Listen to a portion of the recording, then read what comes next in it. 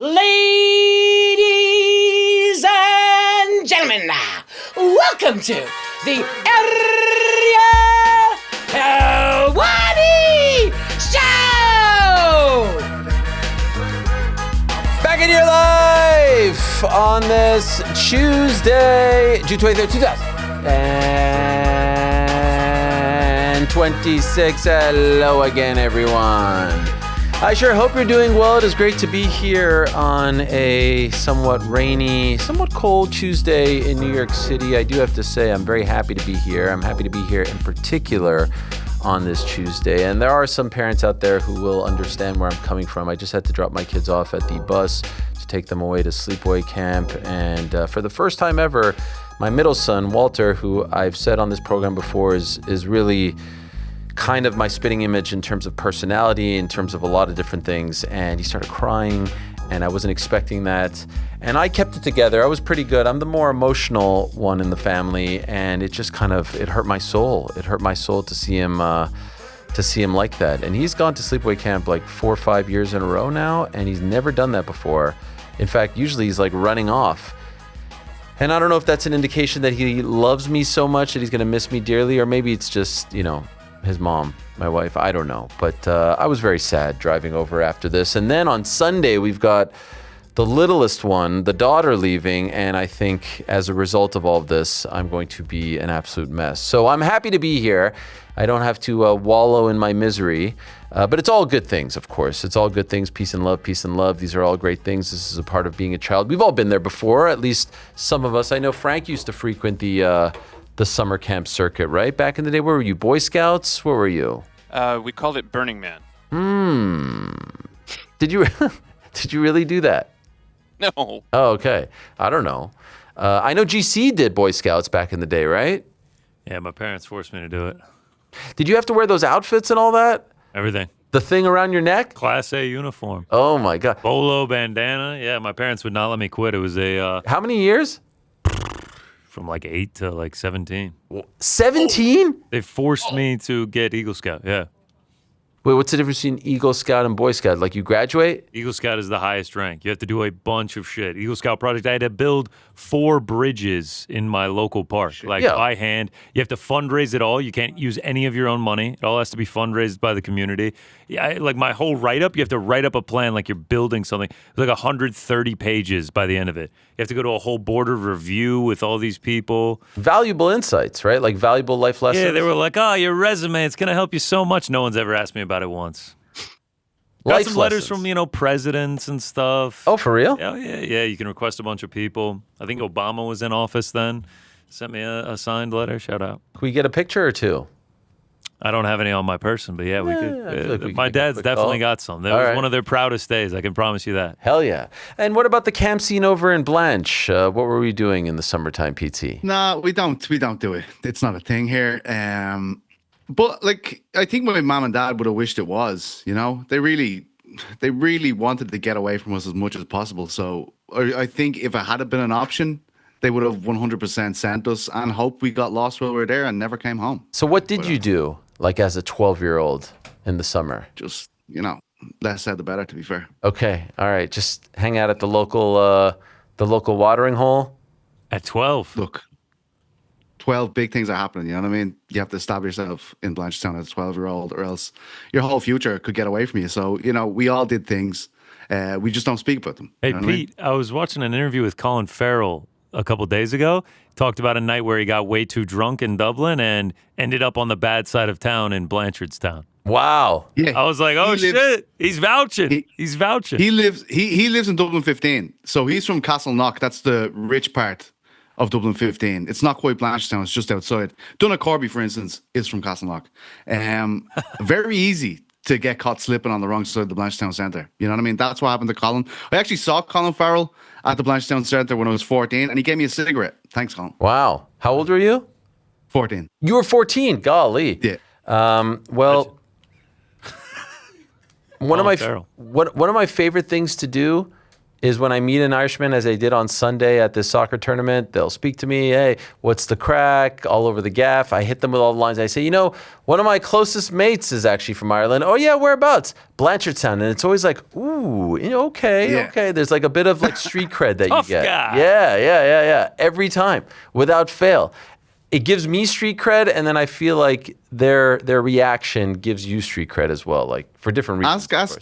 Andy had a similar experience. She was telling her friends from Ireland that she wanted to pop out to Blanchardstown. What was the reaction, Andy, to that? Yeah, he was like, why would you want to go there? It was like, we're not doing that. All right, well. Just want a genuine experience, you know what I mean? Meet some real people, you know what I mean? I'm sorry, you know what I mean? You weren't building bridges in your uniform over there. No, we're probably burning down bridges. That's right.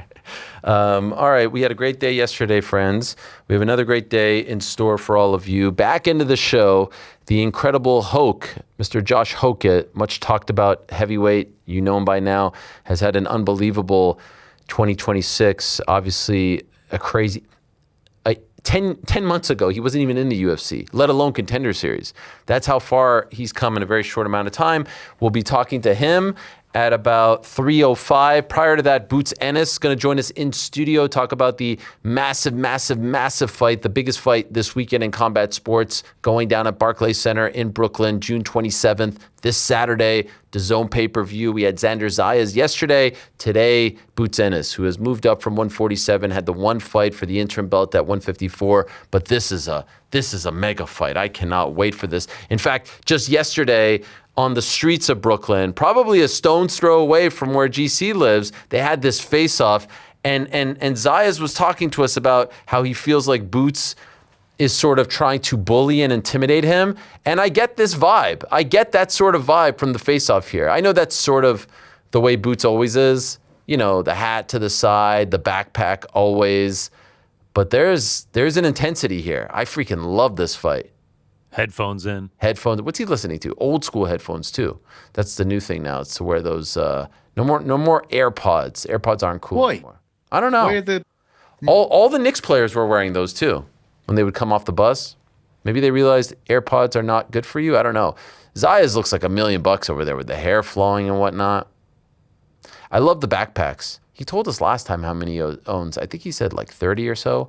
Anyway, co-main event for that card involves the 2025 Ring Magazine Prospect of the Year, Emiliano Vargas, son of the great Fernando Vargas. He's going to be in studio as well in about 15 minutes' time. I said on yesterday's show, DDP, Dricus du Plessis, will be on the show. He had a conflict. He'll join us next week. Sorry about that. Sort of the norm. Peace and love, peace and love. Here we go. Those are the three guests. Also, on the nose, which I just had to publish due to the changes, about 2 hours ago. It's up right now. arielhelwani.substack.com is where you can leave your question or comment for the On the Nose segment. So go there if you'd like. And we will get to those after the Hokit interview. That's back end of the program. A lot going on in the world of sports. We woke up this morning to the news that Giannis Antetokounmpo is on his way to Miami, not Boston. What? He's finally... Did you not see this? No, I did not see that. That's insane. Yes, Giannis Antetokounmpo has been traded to the Miami Heat. It seemed this time yesterday that he was headed to Boston for Jaylen Brown and others, but in the end, well, I guess I might as well read what the actual deal is because I thought everyone knew by now. Here's the trade. Giannis Antetokounmpo has been traded to the Miami Heat for Tyler Hero, Kalel Ware, Jaime Vasquez Jr., Kasparis Yakushonis. I knew I was going to screw that one up. 3 first-round picks in the deal, including the number 13 pick in tonight's draft. Also, Bobby Portis headed to the Heat as well. Last night, Julius Randle traded to the Brooklyn Nets. Julius Randle and the 28th pick traded to the Nets for the 33rd pick? What the hell?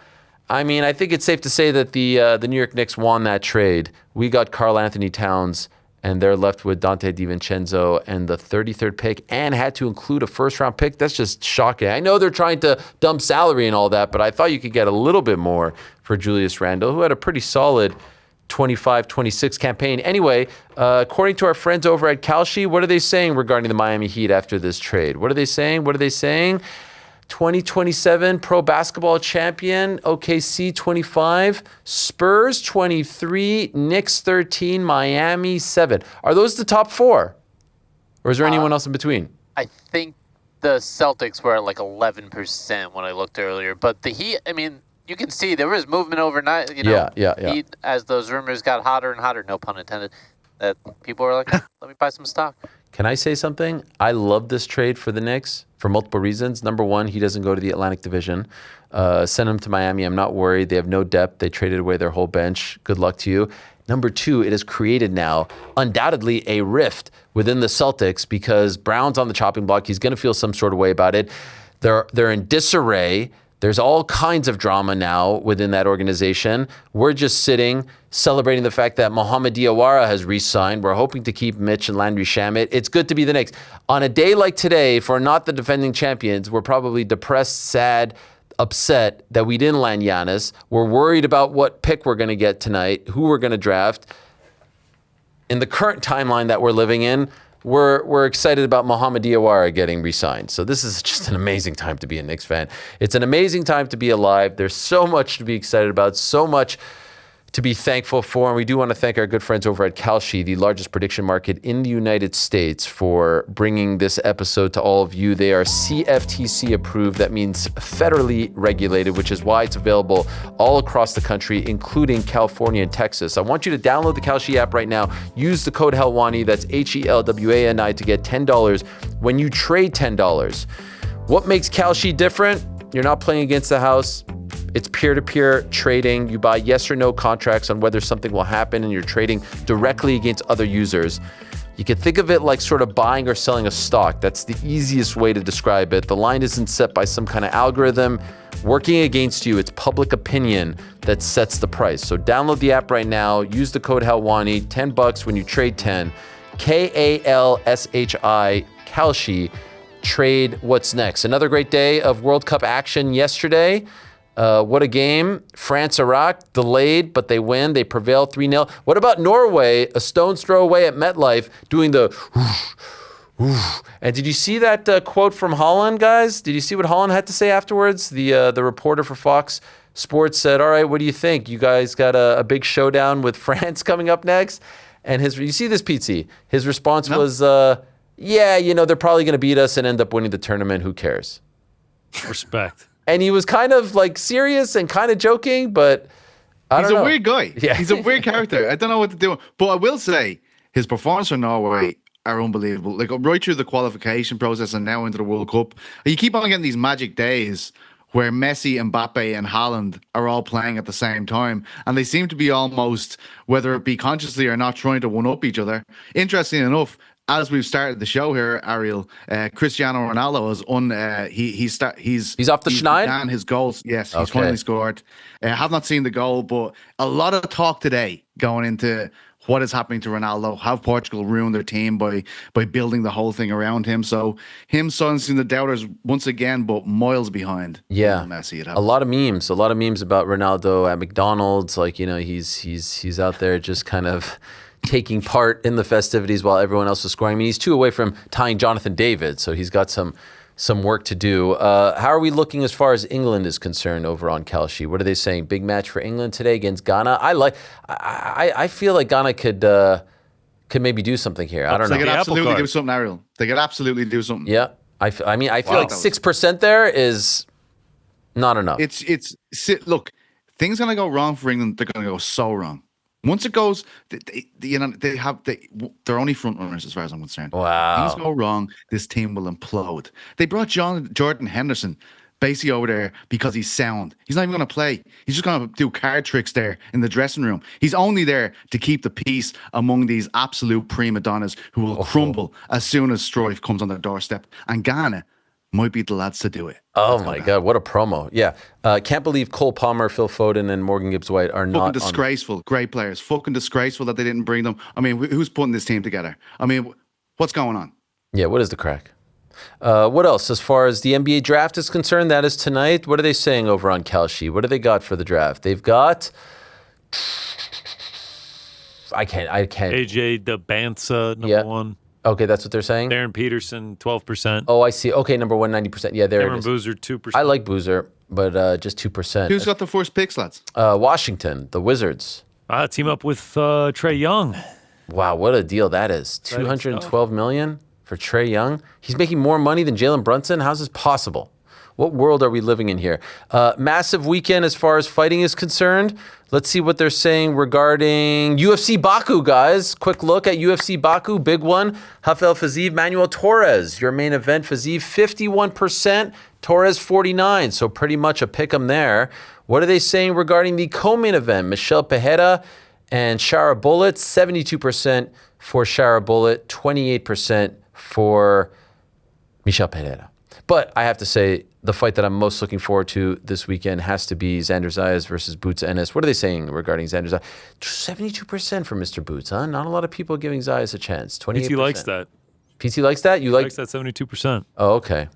Why is that? I thought you were going to like the underdog. Well, but I think Boots. I think he's fantastic. Yeah, I'm looking forward to the fight. I really liked Xander on the show yesterday. I was like, oh, I do like this fella a whole lot too. So looking forward to the fight. But I think Boots is. I think he's brilliant. So looking forward to seeing. It's going to be a great fight. Tremendous fight. The atmosphere in Brooklyn, Puerto Rican fighting against a Philly native is going to be tremendous. What about Emiliano Vargas and Bryce Mills? That's your co-main event. What do we got? What are they saying? Okay, big one for Vargas, 85%, 15% for Mr. Mills. Tomorrow's going to be great as well. Ben Whitaker is on this card, his American debut, and he's going to join us in studio. Yeah, did you not know that? I did not know that. This is a fantastic card. Yeah, I'm learning this right now as well. Ben Whitaker's on the show in studio tomorrow. Yeah, I knew that. I knew that. I thought he was just doing like a press tour or something. I didn't know he is on the card. Yeah, I mean, third fight down. Is he the third fight down? Because that'd be a great way to crescendo into that main event. It's pretty damn. Baku was over nice and early, so we can just get straight on it. That's Pete, fly over, bro. We'll go to Barclays together. You can sleep on the blow-up mattress in the living room. According to Tapology, he's the fourth fight, so maybe he's kicking off the main card. But yeah, man, the top rank's roster is so good as far as, and I know Ben Whitaker's a matchroom fighter, but like these sort of hybrid cards with guys like Zayas, with guys like Vargas. Obviously, they've got Abdullah Mason, and he's fighting July 4th weekend. Their deal with TNT. They just, I think they have the best American roster. Okay, Jordan's saying he's third, so maybe Tapology is wrong. Nevertheless, he is fighting on the card, Ben Whitaker, and I just feel like they have brought a lot of quality fighters to the DAZN roster, especially when it comes to American quality fighters. They have the best young roster, in my opinion. Arguably in the world, but certainly when it comes to American fighters. So I'm really excited about this. He's fighting someone named Richard Rivera, 27-2, but Ben Whitaker, this is a massive, massive spot for him to fight in New York City, in Brooklyn to be exact. We have to figure out a way to get Jose Alvarado at this show. Jose Alvarado has to be at this show. He's got to be there sitting in the front row as Xander Zayas, also of Puerto Rican descent, is fighting in the main event. I know it's Barclays. I know it's not MSG, but it's pretty damn close. And what a weekend if you're coming over from England, because England's playing on Saturday against Panama. Yeah. You've also got the darts at MSG on Friday too. They're doing you a favor. The championship's on Friday. Yes. And then you could go to this fight and see Ben Whitaker, one of your own, Saturday night. I mean, if you could pull it off, God bless you. If there's anyone out there that's pulling off that treble, please let us know. Are you going to the darts, England, Panama at MetLife, and then this fight on Saturday? That's a tremendous, tremendous weekend. And I could tell you more about how the darts is coming to this show, but I'll tell you about that in a little bit. Let me fix this here real quick. Peace and love, peace and love. We have a lot to be excited about. We'll link back up with PT when we do On the Nose after Hokit. I've incited a bit of a war on the merchandise front with my tweet about Fanatics. I wasn't trying to do that. I was just trying to get my merch, my Knicks merch. Are they sending it to you? We're working on it. But they seem to really care, and I appreciate that very much. I appreciate them wanting to help us out. All right. We are good. Okay, first guest, back into the show, Josh Hokit going to join us. Prior to that, Boots Ennis. And in a matter of seconds, we're going to be joined by one half of the co-main event for Saturday's card. here in New York, Brooklyn, Barclays Center to be exact. As I said at the top of the show, 2025 Ring Magazine Prospect of the Year, the son of the great Fernando Vargas. A lot of people very excited about what this man is doing, this young man is doing. How old is he here? Let me pull that up real quick. He is just 22 years old, 17-0, 14 knockouts, hailing from Oxnard, California, already ranked as number 2 by the WBO, turned professional in 2022, 1 month after turning 18, has had over 100 amateur fights and was a 7-time national champion. And on Saturday, he's facing the 22-1 Bryce Mills, and he'll be defending his NABF and WBO Latino super lightweight titles. He's El General, the one and only Emiliano Vargas, kind enough to join us right here and now. Hello, sir. How are you? Wow.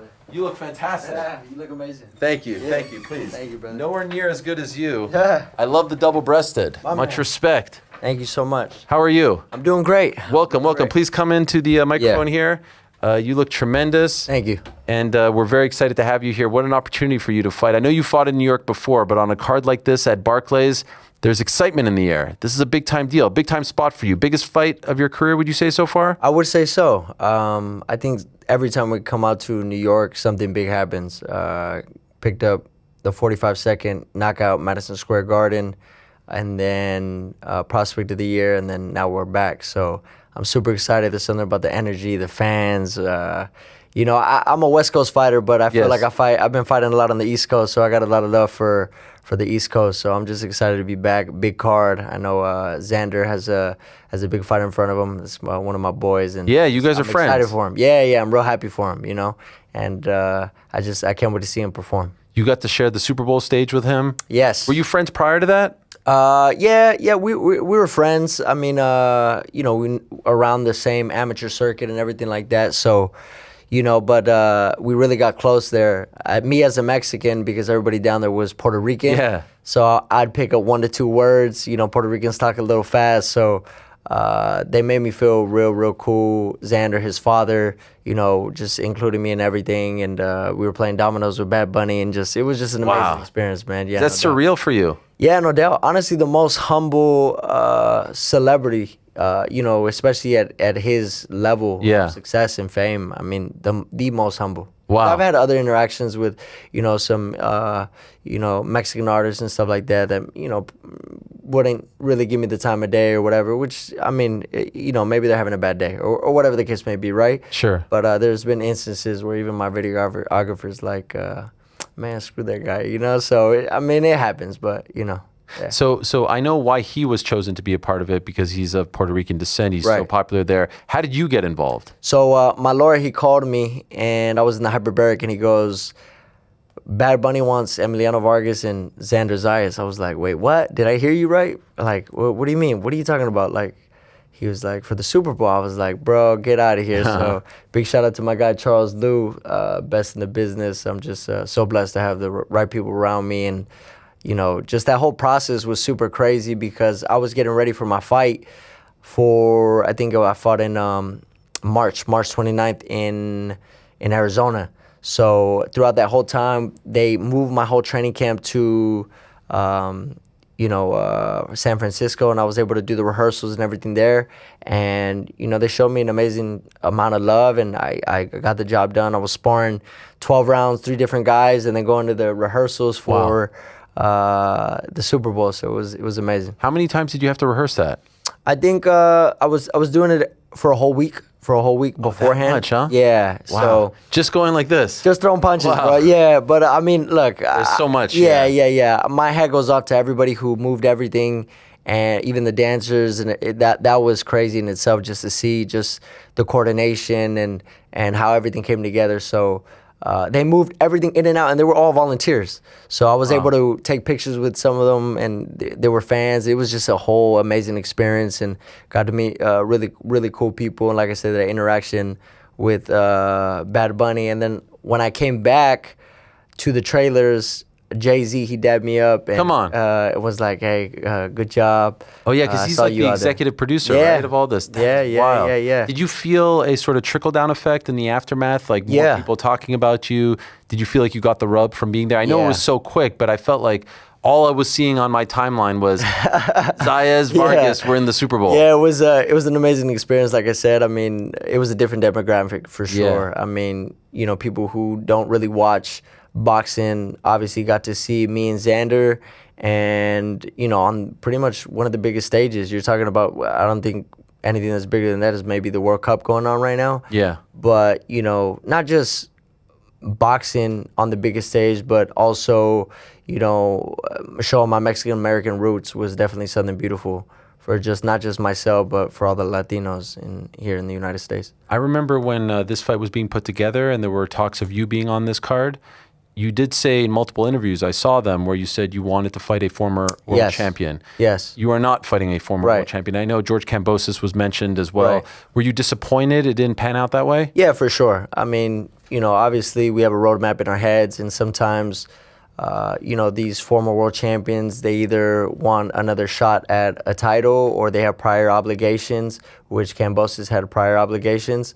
I mean, maybe sometime this year. I definitely, after this fight, a title eliminator, and hopefully by the end of this year, a world title fight. So I know I'm inching towards my world title.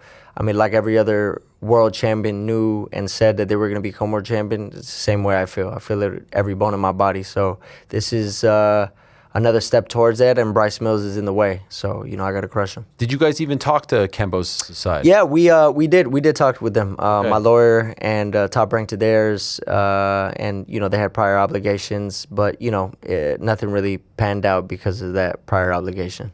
In the aftermath of your last fight against Quintana, there were some people who said that they didn't like the decision and all that stuff. Do you feel like you have a chip on your shoulder to shut people up, get rid of the haters, stuff like that? I know, the Ryan Garcia thing is the most like famous one where he tweeted about it. You responded to him. We'll get into all of that. Yeah. But do you feel like, okay, I heard what you guys had to say. Now I'm going to show you what I'm all about. Yeah, on no Saturday. doubt. I mean, look, every fighter I get in the ring with brings a different side out of me. I feel like Quintana, as his foot was being taken off of the gas pedal, I was putting mine on the gas pedal. So, I mean, whether people saw fit or not, his face was obviously torn up. I mean, I didn't have any cuts or bruises or anything on my face, so I felt like, I mean, people will always find something to criticize about. So I'm not really too worried about what people are saying. I know they're going to continue to tune in, but my biggest thing is just making sure that I'm getting better in every aspect, my defense, my offense, my counters, everything, just growing as a young fighter. I mean, these world champions are all 26, 27. They're late in their age, so I'm doing the right thing if I'm on the radar. Garcia talks about the decision. You go for the jugular. You go for the PEDs. Right. Why did you take it from 0 to 100 so quickly? I mean, that wasn't just one remark. He's been saying others. Yeah, for sure. Right. On like streams or. He's been hating. Yeah, I mean, little jabs here and there, right? Okay. I mean, I got nothing but love for him and his family. Is that true, though? It sounds like maybe you do have some animosity towards him as a result. I have no animosity. Okay. I have zero animosity. I mean, it's the fight game. Yeah. You wanna talk to me, I'll talk about you. That's as simple as it is. Like, his mom's cool, my mom. Wow, okay. I don't, it's a fight business. I understand it. We're going to talk about each other. But as far as animosity, I don't feel like I don't really have animosity towards anybody. It's just business. I mean, why do you think he was jabbing you a little bit? I don't know. I think maybe. Yeah, I couldn't tell you. That'd be a question for himself. Have you seen him face to face since all of this? Have I seen him face to face? I have not. Okay. I have not. I just know things. We started talking about each other once my brother fought his brother, and then since then it's kind of been little jabs here, little jabs there. So I think that's been the inception of everything, on those lines. Do you think there's a chance you may fight him one day? I would love to. Obviously he's a great champion. He's a great fighter. For me, the biggest fights is all about visibility, right? So I want to be in the biggest fights possible. All I know is I need experience. Like I said, he just became world champion at 27 years of age. I mean, he fought a Luke Campbell at my age, which was an Olympian, which I'm wanting to fight former world champions. We're trying to make things happen, so which will happen this year. So I'm not worried about anybody else's opinions on my career. I'm worried about, obviously growing as a fighter and continuing my, climb to my world title fight. So, I'm knocking on that door. I'm ranked number 2 in the WBO, number 12 in the WBC, number 7 in the WBA. So I'm climbing, and I know I'll get there. How far away do you think, how many fights away do you think you are from those types of fights? Those types of fights, I'm a fighter, right? And I'm ready as of now. For me, that's my mentality. You feel like you'd be ready? I feel I definitely, and any fighter who doesn't believe so shouldn't be fighting. I don't care who you are. If you don't get in the ring and you don't physically feel or mentally feel like you're ready to fight, you shouldn't be in the ring.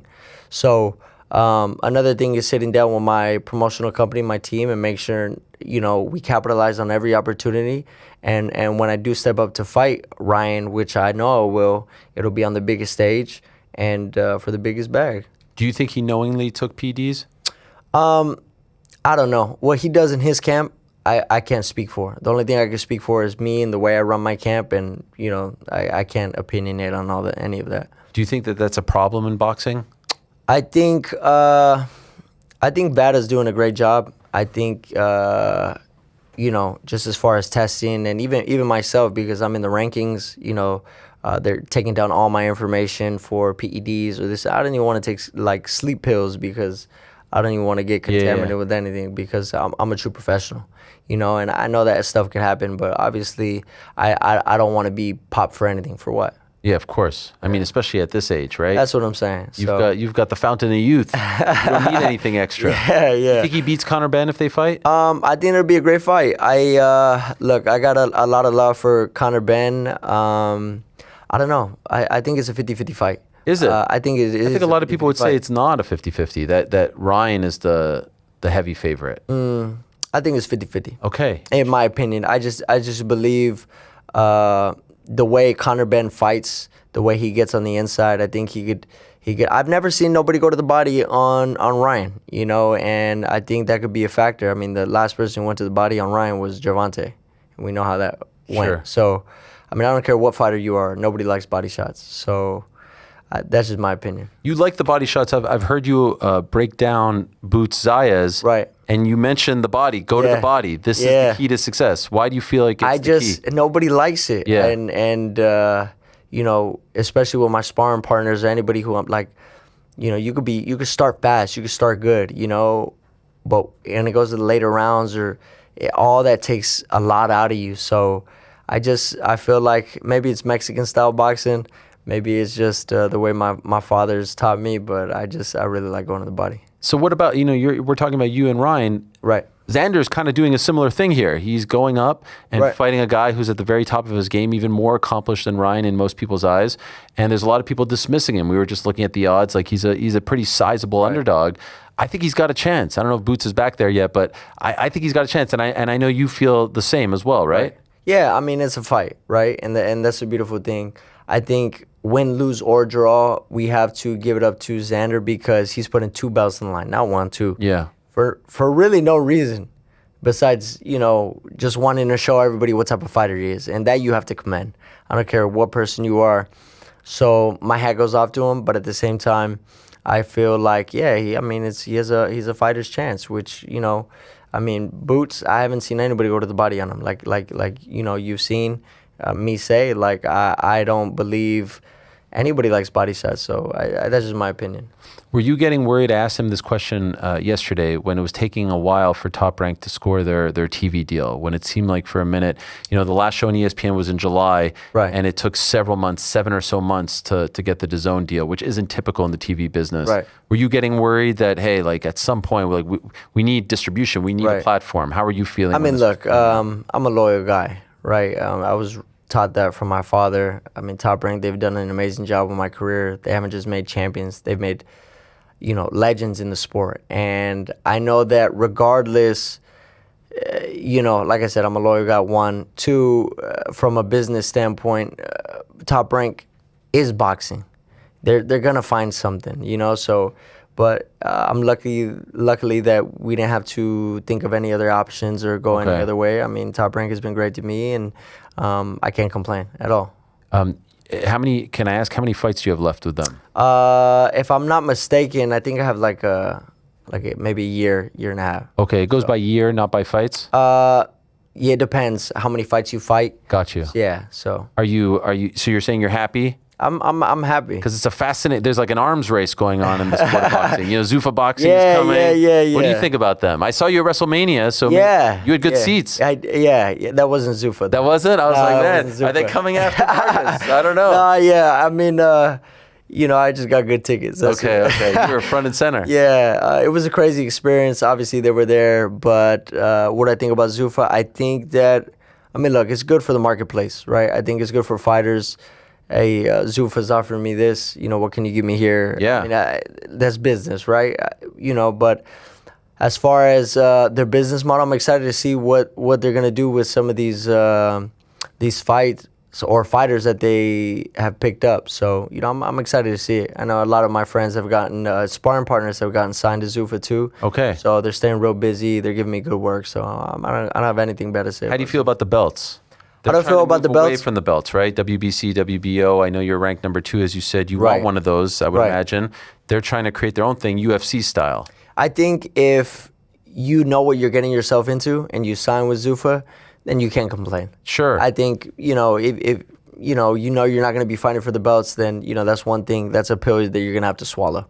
Because that's the way they want to run it. So if you're willing to take the pay and only fight for one belt, then it is what it is. So. Other than that, I think these belts make champions. I think they're a dream, not just for myself, but so many other people who get up every day in and day out, and dream about becoming a world champion. And like I said, I could feel how close I am to becoming a world champion, and that motivates me. So I do believe those belts matter. I do believe they matter. Very early in your life, did you have some small aspiration to be an MMA fighter? Were you ever dabbling in that? A little bit. I did. A little bit. I think, look, I was just a fat, chubby kid who just liked to eat, and my dad would put me in some basketball or MMA, or I'd always be fighting with my brothers. So regardless, I was always fighting, right? Did you ever do anything? I did do MMA. Yeah, you did? Yeah, I did do MMA. And what did you think? I think my dad tricked me. He said, let's work on your hands because MMA fighters really don't, have a stand-up game. Yeah. And then we'll go back. Okay. So then I had my first amateur fight, and then I just fell in love with winning. Okay. 7 national championships later, and Team USA, and, obviously, where we are now, so. When your dad had his last fight, I believe you were 3, right? So you have no recollection. I don't. Did you even go to any of those fights? Are there pictures of you? Yeah, for sure. I walked my first steps at his fight versus Javal. Wow. It was out here in New York. I believe so as well. Wow. So just a crazy experience. Do you remember when you started to realize who your dad was? Your dad, the great Fernando Vargas. Yeah. You're 5, you're 6. Obviously, I'm sure there were kids in the neighborhood. There were people who were telling you, and you start to probably notice people wanting to take photos with him when you're out. When did this start to hit you? One day my dad stopped me. I just told him, I'll see you in the car, because I forgot where we were, and he was taking 45 minutes to get out of somewhere. Okay. I was like, I'm going to go with my mom, and then we're going to be in the car. And, I asked him, and I told him, does that ever bother you? Do you ever get tired of any of that? And he stopped me for a second, and he goes, those people will remember that for the rest of their life. I will probably forget about it in a minute or two. Yeah. So those people put food on our table. Those people are the ones that support you and, himself, So it just, for me, that I realized that I was like, okay, wow, one, my father, it took 45 minutes for him to get out of somewhere, right?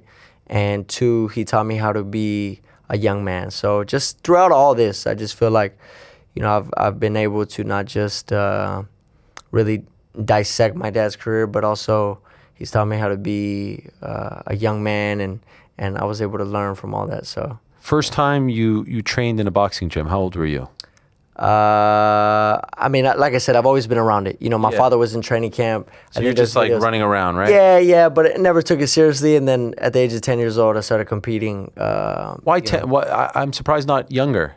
like 7, 8, you hear these stories. Yeah. Why did it take till 10? We went to an amateur fight in Las Vegas, and from there I told my dad, I said, I want to do that. He's like, you don't want to do that. And I was like, yeah, I want to do that. He was like, after school, if you remind me, we'll go. I was in the car. I already had my wraps on. I was like, Wow. Dad, you're going to take me to the boxing gym? And I don't know. I just fell in love with it. Sparred. I was, made this kid's nose bleed. I was like, okay. And then I won. And, I feel like I like proving people wrong. Like throughout my whole amateur career, especially in Las Vegas, I'm sure Vargas' son's going to win the national championship. I won 7 of them, and sure he's going to go pro. I signed with the biggest promotional company. Their first fighter was Muhammad Ali, Manny Pacquiao, all these different, fighters. And now we're here. So I like proving people wrong. Did he try to deter you from going down this path? He had to come and fight and sort of get out of the hardships of life through the fight game. Did he try to say, you don't need to do that, I want you to do something else? I mean, look, every punch that my father took was for me and my brothers. And now that I do it, I understand and have a newfound respect for my father, So I just feel like, him allowing me to pursue what I want to do, my hat goes off to him because... He never tried to stop you? Never. Okay. Never. What about your mom? Never, actually. She was actually supportive, really supportive about it. So, I mean, it doesn't matter what I do, if it's boxing, if it's MMA, if it's being a lawyer, doing ballet, they'll support me 120%. How long have they been together, your mom and dad? Too long. They've been together too long. Yeah. She was with him throughout his career. Yeah. I always think about 15. They've been 15. That is wild. Yeah, it is. I always think about the mom in this situation who had to deal with the whole career of her spouse and then probably thinks at some point, like, thank God that's over. And now it's not just one kid, it's 3 kids. Yeah, it is. And it's a different type of And nerves. you got 2 of them doing bare knuckle. Yo, man. Yeah. Your poor mom. She's the glue to all of it, though. She's momager. She's on top of everything. I wouldn't want to be on the receiving end of one of her phone calls, though. She doesn't play about me and my brothers and my family. So she's definitely the Kris Jenner for sure. Was there any doubt that he would be your trainer? Like, did you ever think maybe I'll go with someone else? I don't want it to be father-son. I don't want it to, or was it always him? Why would I go anywhere else? I don't know. Look, my father is all about learning still. I mean, we've even brought my Uncle Roger, who's his brother who worked with Lomachenko in his camp. So we brought him in for this camp, to give us a different look. But, I just feel like I'm grateful because my father still wants to learn.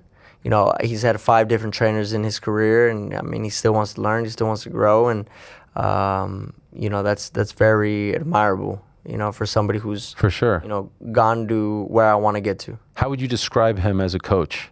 As a coach, like I said, he's very open to learning. I feel like with myself, though, he doesn't really have to tell me to do this or to do that. I feel like, I'm a professional. I do what I do, but, obviously having that experience in the corner helps out a lot. Even with the weight cut or with the food or just you should weight cut like this or you should do this much amount of time on, so just his insight I feel like really helps out a lot. I heard you say that when you're cutting weight, he cuts weight with you. Like he'll to a degree, right? Like 800 calories, he's... Yeah, for sure. Yeah. I mean, my dad, he's weight cut his whole life, right? But, when it comes down to fight week, he'll definitely eat what I'm eating. I don't know if when I'm asleep he goes and grabs a pizza or whatever, but that's he deserves it. He deserves all that. And so when he's you've reached now a point, prospect of the year, you're about to fight for belts, like co-main event. Is he talking to you now about the other side of the game, the fight game, the business side of the game? Because there are mistakes that you can make, right? For sure. You can listen to the wrong people. Is he starting to talk to you about that when you're coming up? That's not a conversation that needs to be had. Yeah, I think, obviously my father's career, the good, the bad, the ugly, serves for mine. And the team that we've built around us, honestly, is tremendous. Like I said, Charles Liu, my lawyer.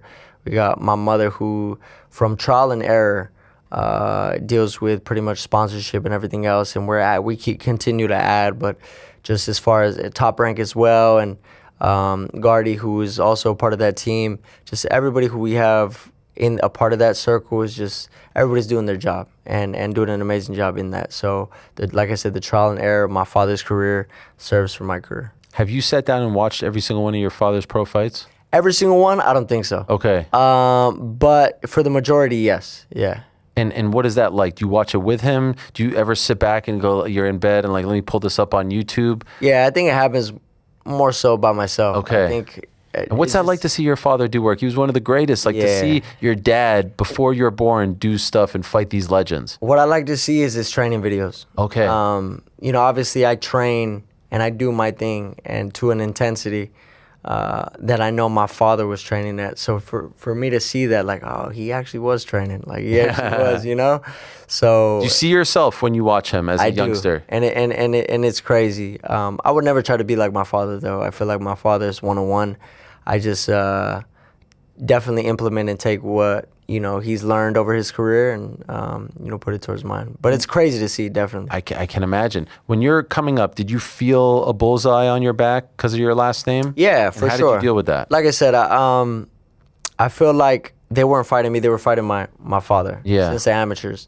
So I had to train to another level, if that makes sense. I had to understand that they weren't just coming for me, but for my last name, and that intensity I think is stuck with me. Like I don't care who it is, if it's Bryce Mills, if it would have been Kambosos, if it would have been whatever champion at the 140-pound division. I train the same for Bryce Mills as I do each and every one of those champions. So, I mean, that's just the mentality, and I feel like that rubs off from my father. I feel like, you know, that intensity and that mindset, I've only learned how to be a winner because of him. You know, winner in life, you know, and not just inside of the ring, but outside too, you know? I know you spent some time with David Benavidez as well. Yeah. And his father. And then we found out yesterday, I think it was, that Tank Davis is going to train with his father. Did you see that? Really? Yeah. I didn't see that. How do you think that's going to go?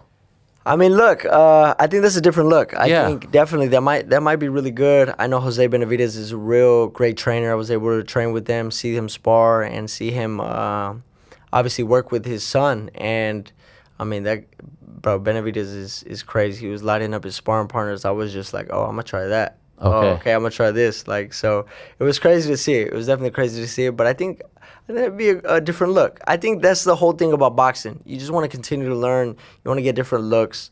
You want to see what works, see what doesn't work, and hopefully it does work for him. There's a young man who's fighting beneath you on this card named Ben Whitaker.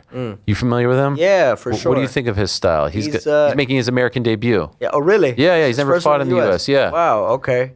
Yeah, I think he's a great fighter. I know me and him were running for Prospect of the Year. Yeah. You know, I wouldn't have been mad if it was him either. You know, so I know he's a great talent. He's a great fighter, and I can't wait to see him fight. Are you a fan of boxing? Meaning, like, are you watching every weekend, or do you need a break on the weekend?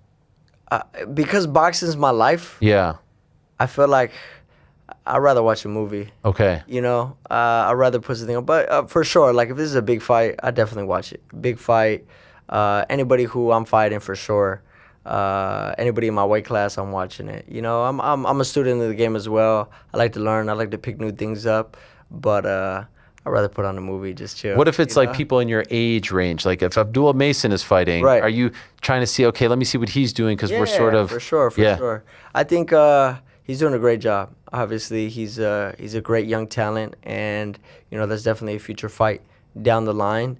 You know, like I said, I don't compare myself to any other career or any other fighter.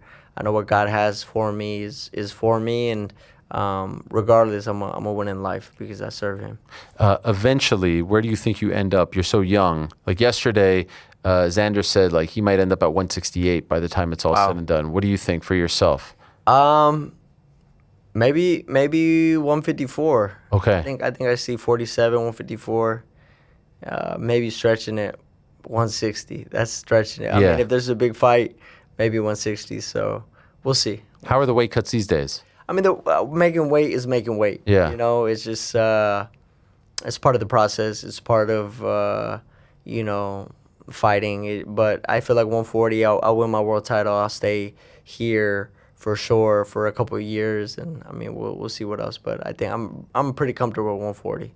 But 135, there's no way I'm making 135. I was trying to make 137, and that was tough for me. Really? Yeah, that was really tough for me. What about the bare knuckle? Your brothers? Would you ever do that? I don't know. There has to be a lot of zeros behind that comma, So What do they say about it? What do they say, my brothers? Yeah. I mean, look, it's a great opportunity for them, no doubt. They're getting, more than any other bare knuckle fighter has gotten to do what they're doing. So I'm very proud of them. But I just told them, I said, make it quick, bro. Yeah. I said, make it quick, and I'm not faint-hearted, Yeah, of course. But I'm there to support my brothers. We'll be out there in London, and we'll see what's up. What does your dad think of this? What does he think? Because it's a little non-traditional. Even though I know it's so old school, but yeah, he's gonna be, like I said earlier, my father's gonna support anything that I want to do, and if it's really something that my brothers wanted to do, then he's gonna support. So, I mean, that's pretty much where it's at right now. As far as your camaraderie with them, as you guys are navigating, I know you're down different paths here, but as you're navigating the fight game, has it made you closer? Are you kind of doing your own thing? How would you describe your relationship with them? Yeah, my relationship with my brothers is amazing. We're so close. Everything that we do together. I feel like there's no better feeling than winning with people that you love. My mother and my father, I go to work with them every day. My brothers, I go run with them. They put on plastics with me. They'll eat what I'm eating, and that's the support that definitely makes you feel home wherever you go. Doesn't matter if I'm in New York, in Saudi Arabia, wherever a fight calls me to be, I know that they make it more easier for sure. I'm always curious about, sons of fighters, and if at any point they had a dream to do anything outside of combat sports. Do you have any recollection of a time where you were like, I want nothing to do with all this, I want to go down this path, I want to do something completely different? Or to the best of your knowledge, was it always fighting? I mean, I haven't thought of anything else. That's it, huh? My mind, now crazy that you say that, boxing, I just made a decision at like 10 years old, and it's crazy because I have friends that I used to obviously go to school with, and they're like, everything that you said, you're doing. And I think that's the biggest compliment in the world. I think that right there is like, wow, like sometimes you don't take the time to smell the roses, smell the flowers, and to hear that makes you feel really good. And I always want to be that type of person. I want to be that type of person that says they're going to do something and does it. I respect a person like that. And when this is all said and done, I want people to know me as a genuine, good human being that made right on everything that he said, and was for his family. So, regardless, boxing isn't forever, but I understand that throughout this is gonna be my launch pad to whatever I want to do. So. What about the style and all that? This look right here, the hair. I saw you got a new. Did you get a new car recently? Yeah. Lambo? Yes, sir. Must be nice. Look at that car right there. This is not a rental, is it? My man, we're styling, man. Yeah, styling and profiling. Where's this coming from? That was actually for my birthday, too. Oh, someone gave you that? No. You bought it for yourself? Yeah, big shout out Tobin Auto Dealership over there in Las Vegas, taking care of me all the time with all my cars. So. Where does the style come from? Where does the style come from? I love suits. Ever since I was a kid, I just liked wearing suits, and I feel like if I want to be a world champion, I want to walk, talk, and act like a world champion. It doesn't matter. I feel like I live by that. If I want to be something, I have to act like it. So. Do you consider yourself a role model? I wouldn't say that. I feel like I'm just trying to be the best person that I could be. And if people see that they could find little attributes about myself that are good, then I appreciate that, and that makes me feel good. I'm kind of blown away that you're 22, man. How are you giving us these answers and everything? I feel like this is a lie. I feel like you're actually 28. You're way too mature for 22. My man. I feel like boxing makes you grow fast, though. Does it? I feel like it does. Were you ever a knucklehead? Were you ever like a troublemaker? I'm gonna be real with you. there's three types of people. You learn from other people's mistakes, your mistakes, or people who never learn at all. So I try to learn from my brother's mistakes. Okay. Learn from obviously my father's mistakes, and I know I have a golden opportunity, and I'm gonna take full advantage of it. So there are some people who probably feel like your father had a lot of self-inflicted wounds as far as his career is concerned. Do you feel like your career is a chance to right the wrongs? For sure. Okay. And that's exactly how I feel. I feel like I have an opportunity not just to right, the sins of my father, like the saying goes, make them right, but, make something of myself. The same way I am proud of my father, I want my kids to be just as proud, and I don't have any right now that I know of, but I'm just... Nothing, huh? No. Does he talk to you about these things? Yeah, for sure. Openly? It's hard as a father. I have kids. It's hard to talk to them about your My sins father or tells about your me problems. all the time, discipline. Discipline is the biggest thing. After he became world champion, the night that he defended his world title, actually, one of his people in his team, they handed him a beer and they said, congratulations, champ.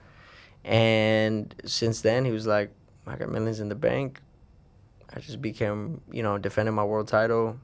Why not? And since then, he just started drinking, and I think it's a very normalized drug. I think alcohol is a really ugly thing. I feel like there's some people who can have a sip, and there's some people who there's no in between. So, my father had a very excessive personality, and I feel like I have an excessive personality too. I want to, if I'm going to do something, I'm going to go all in. That's why I don't drink. With coffee, I'll have 4 or 5 cups a day. Okay. Why? Just, I don't know. I want to have coffee. I'm going to drink coffee. I'm going to drink coffee. So I'd rather not touch alcohol. Have you ever had alcohol? Never. In your life? Never. You've never had a sip? Never. Is that because of your dad? Are you afraid that you will like it? Yeah. I do believe that. I feel like I like it, and I just rather not. Even when you're celebrating after a big fight, everyone's having a good time. Never tempted. You know what brings me joy is going out to eat. Yeah. Having the whole family there. I just won. We're celebrating. We're eating good food, and I think that's for me. That's it. The people who supported me along this whole journey, while I was cutting the weight, while I was sacrificing, while I was having the bad days, or whatever came along the camp, right? Those are the people who should be there. So, like my father would have 100 people there ordering steak and lobster, and my father was paying, and sometimes he would leave them with the tab and be like, "Yo, what? Like, yeah, bro, like you ordered that, so you're gonna pay that." So, I just feel like my father was young. He had a lot of money. He had a lot of fame, and they don't teach you how to handle that. So I've come from a beautiful home with 2 loving parents who not just want the best for me, but want to see me succeed. So, and I want to see myself succeed. So I just want to, I feel like there's so much opportunity in boxing right now. And I'd be a fool if I didn't take the opportunity that I have and max it out. Has he ever told you that he has regrets? For sure. I know my father is the best father because he didn't have one. I know this last Father's Day was a little rough for him. I feel like it kind of is every Father's Day, but I just told him, I said, you're the father that you are because you didn't have one, and I couldn't ask for a better father. Wow. So show me how to be a young man, show me how to fight, show me how to obviously fend for myself, and I'm making a pretty good living showing, with what he's shown me. So, I owe everything to my father. Will you push eventually one day, God willing, you have children as well? Would you like for them to follow in the family's footsteps? If that's what they want to do. I can't speak for, what they want to do because they're not here yet. Sure. But it would be weird, right? Because your parents didn't stop you. Yeah, so obviously... you're right. You're right. I just feel like, who knows? Only God knows, right? Yeah. But, it just takes a crazy amount of, you have to be almost like sick, like mentally, to push yourself to. After I became Prospect of the Year, I ran in my head. Quintana ran 5 miles that day, so I ran 10 when I came back from that. So just things like that, pushing yourself to another level, mentally, you have to be, one, crazy to do what we do, get in there and fight somebody. This is it's modern day gladiating is what it is. And push yourself to a different level to where when you reach a certain level, everybody's mindset is like that. Everybody's training hard. Everybody's getting the recovery. So what's the difference between you and everybody else? So you have to have another inch. And that's what it comes down to at the end of the day. It comes down to conditioning and, who put in more work in the later rounds, during the training camp. Because that's why Quintana, he put his foot off the gas. I was putting my foot on the gas. So people can say whatever they want to say, but I know, literally after the fight, I thought about it. When I ran 10 miles and he ran 5, that's why I stopped him in the 10, because he wasn't willing to do what I was willing to do. So that's where I take myself mentally. Regardless if it's him, if it's another world champion, that's where I go. And that's the same thing that I've been doing. So nobody can tell me that, oh, well, you fought this guy and, you should be trained. No, I take every fighter like it's a world champion. You've always been this way. Always. I feel like I said, going back to what you asked me, if I ever had a plan B. Yeah. I never had a plan B.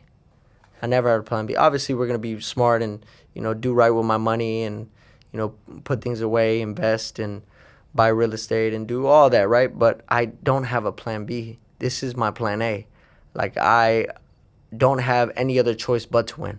Not just for myself, but for my family, for my mother, my father, to honor what he's done. Every punch that he's took has been for me. So why am I going to disrespect that? So I have to give it 120%. And like I said, I'm the type of person, if I do something, I'm going all in. I've seen you train a little bit with Raul Rosas. Yeah. Are you friends? Yeah, we're cool friends. He hit you with the chiwiwis. Yeah, Look at you. Were you doing some body shots here with the leg kicks? Yeah, I was kicking wrong. My foot was a little sore after Bro, that shit. have you ever done that before? No, I haven't. Easy, huh? I was doing one move though where we were jumping off of the cage, and I was like, I think I'm ready to spar you, bro. I was just joking. But we were streaming, and he was showing me some different. You do the streaming stuff too? Yeah, just every once in a while, whenever I feel like it. Everyone's doing the streaming thing. Yeah, it's a lot. It could get you in trouble. For sure. I think, it can get you in trouble. Because it's all 24/7. It's unedited. People are walking up to you, creating a scene. But my thing is this: I can't be fake. So once I'm like, cool, like turn it off. Okay. I just feel like it was a cool thing. We were in there. I was training some MMA. He put me in some headlocks and stuff like that. I put him in his brother actually in some headlocks. Oh yeah, his brother. It was cool, yeah. bro. It was real cool. I mean, he's a great young talent as well. Yes. I'm very happy that he's doing his thing, and I mean, that's what it's about, man. I mean, I want to see other people win. I saw you with Sugar Sean as well. Yeah. Meet him. Yeah. I did meet him at a guest house over there in Las Vegas. We having dinner. So you are you an MMA fan? I'm an MMA fan. I saw you. I think you were tweeting about Taporia too. Yeah. Ah, that one hurt me, man. You were rooting for him? Yeah, I was. That one did hurt me. Crazy, right? I actually sent him a DM. Oh. We were talking about, sparring. Wow. Anytime that he was in so he's really good friends with one of my father's friends in Spain. So I shot him a DM. He had followed me out of the blue, and I was like, oh, wow, like, I'm going to shoot him a DM, and, I'll probably get my ass kicked, but, I would love to get in there with him. Did he respond? Yeah, he did. Okay, this after the fight or before the fight? This was before the fight. Okay. This was before the about fight. sparring together? Yeah. Damn, so, man. Like I said, I'm all about that. And in this sport, that's how you learn, man. You got to get your ass kicked every once in a while. Everyone was coming after him afterwards. You saw that? Yeah, I mean, Kicking that's what him while he's do. down. Yeah, I mean, look, he's knocked out, 3 or 4 legends in the sport of the UFC. I mean, and did it in impressive fashion. I think the way he carries himself, too, is very respectable. I mean, people just, they'll find something and like you said, kick him while he's down. I think regardless, I mean, everybody besides John Jones? Yeah. has a loss.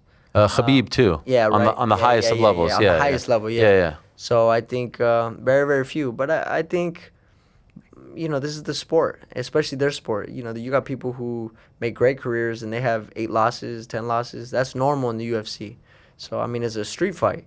So, you know, but as far as boxing is a totally different world. But, you know, my hat goes off to Topuria. He fought his heart out, man. But I can understand what it is to have your brother there and seeing that. And like, I got to stop it. And I told my brothers the same thing. If I ever see that you're taking too much punishment, I'll be the first one to call it. I don't care if you're mad at me. I don't care if you don't talk to me for months, years. You're still here. You know what I'm saying? This sport, you could lose your life in this sport. There's people who are never the same after the sport. You know? So I love them too much to lose them, and I know that was the same case for Topuria. Yeah, and it's a weird thing because in MMA, it never happens.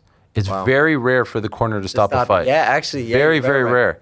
You're very right. In boxing, it's a lot more common. It's crazy how much he's swelled up, though. Yeah. Which is crazy because, I mean, he's never even gotten like that in any of his fights. Nowhere close to that. And Gaethje himself, like, he wasn't even really marked. He had nothing. Yeah, bro. So it's kind of crazy. I don't know. What did you think of the whole scene at the White House? It was a crazy experience. Yeah. It was so crazy to see at the surreal, right? Bald eagle. Yeah, crazy. Made me feel real American. You know, there was a Mexican very early in the card, Diego Lopez. Yeah, did you see him? He's an amazing talent. Unbelievable. Yeah, he's an amazing talent. It was kind of cool seeing them do the live band. Yeah. As well for La Chona. Yes. Yeah, so that was cool. I mean, it's crazy. When you're the president, you can really do whatever you want. Like, that really just went to show you, like, you really do whatever you want. And I think it was his birthday that day. It was his birthday, yep. Yeah, so. Yep. Was it for his birthday or for the this is the question that we've been asking for a year now. But now it's said and done. I've heard you say, I saw you tweet, the walkout's going to be fire. Yeah. What is it? What can you tell us? A lot of New York culture. And you know, a pride from New York is okay, interesting. Even though you're a Cali guy. Yeah. Okay. You know, we got to represent. Okay. You know, anyone going to be there with you? Yeah, for sure. Okay. Yeah, for sure. But you're keeping it a secret. Yeah. Because Xander says he has something special too. Yeah. Hopefully it's Bad Bunny. He said no. No. I mean, that's pretty damn. Yeah. It doesn't get much better than that. But maybe you put in the call for Bad Bunny, and that's why you can't do it. Nah. That's, I mean, I got a lot of love for Bad Bunny and everything that, you know, but I mean, that's Xander. That's Sure. Night, bro, Yeah. You know? So I got to take my hat off to him. I mean, like I said, he's such a cool dude. And he's doing all those traveling over there in Europe and doing those world tours too. So I actually might be in Puerto Rico with Lunay after this fight. Okay. So be my first time in Puerto Rico.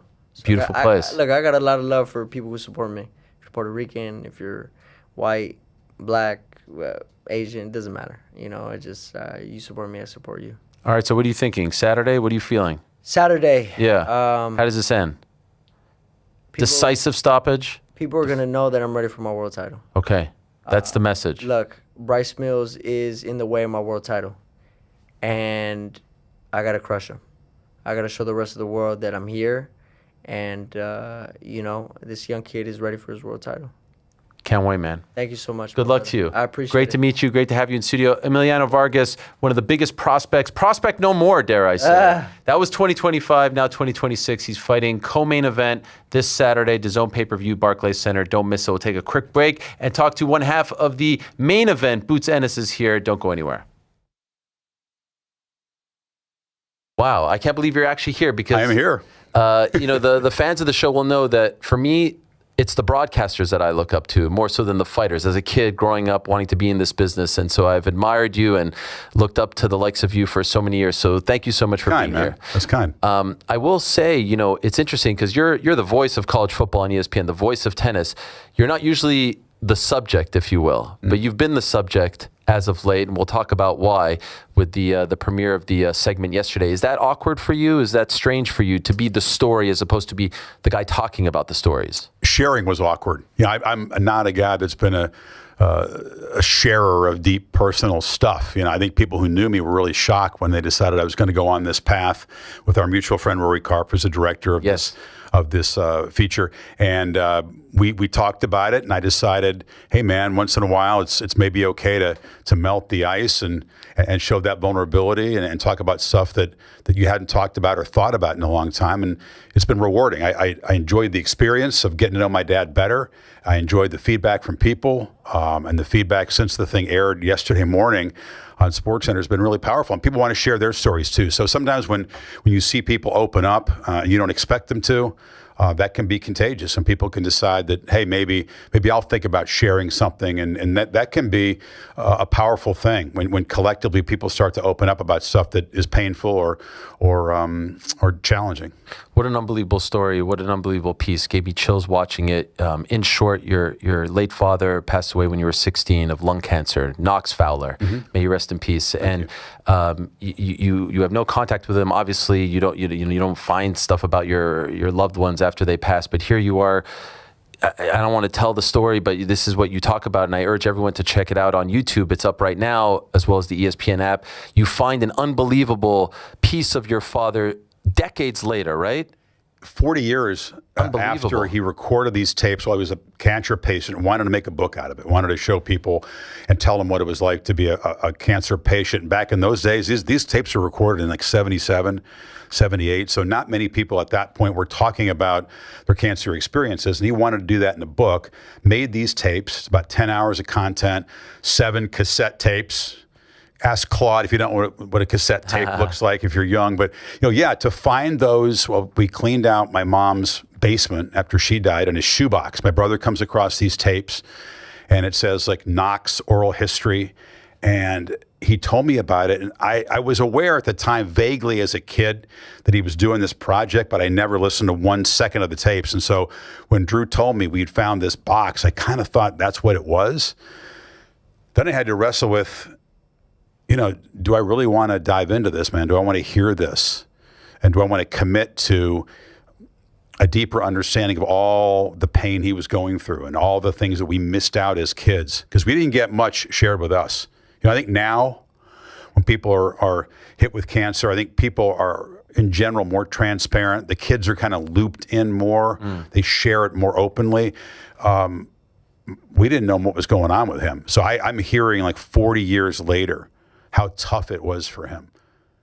Him in a dark place, wondering how many pain pills would he have to take to end it, and talking about. All right, that was my conversation with Chris Fowler from yesterday. Legendary ESPN broadcaster, voice of college football, voice of tennis, Wimbledon.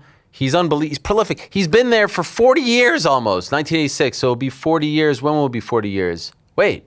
Yep, that's it. It's 40 years. I was thinking of myself, but I'm born in 82. That is crazy. And what a story about his dad. If you have not seen it, a lot of great feedback. Appreciate that very much. Finding his father's audio tapes decades after he passed, finding it in his mother's basement as he's battling cancer. He's doing a sort of audio diary, which is, bone chilling in its own right. And then he finds it decades later, puts together this piece. Shout out to Rory Karpf, great producer, director who put this together. It aired on SportsCenter. It's on YouTube now. Father's Day, it premiered. You can watch it now. It's absolutely amazing. What about Emiliano Vargas? What a impressive young man he is, just 22 years young. In a matter of moments, we're going to be joined by a 28-year-old who's turning 29 on Friday. And on Saturday, he has a massive fight against the... is it WBO and WBA, I do believe? He is the WBA interim super welterweight champion. There's 2 belts. Yeah, WBO and WBA super welterweight, that's 154.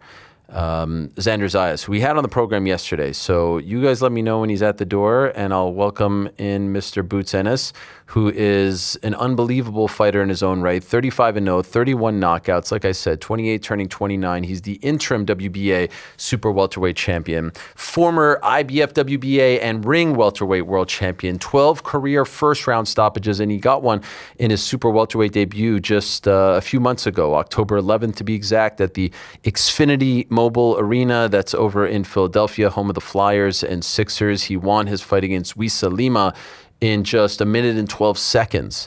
and there was a lot of talk of him fighting Virgil Ortiz. We spoke to Virgil about all of this when we were doing the Ariel Helwani Show. It did not come to fruition, and so in enters the youngster Xander Zayas of Puerto Rico, and he's putting his 2 belts on the line. One could argue there's maybe a little bit more buzz surrounding this because of Zayas taking the big leap, and because he's very popular coming out of Puerto Rico, and because he's got 2 belts to his name. And so I'm very excited to speak to him about all of this. Josh Hokit is going to join us after that interview, and then after the Hokit interview, which I know a lot of you are looking forward to because all of you asked for him ever since he beat Curtis Blades. After the Hokit interview, we'll do On the Nose. So stay tuned for all of that and more. But for now, let us say hello to the former IBF, WBA, and ring welterweight champion, current interim WBA super welterweight champion, the pride of Philadelphia, the great Boots Ennis is here. What's up, my man? It's great to see you again. You too. Welcome back. Welcome back. Thank you so much. Please have a seat. Which backpack are we rocking this time? Just the Goyard. Okay. And how many we have now? Because last time I think you told me you had like 30, and if you don't mind just talking into the microphone, get yourself comfortable. Yeah. No rush, no rush. Oh, that's a nice one. That's a nice one. Yeah, we got. I got a couple. Nothing too crazy. Yeah, right. Not too. Let me help you. You need help? Let me help you. I got it. Yeah, you like, I like it like that to the side. That's cool, man. I like that. What do you mean not too crazy? Like 30? No, I got like 4 or 5. Yeah. That's it? Yeah, I don't. No chance. I feel like I see a different one every time. Yeah, I got like 3 different colors. Okay. I got blue, I got gray, and I got green. So, all right. The glasses look. You always got hat to the side. What is this hat? What are we wearing here? Just, Happy Memory. Okay. Yeah. Is that a sponsor or just what you like? No, this is what I wear. The designer clothes that I wear. You know. And just a little bit of jewelry. Nothing too crazy. A little bit of jewelry, nothing too crazy. How are you feeling about Saturday? I'm feeling great. By the way, birthday on Friday. Yes. Yo, man. That's not a bad weekend for you. It's going to be a great weekend for me. You know, this is my victory against to myself. You know, it's already set in stone. I already won. You feel that? Yep. Why is that? Because I put on the hard work and I know what I'm capable of, and I know I'm ready, and I'm ready to show out and show the world why I'm the best in the world. I gotta say, I watched that face-off yesterday. Yeah. I got chills. Like this feels like such a big fight. I love the setting. You guys were in Dumbo, I think, right in Brooklyn. Yeah. I don't know where we was. You don't know. Yeah. You were just on I'm the just streets. here. Yeah, I'm here. Look at you over here. Look at you. What are you seeing? What are you seeing when you're looking at this guy? What do you feel?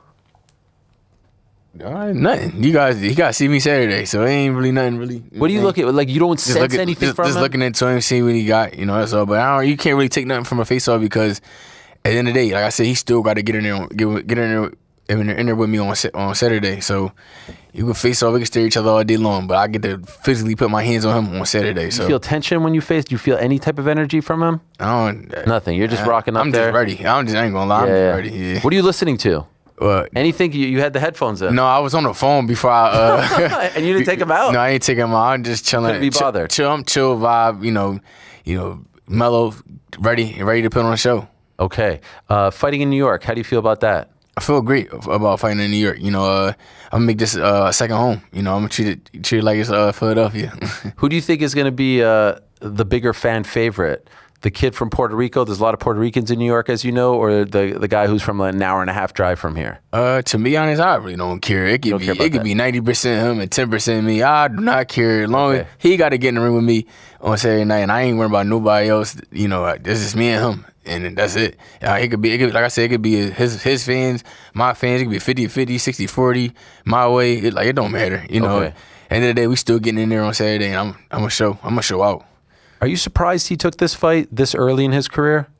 No, I don't really think too much of it. Because there was some of the talk like, he's a little young. Should he take, everything's going well for him. I mean, there's a big step up here. I mean, he a champion, so you can't even say that. So you can't say he's too young. He a champion with two belts, so you can't say that. Okay. Yeah.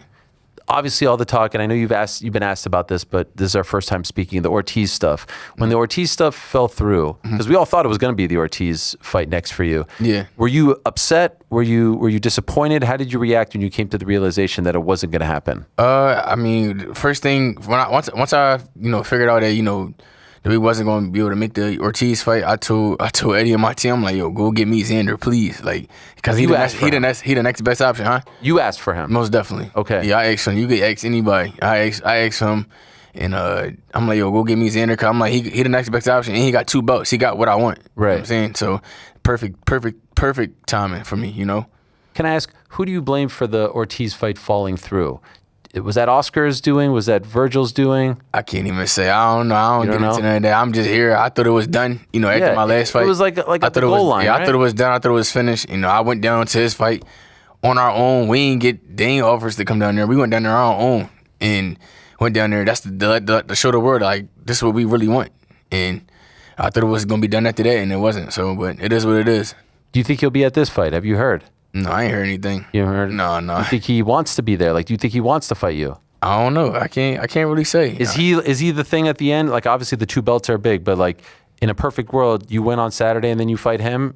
I mean, after I'm victorious this Saturday, you know, we're not looking past Xander Zayas at all. But after I'm victorious this Saturday and I bring back home these 2 belts, it's, you know, undisputed. Yeah. Undisputed. If I can get these, you know, the next champion in the ring or whatever, or whether it's, you know, Fundora, Kelly, or it could be Ortiz, you know, just my goal right now is to clean out this whole division, you know, one by one. I heard you say that you probably wish that you would have moved up to 54 earlier. Yeah. And so why did you stay at 47 for so long? Was it because you had the belts? Was it because you were comfortable there? Why put your body through that for so long? I mean, that's the sacrifice that you do. You know, when you're a champion and you want to be great and you want to take over, you know, whatever division you at. My goal was to be undisputed at 147, and once I figured out they was playing around and these guys didn't want to fight and things like that, I'm like, man, I'm gonna just go ahead and, you know, I'm glad I was able to become, you know, unified and lineal champ. You know, I beat Stan Jonas, got the WBA in the Ring magazine. I was glad I was able to do that, and but yeah, I was like, it's time to go because I can't keep playing around, waiting around this week. I'm getting older, you know, and it's gonna get harder. And I feel like I moved up at the right time, but I probably should have been moved up though. And so you had the one fight at 54, but it was so quick. Like, I think it was like 72 seconds or something crazy that. Did you feel, obviously you're happy to get the stoppage, another first round stoppage. It had been a minute, but was there any part of you that was like, I wonder how I would have felt had this fight gone longer, just to test the waters at 54? Nah, I mean, if they don't belong in there, you get them out of there early. That's our slogan. If we see they hurt, get them out of there. And but I felt tremendous. I had a tremendous camp. You know, my last camp, I had a great camp. This camp, even better camp. You know, I'm ready. You know, I feel way better at this weight division. I probably, like I said, I should have been moved up. Sure, you know, something I've been should have did maybe a year or 2 ago. We talk on a Tuesday before a welterweight fight. You're probably not in as good of a mood, right? Because you're cutting more weight at 47. Like, you seem like you're in good spirits here. I'm great How much more do you have left to cut? I'm good. You're right there. I'm at weight already. For real? Yeah. Wow. Yeah. So this is great. I'm just chilling. You might be going to 68 soon. Yeah, soon. Yeah, I just got done eating and all that. I'm just chilling. So, but I feel great. You know, I'm in great spirits. I feel tremendous. I had a tremendous training camp. I'm ready to show out. I'm not breaking news to you here, but you know, some fans were disappointed with Lima as your last opponent. Yeah. This time, none of that is said. Yeah. Is it nice that you don't have to answer these questions anymore about the opponents and all that stuff? Yeah, I mean, that's cool, but like I said, I don't be caring, bro. As long as I'm doing what I'm supposed to be doing and beating whoever they put in front of me, that's all that matters. And I'm gonna keep beating everybody they put in front of me and making it look easy. I want to ask you about 2 things he said to us yesterday. He was on the show yesterday. You know, he said, "Here I am at 23. I'm fighting Boots Ennis." When Boots was 23, he was fighting guys who were trying to pay their child support. He was padding his record. What is your response to that? He just be talking. He just be talking. And what people don't realize, everybody's path is different. I turned pro in 2016. It wasn't, everybody's path is different. Some people have a faster route. Some people fight 6 rounds early. Some people fight 8 rounds early. Some people I took the route that I take. My route was a little slower, and I feel like my route was a little slower because I'm gonna be on top forever. And everybody's route is different. Everybody's path is different, and you can't really say this and say that. It don't really matter. You know, I'm here and now, and I'm taking over this division. Do you feel like you get unfair criticism for that? What, for what? Well, people saying that you're not fighting these top guys and you're explaining your path. Yeah. And you're not slowing down anytime soon. And it's not like you're 35. Right. You're about to turn 29. You've still got many miles left. For sure. But yet I feel like you get some of this heat from time to time. I mean, I feel like I'm getting better with time. And That stuff that these people be saying, I don't be paying no mind. You know, you already know how I am. I don't pay nothing no mind. I know you're very nonchalant. Yeah, I don't pay no mind. I don't be on the internet none of that. Like that was the best thing I did when I'm in camp. Don't be on the internet. Just post whatever you got to post and get off. And that's what I've been doing. I've been locking in. You don't look at social media, Instagram, I be chilling. Twitter. The only app I really like kind of like be on is TikTok, and I just be on there watching like, you know, people eat videos and stuff, and people rapping like stuff like rap battle and stuff like that. That's all my timeline full of. You know, I be staying locked in. And besides that, yeah, that's it. I do want to ask you about another thing he said. Actually, I want to play a clip for you and get your reaction to it. Is that okay? Yeah. All right, here we go. Here's Xander Zayas yesterday on the program. I've heard you say Boots is flat-footed as well. Yeah, he is. Yeah. He is flat-footed. I mean, he knows it. He does? I feel like he does. I mean, I'm going to ask him tomorrow. He'll be here tomorrow. Ask him. What do you think he says when I ask him that? He might say he's like, yeah, you're right. Yeah, I have flat foot. No, I don't think so. I think he'll say I have better footwear than he does. Yeah. I bet he'll say that. You think so? No. I mean, yes. I think he'll say that. Yeah. So what do you think? Are you flat-footed? I ain't gonna lie. I feel like he just be saying anything. I feel like he get in front of a camera and just talk. Like he don't know what to say. He just like flat-footed. Like, come on. But whatever he think, whatever he want to think, and on fight night he gonna see for sure on fight night. Has he made it personal with any of this rhetoric? Has it been, you know, like he's critiquing you, he's saying things about you? Does that annoy you? It don't bother me. I mean, it don't bother me because, like I said in the day, he just be saying anything. Like there's no way. Look, the stuff that he be saying, I'm flat-footed. Like, okay, we'll see on Saturday. Has anyone ever said that about you? No, nobody ever said that about me. Right. So that's new. Yeah, I guess. Yeah. What do you make of him and his skills? He's a solid fighter, regular. You know, he a world champion. I mean, he a unified champion for a reason, but he's a solid fighter. You know, he got good fundamentals, but that's it. On Saturday night, them belts come back home with me, and I'm gonna show the world and show him why his levels, and they gonna see firsthand. For me, it's interesting you say solid fighter, good skills, like not great, not excellent, like just sort of middle of the road. Is that fair? Yeah. That's what you think? He's solid.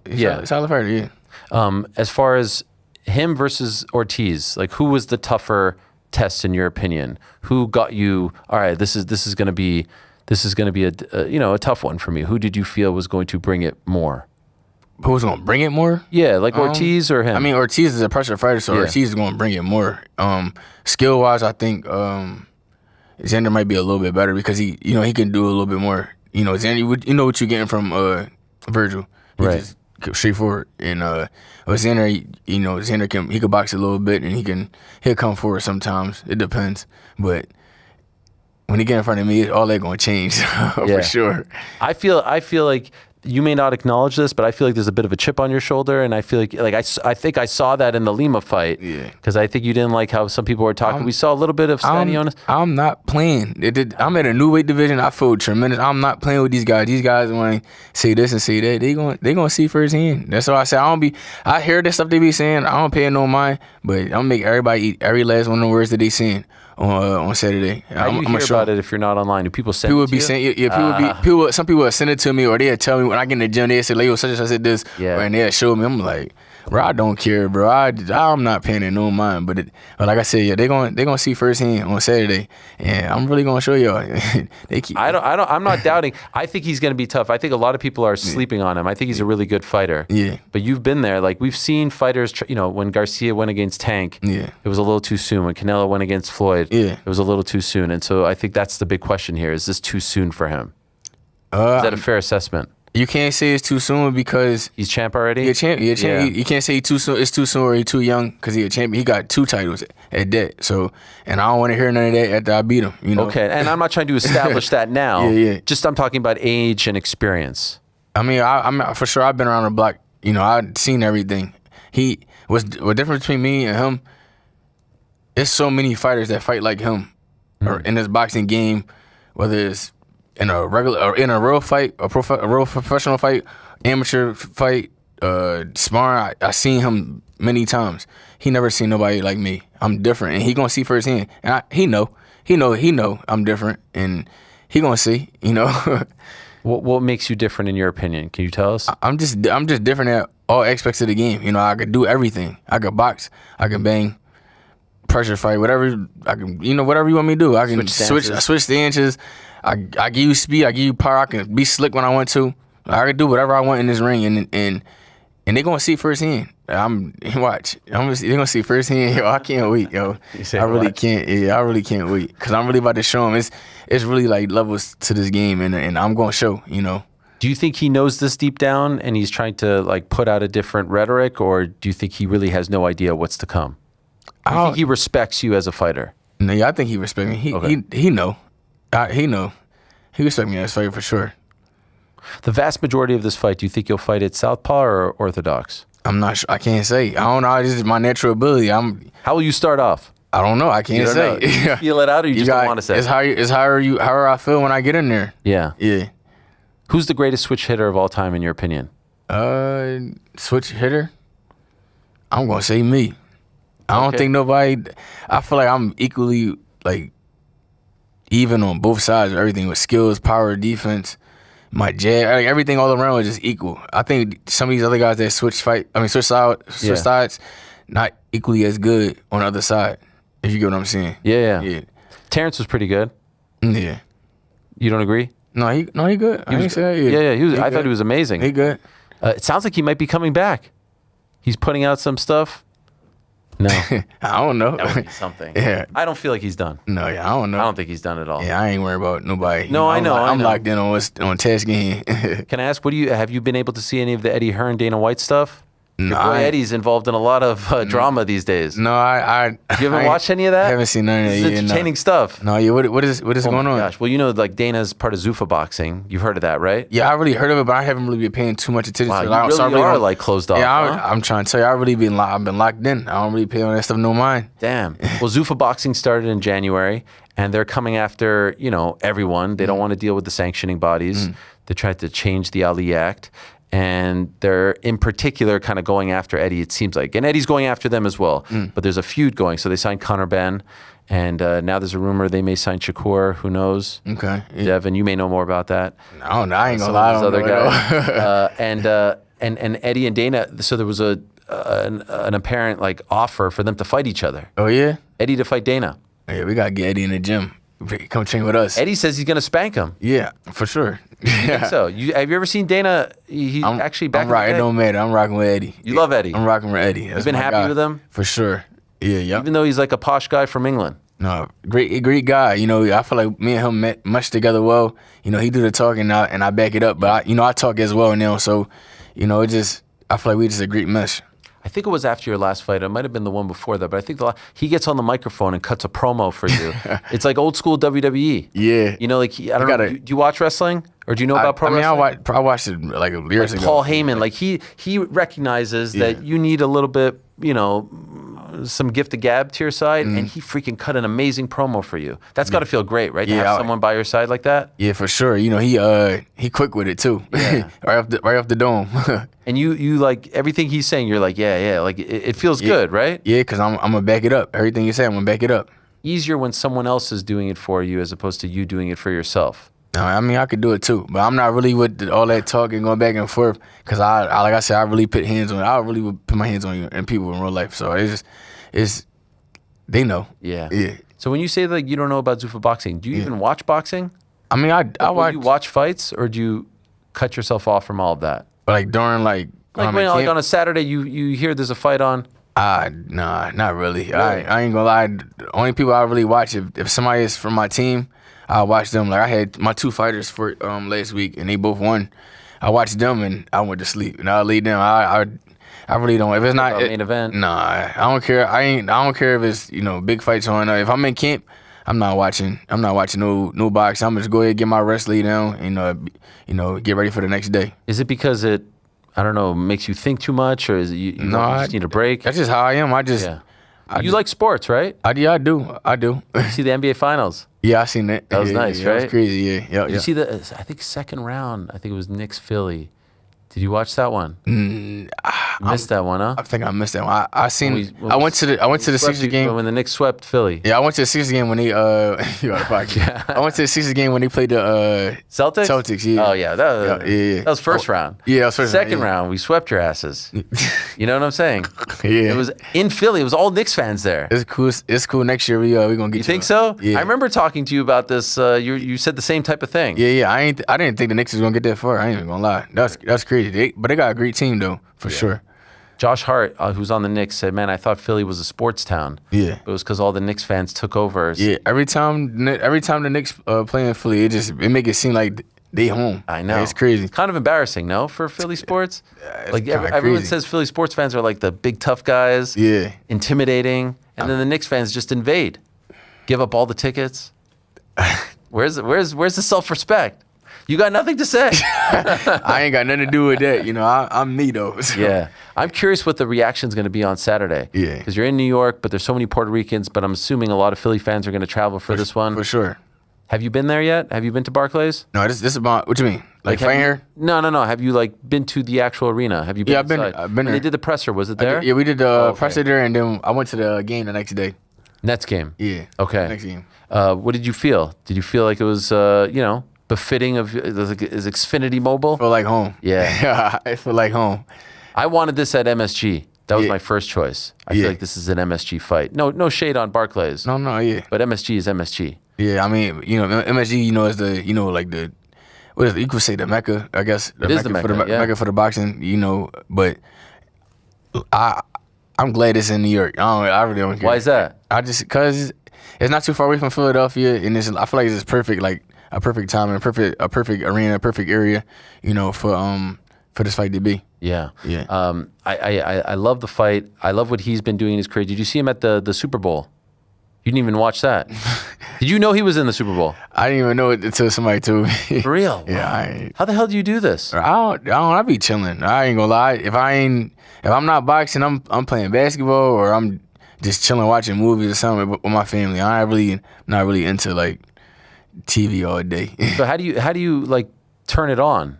Because you seem so chill, but then you have this aggression when you fight. Oh, don't you worry. That switch be on Thursday. I mean on Saturday. Saturday. Yeah. Maybe even before that. No, my switch gonna come on Saturday night for sure.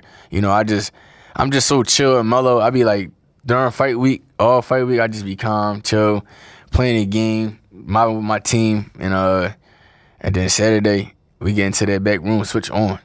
Is it only when you get to the arena? Yeah. Not like when you start the day? No, just soon as I don't be trying to have my mind, you don't want that. For what? For what? Just be chilled, and that's how I am. Just, on fight day, I'm chilled. And you coming, even in the back room, I'm locked in, switch on, but in the back room, we chilling. We talking, playing games, like listening to music. It's like a little vibe back there. That's how you gotta be. You gotta be mellow. You gotta be cool. And then once I start hitting the pads and shadow boxing and then that walkout, switch all the way on for sure. Did you get anxious at all? No, I be chill. I just turn my butterflies. Switch on. No, I've been doing it for too long. I've been doing it for too long, and I've been like this probably since I was a young kid. Like so even in the early days of your career. Yeah. You wouldn't get nervous. I always been like this. Damn, I wish I was like that. I'm just a real chill guy. Yo, even like to this day, some people come in the back room and they be like, "Yo, you fighting tonight? Like you just like chill? Like I be back there chilling, laughing, on my phone playing a game, just talking to my squad and enjoying my time before I turn that switch on and get into that mode and things like that." I'm always shocked when I see fighters napping back there. You ever nap? No, I'm not napping back there. That's out of pocket. That's crazy. Yeah. Why? Too chill? Yeah, it's too chill. There's some fighters who nap. Yeah, I mean, well, 9 times out of 10, when I get to the arena, I basically be like a fighter. Like I'll probably be like 2 fights away. Okay. So I just start getting ready. I don't got time to like do all take a nap. And I don't know how people got time to even take a nap. But I just feel like there'd be too much like anxiety to actually shut your brain off like that. No, that's just like home. Yeah. That's home. I respect it. I just feel like in my daily life, I'm so anxious. I can't imagine when I'm about to fight someone. I think I would crumble, but that's what makes you different than regular folks like me. Thanks. What about the walkout? What do we have planned? Because he said he has something special, but he wouldn't tell us. I got some. You got something special? Yeah, I got too? something coming too. Yeah. Is it Philly centric? You guys, wait and see. Wow, wait and see. okay, Wait and see. We got something great. Someone coming out with you? For sure. Damn. Okay. Yeah. How like do they help you with this? Does Matchroom help you with this, or is this all you? My team been handling everything, so y'all gonna see them fighting that on the walkout tip. This is now 8 months in between fights for you. Yeah. Do you like that, or is that a little bit too long? It don't matter to me. I stay in the gym, so it's cool. I get to give my body a little rest. From a hard like real training camp, but I typically really don't even really like do training camps for real because I'm in the gym so much. So like you never get out of shape. Nah, I don't be out of shit. My weight was great, for this go around, and like I said, 54 was the best thing for me. Are you looking at 47? Do you see what's going on there? Ryan Garcia, Conor Benn, all that stuff. No, I ain't paying those guys no more. I'm focused on that's rear view mirror. TAHS in hand. That's it. Could I ask who do you think wins that fight? What? Garcia and Benn. I couldn't even tell you. I ain't even gonna lie. You know who Conor Benn is? Yeah, I never heard of him. I know who Conor Benn is. Ryan Yeah, he used to be with Matchroom, right? Yeah. Okay, so you know a little bit of that. Yeah, I know a little bit. And what about Shakur? What you mean? Well, he's gonna maybe sign with these guys. Have you heard about that? Oh yeah, I know. I ain't know about it. None of that. No. Devin and Tank going back and forth. I ain't see that. I ain't see. They just said something about it earlier. Yeah. I'm like, I ain't even know. I ain't it's know on a burner. It's all kinds of crazy. Oh, yeah, I ain't know that. Yeah, that's crazy. Yeah. Maybe it's for the best that you're not a part of all this. I ain't gonna lie. Being off social media is probably the best thing I. When did you do that? I usually do it maybe. I'm gonna say maybe like 2 months out from the fight. Oh, you don't do it always? No. Okay. I just do 2 months out from a fight, maybe like 7 weeks, 7 weeks, and just lock in. Post whatever I got. Post for the fight. Get off. Okay. Go work out. Go How long train, have you been doing that? But this might have been like this is my third camp doing it. So yeah, it's been the best thing I've. And why do you feel the need to do that? I just have a clear mind. Yeah. It's just less distraction. When you on social media all day, that's just distraction. Like I could be doing something else. Like I'm not about to sit on social negativity. Media. Yeah, negativity. People. Criticism. I don't need this. I mean, like I said, it don't bother me, but I don't be worrying about seeing none of that stuff either. Like, I don't even think if I wasn't a professional boxer, I probably wouldn't even have no like social media and none of that. I ain't even gonna lie. Don't care. I don't really care for it. You can have someone else post for you. Yeah. No, I mean I do. Sometimes I have some other people post for me, but most of the time, if I got to post right there and there, I post and just get off. Have you looked at this card? Like, do you know the guys fighting under you? Yeah, I know a few of the guys. Ben Whitaker. Yeah, you know him? Yeah. He's a Matchroom guy. I'm very excited about him. Yeah. First time fighting in the States. Yeah, that's what's up. Yeah, I think Have you seen him fight? Yeah, I think he's nice. I like him. Yo, he's got some he's chilled a little bit with the hot dogging, if you will. Yeah. But he does some like pretty outlandish stuff. Yeah, I like him. You like that? Yeah, I like him. He's nice. I think he's nice. But you got to finish fights when you do that too, right? There's a little bit of pressure that comes with that. No, for sure. I mean, he having fun though. Yeah. Similar to how I be having fun. You having fun. It's easy. Do you know the young man who was here before, Vargas, Emiliano Vargas? Yeah. He's fighting the co-main event. Yeah. What do you think of him? Good fighter. Yeah. Who do you think is a great fighter? A great fighter? Yeah. Who do you classify as great? Bam. I ain't gonna lie. I think Bam up there. Bam like elite. Bam, Shakur. I think they elite. Bam, Shakur. Those guys. Usyk. Yeah. Usyk. In a way. Yeah. Yep. Okay. I'm probably missing a bunch of guys, but those they're like elite guys. I think they're elite guys. You put yourself in that category. Most definitely. Yeah. Definitely put myself in there. Besides, like outside of myself, those guys is up there. So you put yourself top 5 pound for pound? For sure. I mean, but it's a pound for pound list that that's my pound for pound list. I think I'm top 5, and I don't think I know, and I'm gonna show it on You Saturday. put yourself top 3. What? You put yourself top 3 in the on my own pound for pound list. I'm putting myself number 1. Okay. Yeah. You think so? You believe that? I believe it. I don't know. think you're lying to me, by the way. For sure. I believe that, and I know for a fact that I'm pound for pound number 1. I'm going to show it on Saturday. I'm going to give y'all a little taste. Okay. Yeah. So you think you stop him? Is that what you're feeling? Like, how do you envision the fight playing out? The fight is going to go play out however I want it to play out. I think I'm going to do whatever I want, and like not taking away from his skills or his ability and none of that stuff. I think I'm gonna just be, too much, and I'm putting on a show, beautiful show, and I'm gonna, get the knockout at the end of the night. But how are you gonna do that when you're flat-footed? I don't know, man. I don't know. How you gonna do that when you're fighting guys who are paying child support? I don't know, man. I don't know. Evo's crazy, but yeah. But we're gonna have some fun Saturday night. And I'm gonna show him. I'm gonna show the world why I'm the best, and take them belts on back home to Philadelphia with me. He told us that he feels like you're trying to bully him. Is that a tactic? I'm trying to bully him? Yeah. Like you're trying, like your vibe, your presence. That's what he said. Yo, this is me all day, every day. Like this, I ain't trying to bully nobody. I'm here to take them belts from him, and that's what I'm going to do. You don't try to like big brother him. No, that's not a tactic. So what does he feel? No, I don't. He must be in his own head because I don't know what he talking about. So when you hear this stuff, does it give you confidence? Like, oh, if he's in his own head, I'm already beating this guy. Okay, all right. All right. Well, I'm looking forward to it, man. I'm looking forward to it. Good luck to you. It's always great to have you in. These things are amazing. What is that? Does that say J-E? That other one? JBE. JB. Oh, there's the B there, yeah. JBE in boots. Who's your guy? Who hooks you up? I got a guy in Philly that I'll be going to, so yeah. Okay. Yeah. He's taking care of you. You don't have to pay for that, right? That's on the house. Yeah, must be nice. Good luck to you, man. Looking forward to it. Can't wait. It goes down this Saturday at the Barclays Center in Brooklyn. Boots Ennis versus Xander Zayas. Who would have thought? No one saw this coming earlier this year, but it is actually happening. It's on DAZN pay-per-view. We'll say goodbye to him, and then we'll say hello to Josh Hokit. Don't go anywhere. I love the hair.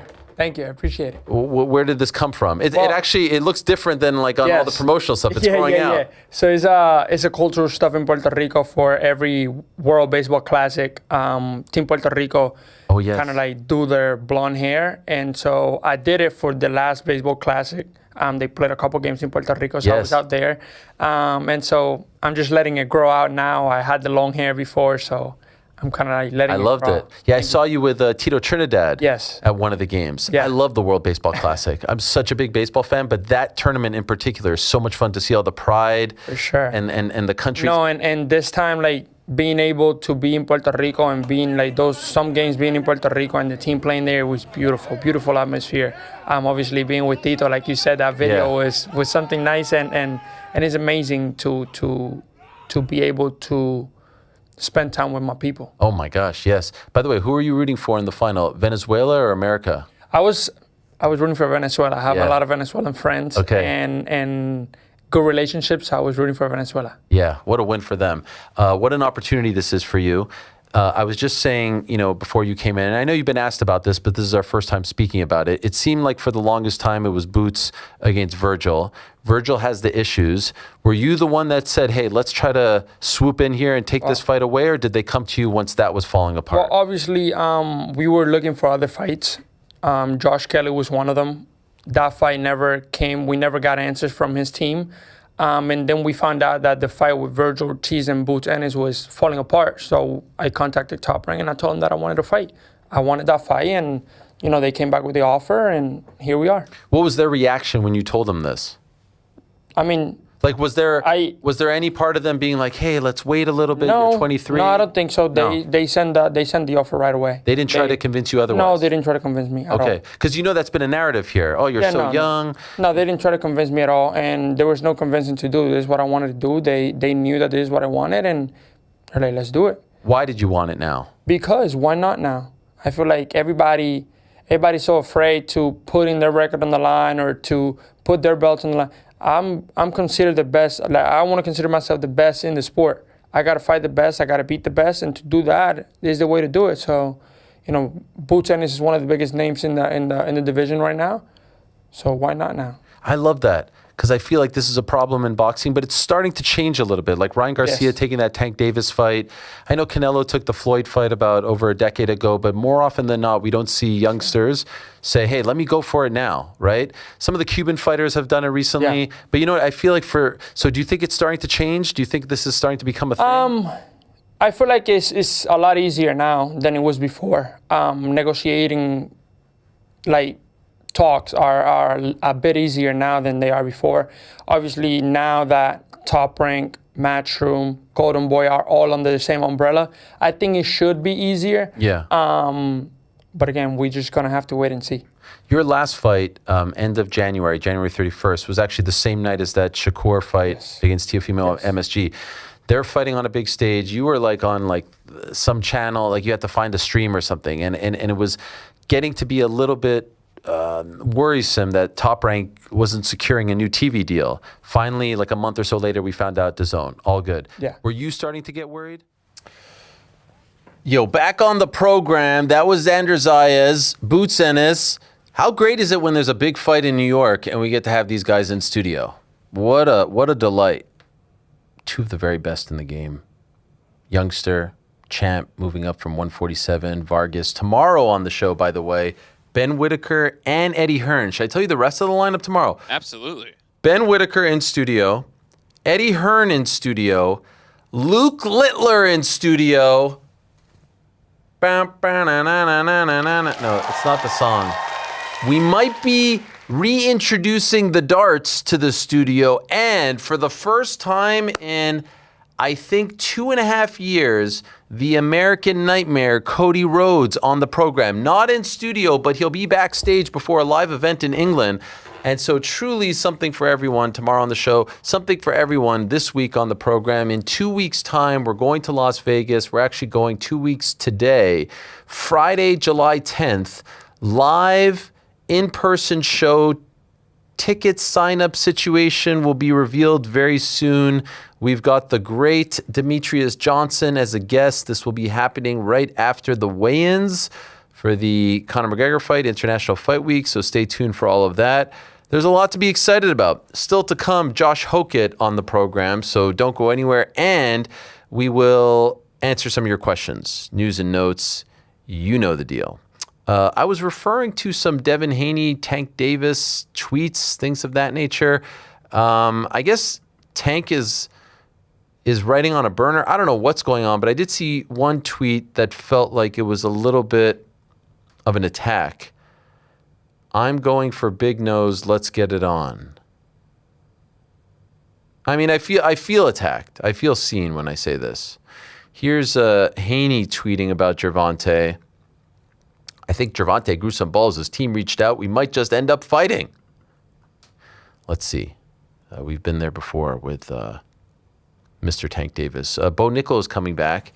Not to the cage just yet, but he is coming back to RAF. This was announced earlier. Bo is back. He's fighting on the August 22nd one-year anniversary card. That's RAF 12. RAF has a lot going on right now. They've got July 11th, July 18th. They've got this show. They might have another one in the mix as well. So big things happening in the world of RAF. Everyone's talking about refereeing these days. Herb Dean in particular coming off of the Alex Pereira fight, obviously coming off of the touchy-feely fight on Saturday. Alex Volkanovski weighed in on all of this reffing and Herb Dean in particular drama. Here's what he had to say. It's happening, so there's so many things that it is very, very hard for refs. Refs cop it way too much. People are way too hard on them. Like, again, there's the mistakes, and we should be able to call them out for the mistakes, but not throw hate on them. Just call them out, like, call it out like, no, this should have been stopped. And then, like, and then let's find ways that we can deal with those things in that situation. Might get things wrong. So like what happens when someone gets it wrong? Like let's have more of a conversation about that. Again, because we need to understand these people are human, and then like things you might, it's too much. It was a lot of pressure. It's a White House card. You don't want to ruin someone's momentum when they've got someone so hurt.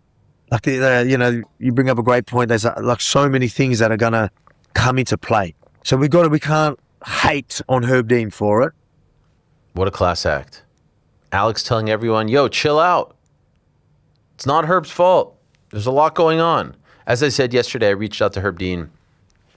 He said, thank you, but no thanks. Just trying to move on, and a lot of people have weighed in, so we're going to leave it at that. GSP on his podcast, I do believe, was talking about Justin Gaethje and how, they're cut from different cloths. How if he was Gaethje, he would have retired by now. Here's GSP talking about the great Justin Gaethje.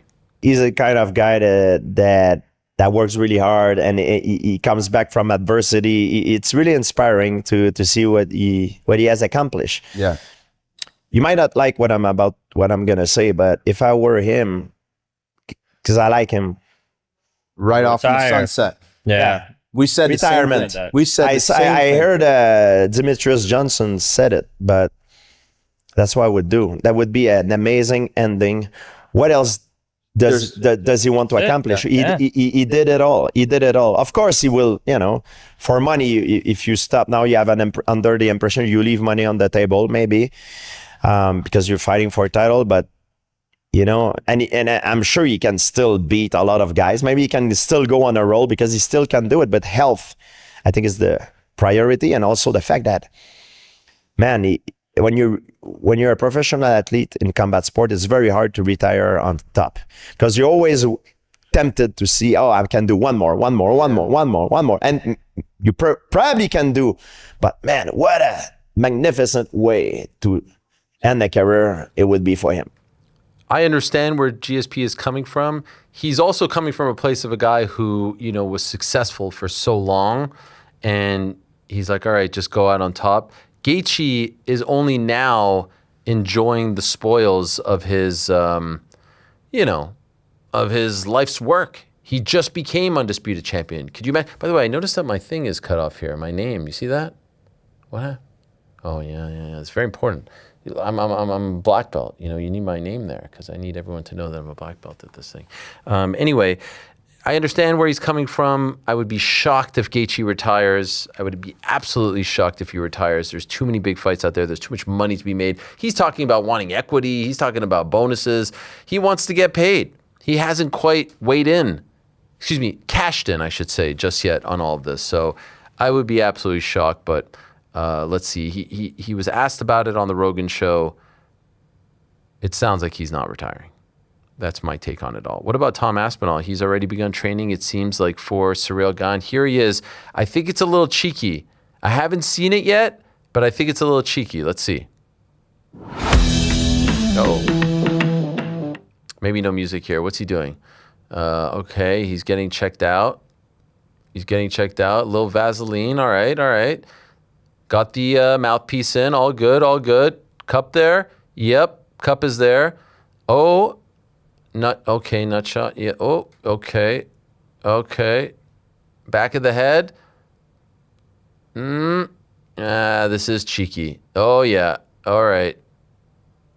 Yep, a lot of, okay. Yep.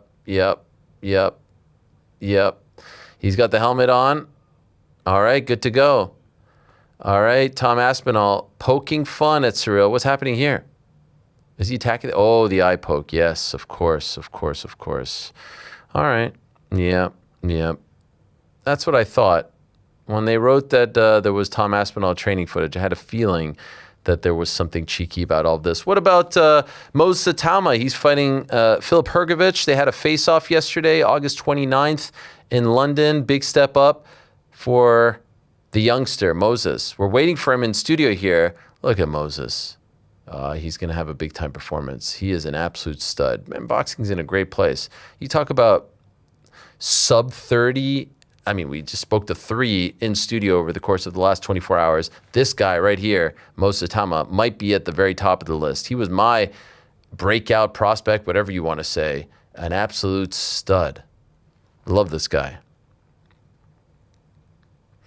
He is, if you've never watched a Moses Satama fight, he's one of the few boxers that my son actually even knows and is like, oh, Moses is fighting? Let me watch this. It doesn't last very long, that's for sure. What about Bruce Buffer? Bruce Buffer over at the, what is he doing? The World Series of Poker?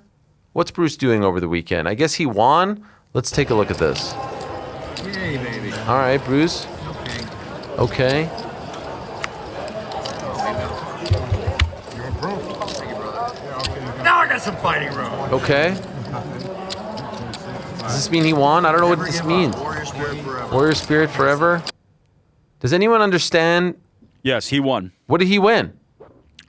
I believe he was all in and doubled up. We caught you mid-bite there? Listen, you know. This is truly the moment I'm I doing a have million been different waiting things. What does that mean? The Did he things win? that I'm doing, you don't even know. I don't want to know, to be honest. Did he win the World Series of Poker? No. Okay. No. What does this mean? He won that hand. Oh, that's it? He won a That's single it. hand? It was for the fate of his tournament future. He was meaning he would have been eliminated? Oh, okay. He was all in. He doubled up. He stays alive. That's the warrior spirit. He fought back. Oh, I see. By the way, can anyone enter this? Or is there some sort... Yeah, there's a buy-in, massive buy-in. It's like 10K or something. But that's I've never That's played... for the big tournament. There's many little satellite tournaments that are going on. Buffer was in... That is not the big one that he was in. There are many different tournaments that are happening right now in Vegas. They will still be going when we get there. But if I want to be in the World Series of Poker... Go ahead, bro. The main big one. All I need is 10K. You're in. And you will get bounced quickly. But still, I could say I sat there. 100%. Say you sat there, yeah. Does any jabroni guy do this? Or Lots of people do it. Yeah. Really? Lots of people do it just to do it. Because they probably get a sponsor. And you can just... Yeah, you can just say I tried the World Series of Poker. And you can if film you it. Win, you do well. You can make money without winning the whole thing. It's still very difficult, but you can make money without winning the whole thing. You guys know how to do this? Play poker? Yeah. I mean, I know how to play. I'm not good. I have no idea. I know how to play poker. You know how to play poker? Yeah. Rick spends like hours on the table. No. I might enter the World Series this year. For real? That'd be sick. I don't have time. We'll be working, Bro, but he when we went to Atlantic City, he didn't sleep. He just stayed at the poker table. I don't know how he does it. This guy, he's crazy. it's the only game I trust because it's a skill game. What do you enjoy more, that or Magic? Oh, come on, Magic. It's automatic. Unbelievable. I don't make Magic as is much money digital. playing Magic, but he that's does a passion. Magic digital. Yeah. There's something very... You play poker on the phone too? No. I don't like that. I like seeing people in person at the table. Right. I've never been into the online poker. A lot of people play that religiously. I've never been into that. I like tables. I want to see my opponents. Did you guys see this guy who ran into Peyton Manning and then Conor McGregor on the street within the course of 15 seconds? This is an unbelievable clip right here. In case you missed it, take a look. Wait, I'm in the city. I'm driving. All right. I see fucking Peyton Manning. You're the GOAT. I love you, Peyton. I'm sorry, brother. Thanks, man. Yeah. I'm sorry. All right. Oh, I'm sorry. I didn't mean to cause a commotion. Oh my God! My baby! The difference in energy between Peyton and Conor. Conor McGregor! Peyton Manning and Conor McGregor! That is so good. You know what that reminds me of? Do you ever see that clip of the two kids fighting on the street and then he just rolls up? Rolls up. Insane. That's baller to baller. Yeah. Puts the cigar in. Tries to say it again. That is insane. Oh my God, what a day for that guy. Yesterday we were talking about the Mark Zuckerberg, Elon Musk, Roman Coliseum fight, 150K. We didn't play the clip. We might as well. We have a couple of minutes here before Josh Hokit hopefully joins us. Here's what Dana White had to say about that fight. If you get pitched to do a UFC fight at the Coliseum, what's the percentage that you would say yes? It's impossible because I was negotiating the deal with Zuckerberg and Musk. That was real. I was literally in my backyard for 2 weeks negotiating that fight. And they wanted the Coliseum. The Coliseum wanted something like $150 million to do it there, which that money would go into a fund that restores all the iconic places in Italy. The Coliseum would take Zuckerberg fighting Musk to happen because those two were going to put up the money for the Coliseum. I mean, if you get Musk to put up the money for a UFC fight, would you do it? If you get Musk or Zuckerberg to put up the money for a UFC fight in the Coliseum? Anybody that wants to put up the money for UFC to fight in the Coliseum, I'm in. So there you go. He's open to it. It was a real thing. I always believed it was a real thing, and then it kind of fizzled out. But what a crazy scene. I would love to know what the rest of the card would have looked like. Like, would it have just been Musk versus Zuckerberg? Probably not. So who else gets on that card? What does it look like? And now we know, like, there's no place that's too crazy. There's no place. I mean, we've now done the Sphere. All right, that's an arena. The White House, once you do the White House and it looks like it did, all bets are off. You could do it literally anywhere.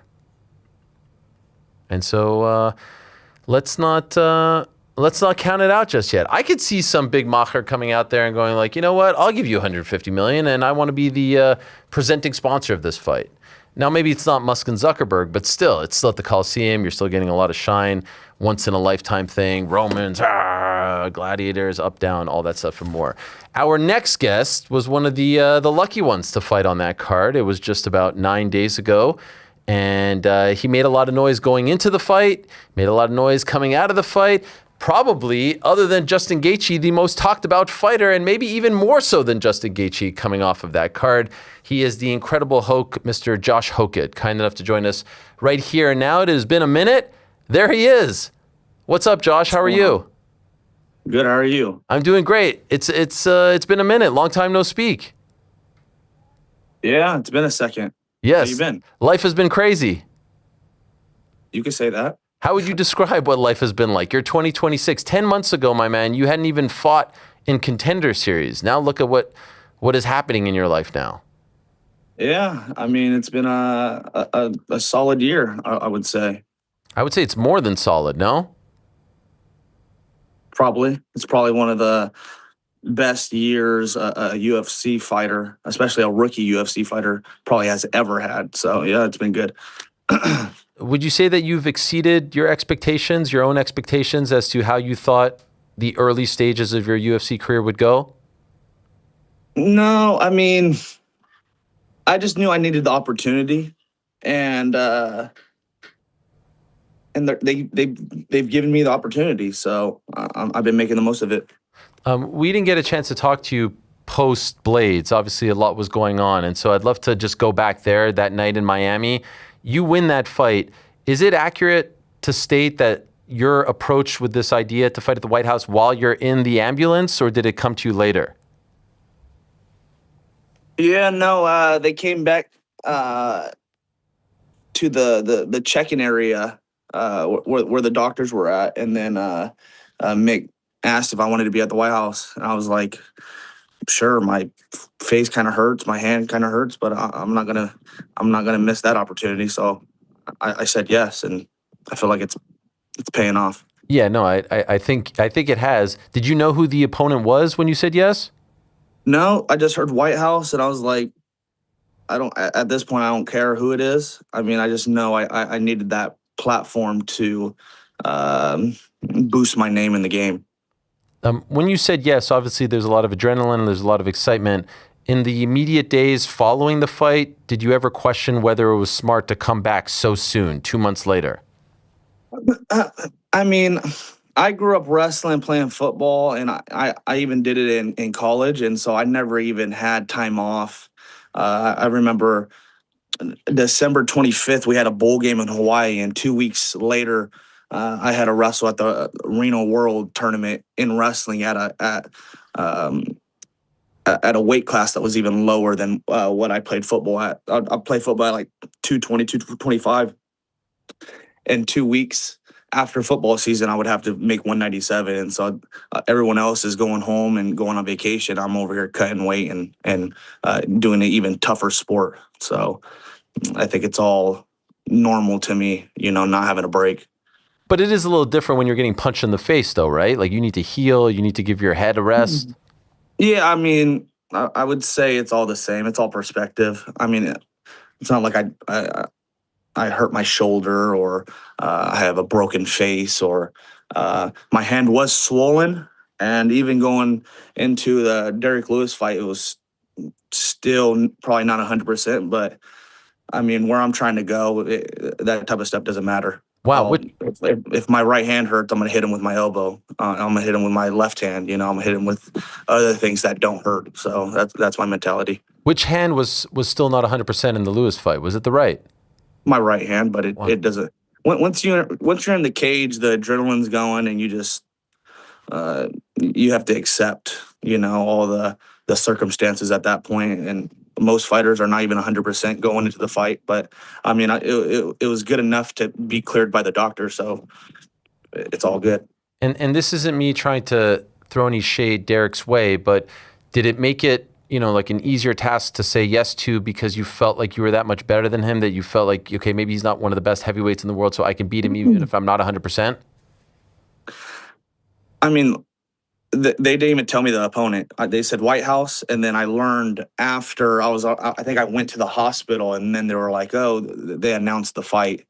And so yeah. And once I heard the name, I'm like, "Oh, that's gonna be a way easier fight than what I had to deal with that night with Curtis Blades." And so I felt like I was, obviously, I was fighting down in competition, but the platform was so much greater, so I felt like I had to take it. And then a month later, we get to the press conference in Newark, and for better or worse, you stole the show that night. Did you regret how it ended? You seem to have said that later on, but then I wasn't sure if you really felt that way because Dana had to cut it short, and he seemed a little bit annoyed. Did you regret that it ended so abruptly? No, I mean, I don't know. Has anyone ever been thrown out of a press conference?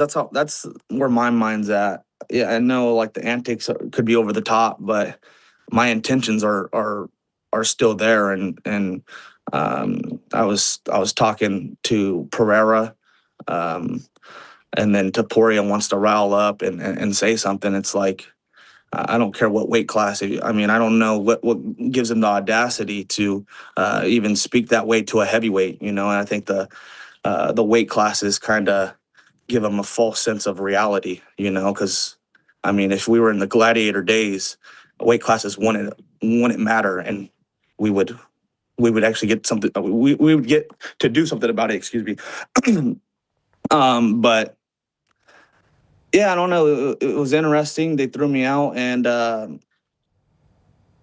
yeah, I don't know. I think it's all good. Did anyone say anything to you in the back, like, "Yo, man, that was too much," or "That went too far," or anything like that? No. I think you kind of need some chaos in this game. So I think it was all good. Or else they would have said something right. Sure. When you said like your intentions, you feel like they are what they are, and it seemed like you were trying to pick a fight with Pereira, and this has happened before where someone, you're at these press conferences and you pick a fight with someone who may be down the line, you're trying to plant the seeds, as Chael Sonnen would say. Is that how you would describe your intentions? Because obviously what gets talked about in the aftermath is Taporia family this, Pereira this, that, and maybe it gets a little muddied. So what would you say are your intentions in those moments? Yeah, I mean, I don't think Pereira's career is what everyone says it is. It's like he was fighting for his third title, and they said he was going to go down as the greatest of all time. I mean, the accolades, if we're talking about the belts, yeah, no one's done that. But, I mean, I feel like all his matchups have been favorable matchups. He hasn't faced anybody with my skill set or even like a wrestling pedigree. And people want to talk about, Ankalaev is a wrestler as well. It's like, I don't even know if he's even put on a singlet and had a wrestling match. And so all of his matchups have been kickboxing matchups. And so, yeah, I want to prove that that's not real, and so I feel like I have the skill set to prove that. You think he's overrated, in other words? Yeah, I would say so. I mean, he's good. He is good, and when you become a legend, it has a lot to do with timing. And so he did come into the sport at a real good time where the middleweights, they don't have that many wrestlers, that many grapplers, and the division's not that deep. And then 205 it's all the same, 205, and I mean even heavyweight. So he was able to go through all those fairly easy, or I should say quickly. And so yeah, I don't think he's faced a person of my caliber. When we were talking to him before the fight, he said that when he saw you like around the hotel without the cameras, you were much different than when the cameras were on. What is your response to that? No, I mean, it's just not smart to, like, what are we gonna do? We're gonna fight when there's a media scrum. It doesn't even make any sense. I stared at him just to check his temperature, and he's like, I mean, we stood at each other for about, I don't know, 5 to 10 seconds, and he's just Shama. It was like, what are we doing? I mean, he doesn't speak English, so I didn't even want to waste English words. But yeah, I mean, I knew I was going to see him at the press conference, and I think that's a better time to, rile him up, I guess. What did you think of his performance against Gane? Yeah, I thought Pereira's efficiency. I'm sorry, I'm losing my voice, and I'm kind of sick right now. You're good. You're good. No, I thought Pereira's efficiency would, make him victorious in that matchup. But the more I thought about Cyril Gane and how athletic he is and the type of shots that he chooses to throw, I think that was going to pose a bigger problem to Pereira. And so, yeah, Pereira's kind of lackadaisical, and he does his little kickboxing stance, and then Cyril Gane has the fast twitch, explosive movements, and he ran right into a jab, and it was like, I kind of saw it going like that in a way where Pereira's too lackadaisical, and then he might run into something. Did you think the shots were to the back of the head? Did you think they were illegal? Yeah, I'm sure a few are, but at the end of the day, it's a fight. And so, I mean, if you're going to be upset about that, you need to be upset that you got hit with a jab, like you got to be more aware of that. And so if your head's down, it's kind of like the same thing with me and Derek Lewis. It's like I had his leg and he was hitting me. Maybe I should do something about it. So I let go of the leg where, I mean, Pereira's head shouldn't be down in the first place, and it was only down because he got caught with a shot that he didn't see. And so I would put more emphasis on being mad that you didn't see that a simple punch, because it was just a straight jab, and he didn't see it coming. And yeah, there was a few illegal shots, but I mean, the adrenaline's going. I mean, it's a fight. You're trying to get the man out of there, and so things like that happens. There's a lot riding for you on this particular fight against Derek Lewis because of everything that was going into it, the White House, all that. Were you happy with your performance? Did you feel like you rose to the occasion?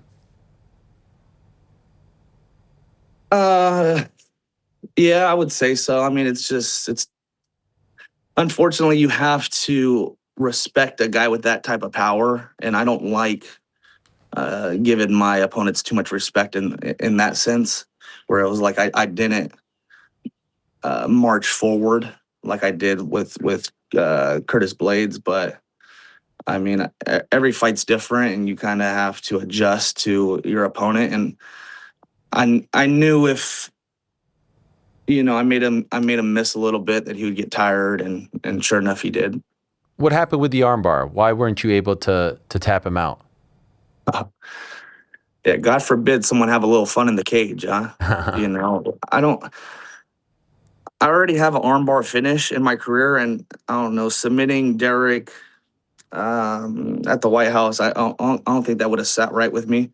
And so I felt like the armbar entry was phenomenal.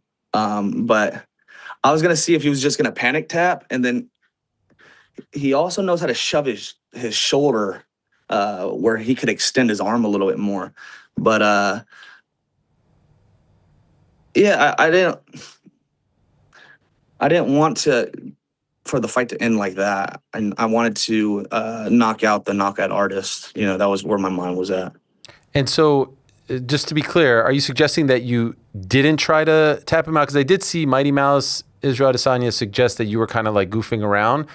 Did you not like pull the trigger, so to speak, because you didn't want it to end that way? I mean, that's what I'm saying.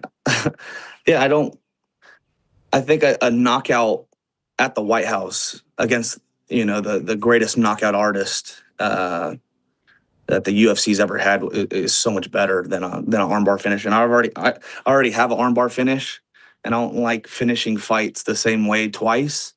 And so, unless it's a knockout or TKO. You know, those never get old. But yeah, I wanted a knockout. I have to say, I thought it was like you rose to the occasion. You get the big win over Derek, and then you're in the cage being interviewed by Rogan, and there's a moment there where you say something to the effect of like you're starting to, you know, give us like one of your now, you know, infamous patented promos or poems, whatever you want to call them. And then you say, forget about all that. And I'm like, yes, Josh, this is it.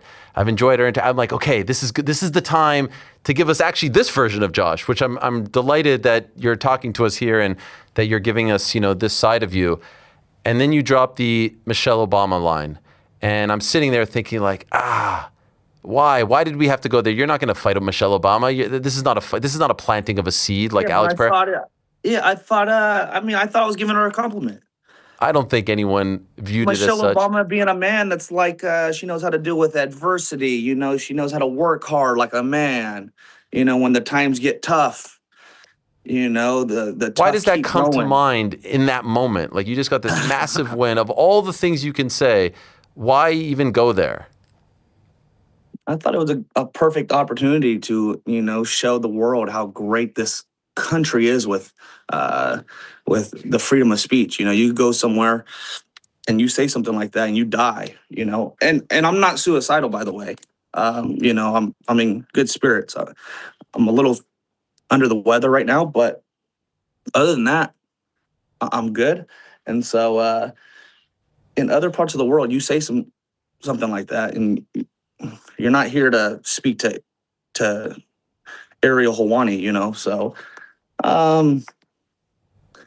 yeah, I don't know. There's a few ways. There's a few answers to that, you know, and there's a certain side that pokes at another side, and there's no outrage there, and so I thought it was a perfect time to take a jab. Do you regret saying it? Oh, never. That's one thing about my career. I'm never gonna, you know. Man, I think I was watching a Cejudo video, and he was like, "That's one thing I regret is like all the stuff I did." Or you hear people backtrack, even the Strickland post-fight speech where he was like, "I'm trying to sell the fight, and I don't mean the things I say." I mean, you'll never hear me backtrack from what I say. Were you expecting that kind of reaction? Like you had, you know, the Gavin Newsoms of the world, to the DCs who I know you responded to on Twitter, like everyone weighed in on this, to Dana White himself, and none very favorably. Were you expecting that when you were thinking of this and eventually said it? Yeah, I mean, at the end of the day, I don't care. I mean, now I'm not trying to piss off the Dana Whites and Hunter Campbells and all but they would also message me if they really felt like a certain way. Yeah, they could comment and stuff like that. But if they really felt a type of way, they would message me. But at the end of the day, like all the other people, it's like they weren't there when I was, you know, down. They weren't there when I was broken. And so I could care less what anybody thinks. You know, I'm here to make a splash, and I'm here to back up my words as well. And so if anybody feels some type of way, they know where to find me. And just to be clear, did they message you in the aftermath? No, they didn't. No one said anything. Even Dana at the press conference, I'm sure you've seen, he said he didn't like that. He put out a statement, but he said he also believes in free speech. So it sounded like he wasn't going to hold you back or reprimand you. That's why I respect him so much. You know, that's why I wanted to fight, you know, in the UFC, because you got bosses like that where it's like, if I would have said that in the NFL, I don't have a job anymore. And so that's why I respect them so much. Yeah, they could always feel some type of way. They could, you know, I respect their opinions, but it is a freedom. We do got freedom of speech. And so it is what it is. I don't like what other people say, but I got to deal with it. I got to live with it. I don't think They will, but I want to ask you anyway, do you think that there is anything that you can do or say that would actually stop the UFC from giving you opportunities, meaning not push you because they're worried or afraid of you doing or saying something? Oh, yeah. Yeah, you know what that topic is. I don't know. I mean, you know exactly what that topic is. No, seriously, I'm not playing dumb. Tell me. Okay. I mean, I think when you talk about the Jews, or you talk about Hitler being a good guy and stuff like that, I think there's all companies are owned by someone and something. So if you, you piss people off, talk about that type of stuff, then yeah. You think I probably wouldn't be here. I vehemently disagree with that because some of the biggest names in the UFC have said a lot of things about Jews as of late, and it hasn't held them back. Sean Strickland being one of them. A lot of people. I'm talking about, but like I'm talking about maybe Bryce Mitchell in the sense of. He hasn't been held back. He's gotten opportunities. He just hasn't won all his fights. Well, that is fair, and maybe the matchups are not as good, but. Yeah, I don't know. Strickland, I mean, he's undeniable. Like he has a solid following, and I mean, he's ranked whatever. He was always top 3, and so you have to give those type of guys a chance. I don't know. I mean, that's how I feel. I mean, but I don't know. So do you have a line? Do I have a line? No, but I mean, I'm always just going to speak what I believe at the end of the day. And so, if I don't believe in that, I'm not going to talk about it. And so. In other words, is there something that is there a place you won't go?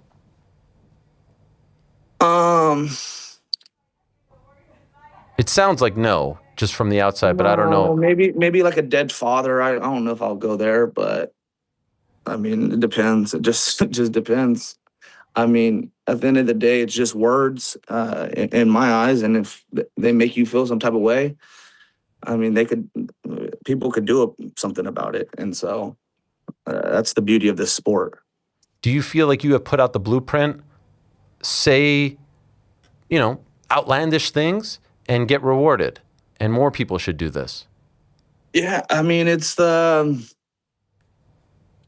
Don't hate the player, hate the game, and that's the game we're playing nowadays. And so we're playing a numbers game, and I'm going to win them every single time. And so that's how I look at it, and it is what it is. I don't know. That's, like I said, don't hate the player, hate the game, and I think that's where the game's at now. And you kind of see that with the streamers, and maybe you even see it as well with, I know you pay attention to the YouTube numbers, and you gotta. That's just I don't know, that's the business you chose to be in. Everyone's trying to get numbers and views, and so whatever brings the most eyes to my fight, that's what I'm gonna do. Was there a time where you came to this epiphany, where you realized I can't just be another guy on the roster, I have to say outlandish things to get noticed? Yeah, it was a mixture. It's a mixture of both, where I mean, I don't like talking to the media. I don't like doing this type of stuff. If you told me just to show up and fight, I'd be happy to do that, show up and fight, and go back into hiding. That's a perfect world. That's what I would like to do, but and so I don't enjoy it, but I got to play a game with myself, and I like the avenue that I chose, and so I'm willing to play the game, and I'm giving the biggest thing. I'm putting material out there for people to make a judgment about me, and so yeah, you could say it's real, or you could say it's not real, but what's real is I am having fun with it at least. And so I don't just sit back and be like, well, what's the most outlandish thing I could say, but if I like, a phrase or I'm into like battle rap, I like, that type of performance. And so, and I like different type of art like that, like maybe even some poetry, so, and so I kind of implement it, maybe not in a very absorbable way, but I don't know, it's fun. So do you come up with all that stuff, or does someone help you? Yeah, I come up with some of it. I would say I come up with most of it, but yeah, whatever I'm watching on YouTube or whatever battle rapper I'm listening to, or whatever I come across, and I like that phrase or it sparks an idea, yeah, it just depends. It just depends what where my inspiration comes from. The irony is, I believe you when you say that you don't like doing media, but the irony is your talking is what has gotten you a lot of this attention. Yeah. Yeah, no, I mean, if you you better adjust or you will be left behind. And so, like I said, these people weren't there when I was down, when I was broken, when I had nothing. And so, and speaking is not going to be the reason why I don't get to the place that I want to go. And so, I'll figure it out, and I've been figuring it out. And if you don't like it, I don't care. And so when people do push back and criticize, you respond to them, but it does seem like sometimes it bothers you, like, the DCs of the world and other pundits, weighing in.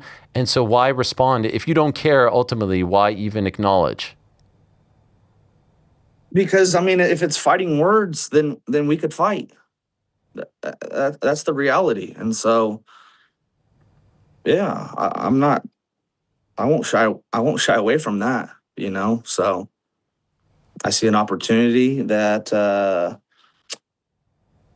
maybe he's feeling like he's maybe wants to get back in there, or someone wants to challenge me. I'm open to fight anyone. And so if they feel some type of way, we could fight. My opinion, you didn't ask for it, but just I'll get to the question here, is that, like, necessarily I've been doing this long enough to where not much offends me when it comes to fighters, because we've seen it all and heard it all at this point, especially when it comes to MMA fighters. What I wonder, though, is why don't we see this side of you more often? Why do we see the character? Because I feel like this side, even if you're saying that stuff as controversial and outlandish as it is, would resonate more with people. But when you're playing a character of some kind, then it all gets sort of murky. Why don't we see this side of you more as opposed to the other sides that we see? Like I said, it's not as fun, and I don't really care what people want, and so if it's fun in my eyes, and maybe one day this is all you will get, but I do whatever I like, and so it just depends how I'm feeling. So when do you make that distinction, when you make that decision, what you're going to do on that particular day, that media availability, that, that scrum, like when you decide that?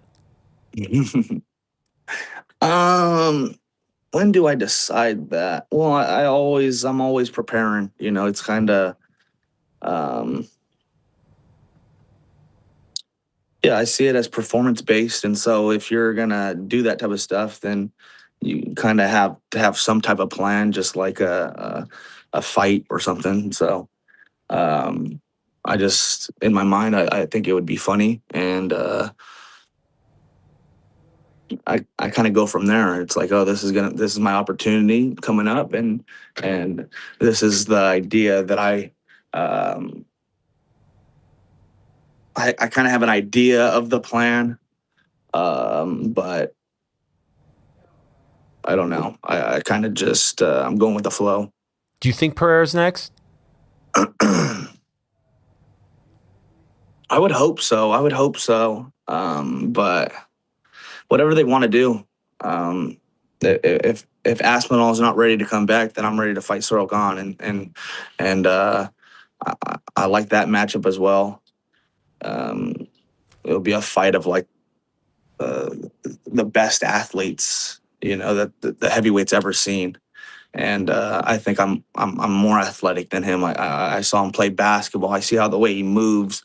I see even in his golf swing. It's just like he's a master of movement. But I still believe I'll go down as the greatest athlete to ever step into the octagon. I'm talking about all-around athlete as well. I'll beat him.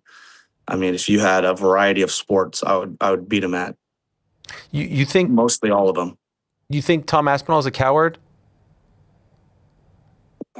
I don't know what his deal is. Yeah, maybe he's playing that.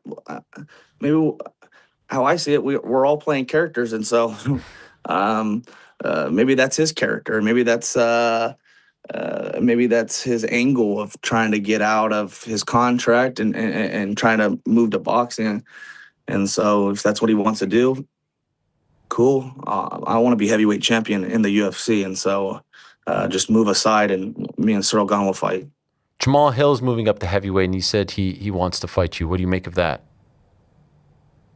I mean, he could join the queue. Everybody wants to fight me, so I feel like I have the most buzz around my name, rightfully so. And so, yeah, I'm sure. I mean, but how many? That fight doesn't even make sense to me. I mean, how many losses is he coming out off of? Former champion, though. I know a different weight class, but yeah, if he could win a few, that would be great. Sure, I'm open for it, but yeah, I mean, that fight doesn't make any sense to me. I want to get to the belt, and I'm really close, and so. If I don't fight for the belt next, then I'm open to fight, Pereira. And so that's kind of where my mind's at. But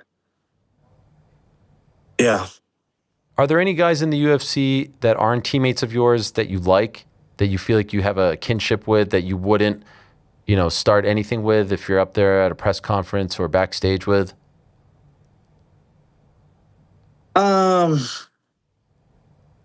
I try not to even think about it like that. I'm not even trying to have friends in this game, if I'm being honest. But I mean, I felt like me and Sean O'Malley were cool. Yeah, we briefly talked. Obviously, I was on Gaethje's side. I just feel like I could resonate with that type of person, and I understand where Sean O'Malley's coming from as well, and so. Those are a few, but I don't want too many more. I don't want too many more names to add to that list. Yuri Prochazka is pretty beloved, and yet it seemed like you had an issue with him. Where did that come from? Yeah, I mean that would be a good fight. If he could find his way back. I'm trying to transcend the divisions, especially middleweight, 205, heavyweight, where it's like you got all these guys that are kind of similar sizes for the most part. And to me, I don't think size always matters in a fight. And so, I mean, he's a big guy. Even Carlos Oldberg, I mean, we stood next to each other. It's like these guys are bigger than me. Even some of these middleweights is like Sean Strickland as well. We've trained together. And it's like when he's out of camp, he's arguably a bigger human than me. And so I think a lot of middleweights are like that as well. Or, I mean, eventually we could have a BMF division where we could maybe meet at a certain weight if they have to, if that's how you have to sanction it, where it has to be a certain weight class. Maybe it's 220, 225. If we all want to meet there, I think there's a lot of interesting matchups, and I feel like that's exciting for the fans. I'll let you go in a moment, but I appreciate this. It's a rare look at you, and I know you don't like doing this. Were you bummed when Shane Gillis sort of, poo-pooed what you had to say? No, I mean, what did you expect him to say in that moment? Like I'm sure he has sponsorship money as well. And so, he's sponsored by Bud Light. And so, I mean, that was a good answer by him. Why would he stand 10 toes on that? And so I respect everyone's opinion. It's not going to change. Do you respect everyone's opinion, or do you just say like, hey, you're entitled to your opinion? I respect everyone having an opinion. Okay. Because it's their opinion. Yeah. And yeah, like you said, they're entitled to it. And so, he didn't say any fighting words, so I liked his answer. So Was there any retort to what you said that annoyed you, that bothered you? No, because I'm also aware of because you could also there's a few ways to go about it where you don't have to address it. But I mean, if someone's shoving a recorder in your face and he asks you a question, you're not gonna say no comment. You have to give him an answer, I guess, in that moment. And so it is what it is. I mean, I still like Shane Gillis. He's a good comedian. Were you surprised that Topuria ended up losing? No, because that was one of those things where it was kind of like the Pereira Sorgan, where the more I thought about it, the more I kind of changed my opinion. Because Topuria, in my eyes, was the best UFC fighter right now. But I knew if Gaethje could withstand the storm and just being, he had unorthodox things that he was doing, where Gaethje would dip and then grab that uppercut and hit him with the uppercut. It's like it's untraditional, and only a guy like Gaethje or someone with that type of feel, that type of experience could pull that off. And so he was able to withstand the fire because he's been in those types of fights for a long time. And I think Topuria makes the mistake of he trains a little too hard, in the sense of, I'm not against training hard, because I mean, if you saw how I trained, you would understand why I get the results I get. But Topuria trains a little too hard in the sense of he beats up his teammates. And so now the teammates fear him, where now he's not getting a certain look. And that's the downfall of Topuria, where if you're always hitting people in the liver, you're always dropping your teammates. The teammates are kind of shelled up. They're scared to hit you because, rightfully so, no one wants to be dropped in practice. And so I think that probably came into play. Actually, Conor McGregor actually said something very similar last week on our show. I don't know if you heard that, but had a similar assessment. Yeah, if you're really aware of how you train and how you're supposed to train, I think you come to those conclusions. And I think people get too carried away of the ego of training, where I do train hard, but I don't think I've ever hurt one of my teammates. And so I have good body control in that sense. And I'm not looking to drop or hurt any of my training partners, because it's like now they're going to second guess training with you, and you do that enough times, then no one wants to practice with you, and everyone's going to fear you at practice. You want a healthy balance in practice where the guy is still trying to test you. And so you have to practice your defense. And I think that's why his distance and timing was off, because of that. And so he was running into the jabs, he was running into different things, because people do respect him in practice too much. And maybe that was the thing with Pereira as well, where he gets away with marching forward in this that stance, and then you run into a jab because no one's really throwing a hard jab at you in practice because they respect who you are. Where I find partners that still, are going to give me a solid look. I don't want my partners to hold anything back, and they could trust me that I'm not going to hurt them in any way. The issue with him, is it just because he chimed in with the prayer stuff, or was there something else? Did something else happen? Because it definitely seemed like he was getting the brunt of your trash talk, and it was personal. You know that, right? I mean, you're talking about his ex-wife, his family. That's as personal as it gets. Yeah, he bucked up, and I don't like that. He bucked up for no reason. I wasn't talking to him, and then he wanted to chime in, and he wants to throw a water bottle or whatever he threw at me. And I just think some of these small guys, they're delusional in the sense of they have false confidence because they're hiding behind a weight class. And if it was a different day and age, we would all fight, and they would be no more. They would always lose to a guy like me because I'm simply bigger than them, and they wouldn't be relevant. What happened at the weigh-ins? Like, you stumbling and it looked like some throw up, real or not. What was the significance behind that? Why did you do that? Just it's funny to me. Everything that I do is you're funny. just trying to entertain yourself, basically.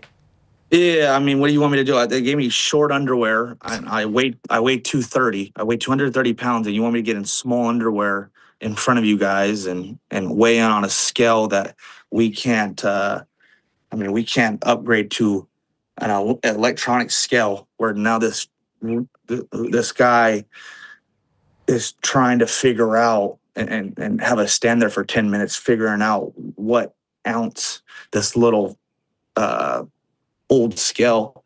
The whole idea is just is stupid to me, and so I don't know, having fun with it. Do you think you'll fight again this year?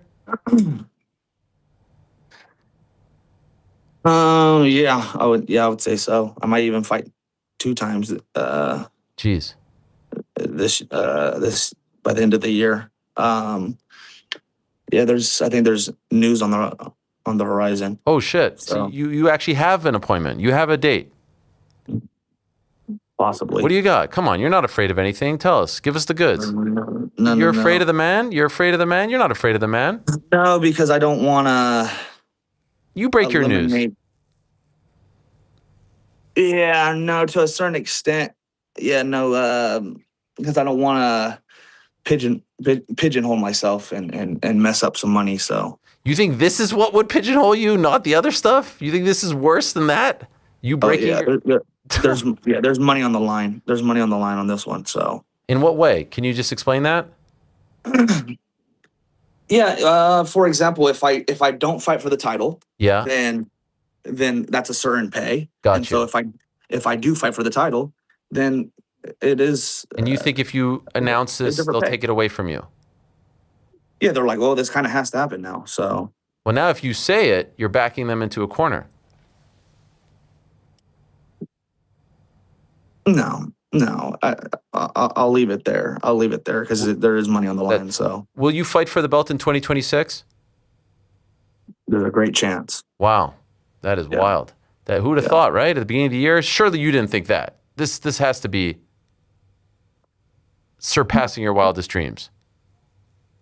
Yeah, I think on the Contender Series, I said in 2 years I'd be champion, or fight for the title at least 2 years. But yeah, no, this is what happens when you express some courage and then you back it up.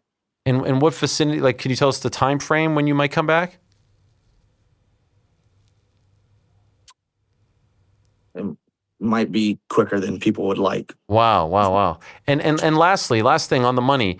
Have you lost out on anything regarding any of this talk? Like you talked about Shane Gillis. Do you feel like you've missed out on opportunities, sponsorship, anything like that because of this? No, if anything, I gained more money. Okay. You got more sponsorship. Yeah, I mean, you're looking at maybe I'll coach a class on this one day, but I got 7 figures in 7 months, just put it like that. Okay. And so I might, by the end of the year, this might be a $3 to $4 million year. Wow. So. Did Trump say anything to you afterwards? No, he just said he was the one that requested me to fight on the card. So I just said thank you, and I love his courage, and I hope to have that amount of courage, one day. And you gave him a necklace, right? Yeah, it was a card that I probably should have chose a different card, but it was my personal rookie card. Oh, and it said "Shaman Yo Mama" in reference to the Alex Pereira that I wrote on it a few days ago, and so and then it was my signature. It was my signature rookie card, and they put it on a necklace for me. And so why do you say you probably should have given him another card? I would have liked it a little bit more personal to him, maybe wrote something to him, but that's all I had Regret? at the time. Regret? Is that a regret? No, never. I'll still never. Nice try, Ariel. Nice try. No, I don't regret anything. If he doesn't like it, he doesn't like it. Imagine one day you're seeing him, do a press conference, and it's in the back of the Oval Office. That thing. Oh, that would be fucking legendary. Yeah, that'd be legendary. But yeah, no, I'm. That was the only gift I had for him at that time, and so at least I gave him something. I guess it was his birthday, so happy birthday to him. Final word, Josh, to anyone who is bothered, offended by the things that you say. What is your response? I mean, I don't. At the end of the day, I don't care. I'm willing to lift the whole weight of the world, and if they all want to go against me, it won't matter, as long as they tune in, and they can root for the other guy. That's the beauty of the sport, and so, yeah, I don't care. I really don't, and if anybody has a problem with it, then they could try to beat me in a fight. Thank you, Josh. Appreciate it. Congratulations on everything, and thank you for giving us so much time. Yep. Take care. You have a good one. There he is, Josh Hokit, kind enough to join us. A rare version of Josh, and dare I say, the most interesting version of him, because I feel like we were talking to Josh Hokit there, and that was an interesting chat. So appreciate him giving us about 50 minutes of his time. And I think it's going to be really interesting if he is alluding to a title fight sooner rather than later. What does this mean for the heavyweight division? And it feels like if it's not going to be a title fight, obviously we know who the champion is, who the interim champion is. If it's not going to be a champion that he's fighting next, well, it's got to be a big name. It's got to be an Alex Pereira. It's got to be someone like that, right? One would think. If you're watching us on Yahoo Sports Network, we're taking a quick break. If you're watching us on YouTube, stay right there. Yeah, a lot said there from Josh Hokit. And it seems as though,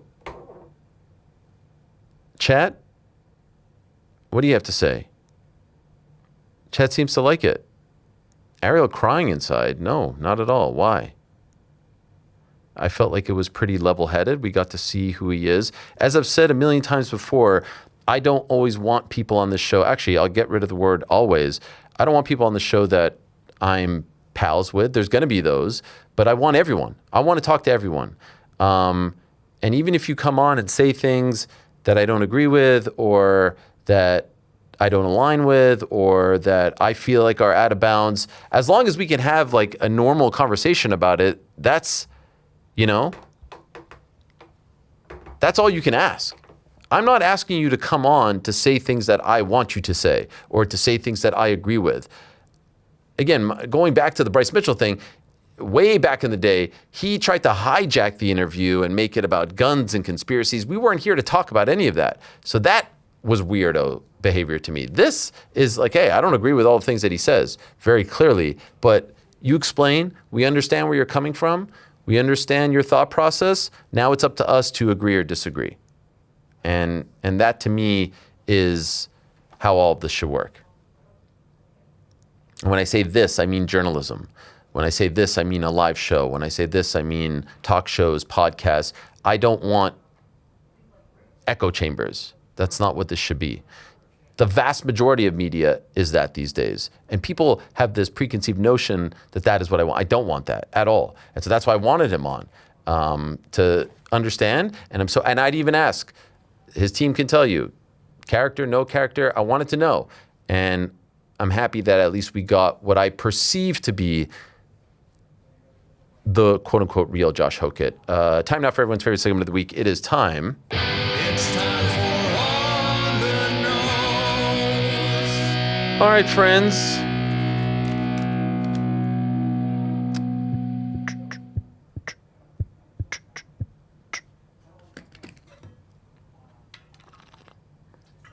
Let's answer some questions, shall we? Oh wait, we got the guy, right? Was he able to do it? Check your Slack. Oh yes. El Emmanuel. You know, I had to do this. I had to do this today because tomorrow got all screwy and everything, and today got screwy too.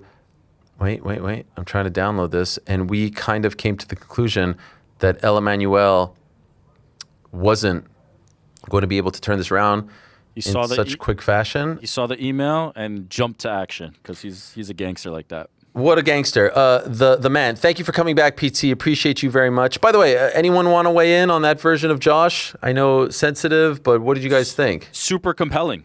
Yeah. Right? Like, again, like you, I don't agree with most of his stances. I don't agree with some of the ways he handles things, but to understand, for him to plainly and directly address how he's come to these thoughts, talking about being inspired by certain things and how he feels about the backlash from these things is more fascinating to me than the things themselves. Now, absolutely. You can't do that infinite times, though, right? This felt like a dropping of the veil that you do now, and then you go back to the character, and then maybe down the line we check back in with the real guy and find out the feelings. But he can't always be that, because on the other side of the character part of it, it has led him to what he said, right? We're talking 7-figure paydays. We're talking about all the attention that he's gotten. It has been rewarding for him to not do that all the time. And so there's that dichotomy of I find that more compelling, but seemingly the other thing seems to be more rewarding in his life, and you don't fault somebody for recognizing that and him taking advantage of that. GC? Yeah, it was. I thought it was much more interesting than the last time he appeared on the show, which was in character, whether that's the Incredible Hulk or whatever he wants to call it. That felt like you were interviewing Josh Hokit, which I found fascinating.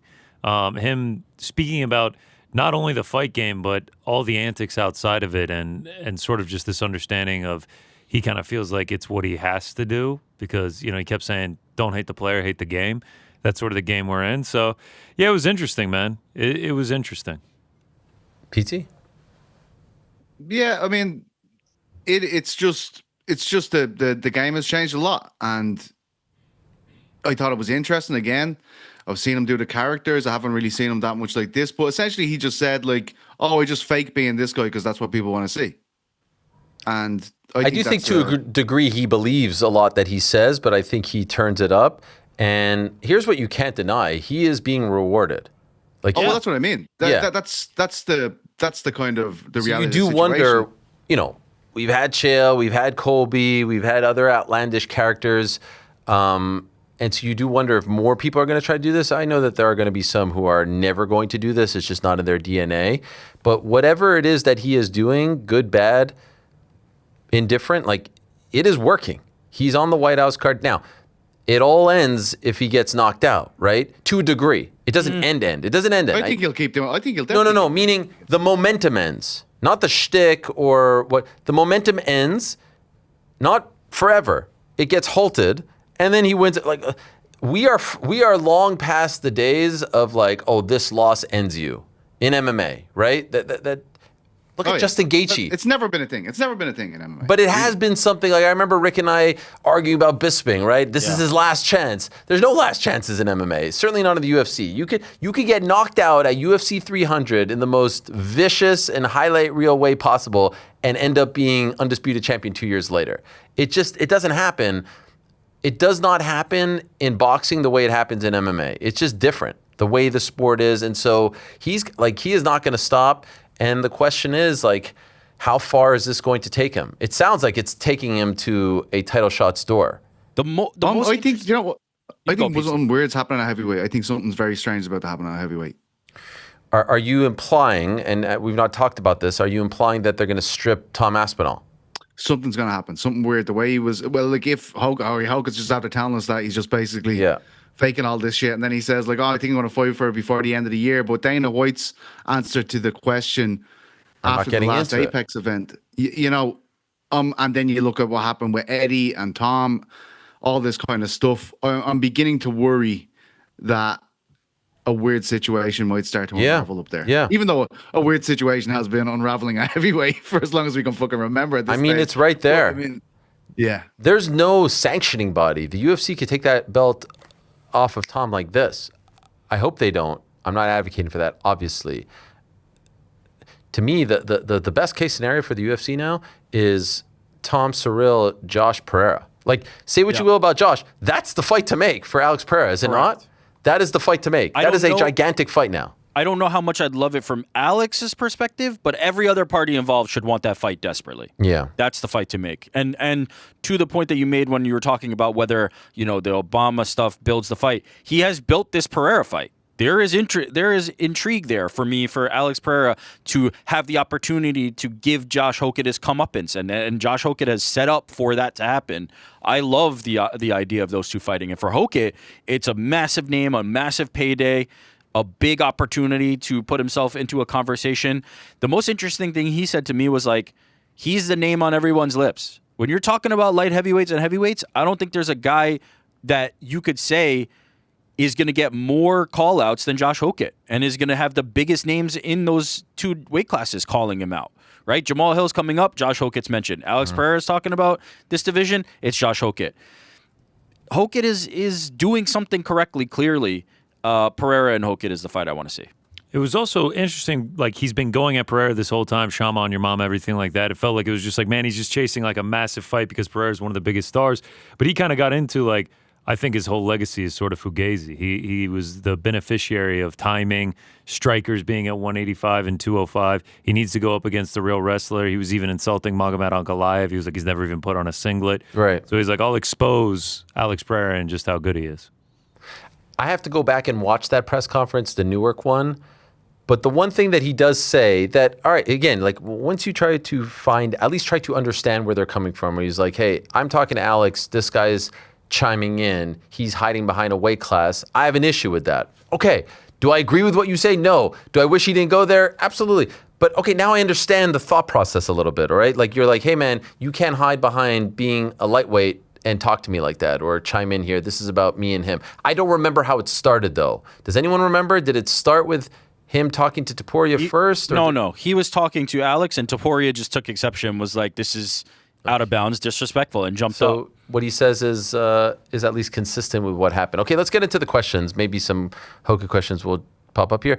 Nick W. Ariel, what is the UFC's plan for Dana's succession? Hunter said during the USADA press conference a couple of years ago that he doesn't care for doing media. The organization's heavy reliance on Dana, all podcasts, social media, almost all press conference is an asset now, but will leave a difficult promotional gap, especially as the UFC underinvests in promoting their fighters. To be honest, I don't know. Like, I don't know if they're thinking that way. I don't know why people are so hung up on succession. Dana White is what, 53? Like, Bob Arum is like 98. Yeah, and he's gonna be Bob Arum. He's gonna be great point. Let's be honest. 100%. Yeah. I don't know that I don't think. I don't think we need a succession plan, but I think he will be bored of this at some point. I think he will go I think on he to already something is, different. but I don't. Yeah, think that's. he does. I don't think he's bored of. I don't say this in a negative way, trust me, but I don't think he's bored of like everything that comes with. That's right. Those big nights, the fame, the celebrity, the people's around him, all that stuff. Like, I don't think the byproduct of the success of the UFC is boring to him. That 100%. The minutia of the UFC may be boring. Would you be shocked? The day-to-day. Yeah. If in 5 years to 10 years, Dana White was running Zuffa Boxing and Hunter Campbell was running the UFC. That to me doesn't feel impossible. I would be shocked. I would not. You know why I'd be shocked? I don't think it's he his does baby. give it up. He's not giving that up. Even, by the way, even if we get to a point where he is solely a figurehead, remember, there's a court case going on right now in which they're getting managers to testify that he is no longer involved in the contract stuff. Yeah. And I don't even believe that to be true, to be honest. Do I believe it's totally different than it was 15 years ago? Yes. But is he getting involved in the massive deals? Of course. He's Dana freaking White. That being said, he's never going to give it up. He's never going to take a back seat and have someone speak on behalf of the UFC if it's not him. They have done such a concerted effort to always make him the face of the UFC. You think he's going to take a back seat and let Hunter Campbell, his quote-unquote lawyer, as he puts it, like, no way. He's not going to allow that. He's not going to allow that. And anyone who thinks that they're going to put like DC or Bisping or Chael, you haven't been paying attention. They're not putting a figurehead in there. They're going to put Dana White. And also, the bosses, the top dogs, like, they want Dana he's there. He's good for the brand. They love him. They want Dana there. Ari Emanuel loves Dana White. That's his guy. He's not going to try to replace him. No chance. Absolutely no chance. Okay, here's Dom Bernetti. Hi, Ariel. I know it sounds crazy, but if Gable wins, would Alex versus Gable make sense? No. Not yet. No point. It's a terrible matchup. Yeah, it doesn't make any sense. Irish lad. Hey, Ariel and crew. With Diego Lopez saying he'd like to go to 55, is Diego versus Gaethje the fight that is most exciting? All-action fight the UFC can make, possibly across all divisions? Nah, we got to see Arman. I mean, it's a great fight, but like, we got to see Arman.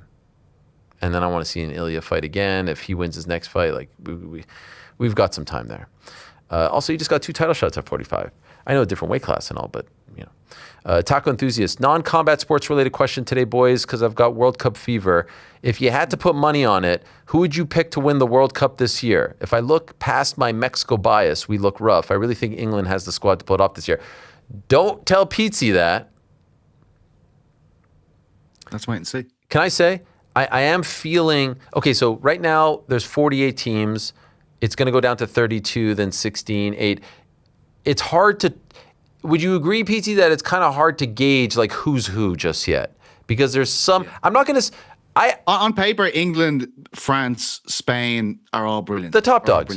I think the U.S. playing off of the Gaethje at home, rising to the occasion, White House. I think I could see a U.S. run. That's what I put money on. That's what I put money on the fuckers. You know what I mean? They're not winning it, but I could see like a quarterfinals run. That stage, it's one game of football. And I could I could see a Norway breaking through. They're top of mind. Norway is everyone's dark horse. Yeah. Everyone's on Norway ahead of it in the dark horse. But yeah, it's the top dogs. Argentina still. No, Ecuador's looked awful. I know, but no, that's what I'm trying to say to you is people are looking at these teams, how they play beforehand, and they were picking like, who do you think could cause a shock here? Japan is one of the most interesting teams in the thing because they had this thing called Project 2026 that started in the first 10 years of the 2000s, the noughties, whatever you call it. And they were like, by 2026, we're going to win the Asia Cup with the women and we're going to win the World Cup in 2026. And everyone's like laughing. They won the fucking Asia Cup. And now they're here and everyone in that country is on it. Like, we're going to win this fucking thing. So that to me is an incredible World Cup story. There's loads of them. Everywhere you look. Ancelotti with Brazil. Terrible first game. They put Cunha in instead of Thiago and suddenly they look like Brazil again. They've just lost Rafinha. Rafinha is one of the great wingers you would have thought in the tournament from a European perspective, but Brazil don't like him because he doesn't have the flair of Brazilian. He play like a European. So now they're going to put Endrick in, who was one of the greatest prospects of all time, signed for Real Madrid, and then they just didn't fucking play him. So this guy can be save his whole career by taking the place of Rafinha. Sorry, I'm not answering the question. You're going to have to read it. I don't know what you're on about. Could we get a Canada mention? I mean, 6-0 against Qatar. At least like an honorable? No? Lost a brilliant fucking player. Yeah, Ismail Kone, yeah. Did you guys see that? Yeah. His like you could see the bone sticking out. Awful. And it wasn't even like that egregious. The way Qatar reacted to it, though, they started putting in double foot challenges afterwards and stuff. It was crazy. I've never seen a team react after doing that to someone, albeit obviously not on purpose, but they reacted like they'd had a lad broke up. It was mental. Yeah. Well, I think it was the red card too, because that's not an egregious foul, more the fact that the injury happened. So I think then you have to address the red card, and the whole bench got up afterward. The whole Qatari bench was pissed after. I think they got 2 red cards, did they not? Yeah, they got 2. Yeah. Well, big one against Switzerland coming up. Can't wait for that. I'll be watching it by myself. Who would you back, though? Let's get back to this last question. After the first 2 rounds. I would love to see England win. I know you. I think it would be a great story. That fucking boils my piss. I am sorry. You know, I will say I'm annoyed they didn't take Morgan Gibbs White because I do love him. And Cole Palmer. Obviously not a lot. Obviously don't love him that much. No. I haven't felt the same about England this year because of that. Because I really felt like Morgan Gibbs White, that's our guy. I felt like he deserved it. Right now, who am I enjoying the most? I don't know. I don't really think anyone's been like really sticking out. France looked good yesterday, but they played Iraq. What are we looking at here? Spain didn't look great in their first. I want some. I don't think you want to look good early. You don't want to look good. Okay, I'll say obviously, if rooting interest, it's U.S. and Canada. That's who I'm rooting for, 100%. I think this Balogun, what a story, man. You heard about this guy, right, PT? Scored 2 goals in the first game, didn't he? No, but you heard about like why he's on the team? No. Parents are Nigerian, living in London. They're visiting the United States, just on vacation, about to board a flight to go back home. Airline says, Mom, you're too pregnant to get on the flight. Has to give birth in Brooklyn. Oh, my God. That's why he's on the team. Is that not unbelievable? Because an airline told this young woman way back when, some 20-something years ago, that she's too pregnant to get on a flight, he's now leading the U.S. to some kind of maybe magical run. Is that not amazing? Yeah. That's an unbelievable story. Who does he play for, by the way? I've definitely heard of him playing. I just don't know. I think he plays for a good club. Monaco. Yeah. Folarin. Did I say Florian? Folarin. I'm surprised GC didn't correct me there. Look, man, I just show up for the games and cheer for the red, white, blue. Yeah, hell yeah. Here's Joe. Ariel, who's Joe? With Conor fighting at IFW, why is now not the time to induct him into the Hall of Fame? Nah, what are we talking about? Can I say I'd like a 4-year grace period? What's going on outside? Is the sun setting? What's happening over there? It's throwing me off. Yeah, early sunset today, 4:10. All of a sudden, it feels like it's November. Yep. It's throwing me off here. Been here a long time, man. June 23rd. This is what happens on a Tuesday in November. Yeah, this is brewing. No, this is outside. Okay, also buy or sell these 5 fighters going into the Hall of Fame in the next 5 years. Cain Velasquez, all buy. Lyoto Machida, buy. Lyoto's kind of like flown into the night, right? I feel like we don't see him around anymore. Rampage, yeah, what the hell? I'm going to buy. Dominic Cruz, is he not there yet? I'll buy that one too. Holly Holm, I'll buy as well. Buying all of them. I'm glad you guys all have very strong thoughts on this. There's no criteria. Yeah, they're all Hall of Famers. War 135. Do y'all want the refs to be more involved in the scoring and outcomes of the fights? Point deductions, resetting positions, stoppages, or fouls? No, I just want them to call it straight. Like there was a fight, what was the fight on Saturday where someone kept holding onto the cage? He's like, stop holding the cage. Yeah, maybe after the 4th time we could say, you know what? Maybe that's a point deduction. But to this person's point, do we want a referee to stop the finishing sequence in Gane versus Pereira? If there's multiple shots to the back of the head, I do think that there should be a pause in the action. So yes. You would have wanted that one to be stopped, you're saying? I do think that was egregious, yeah. Yeah. I don't know the answer.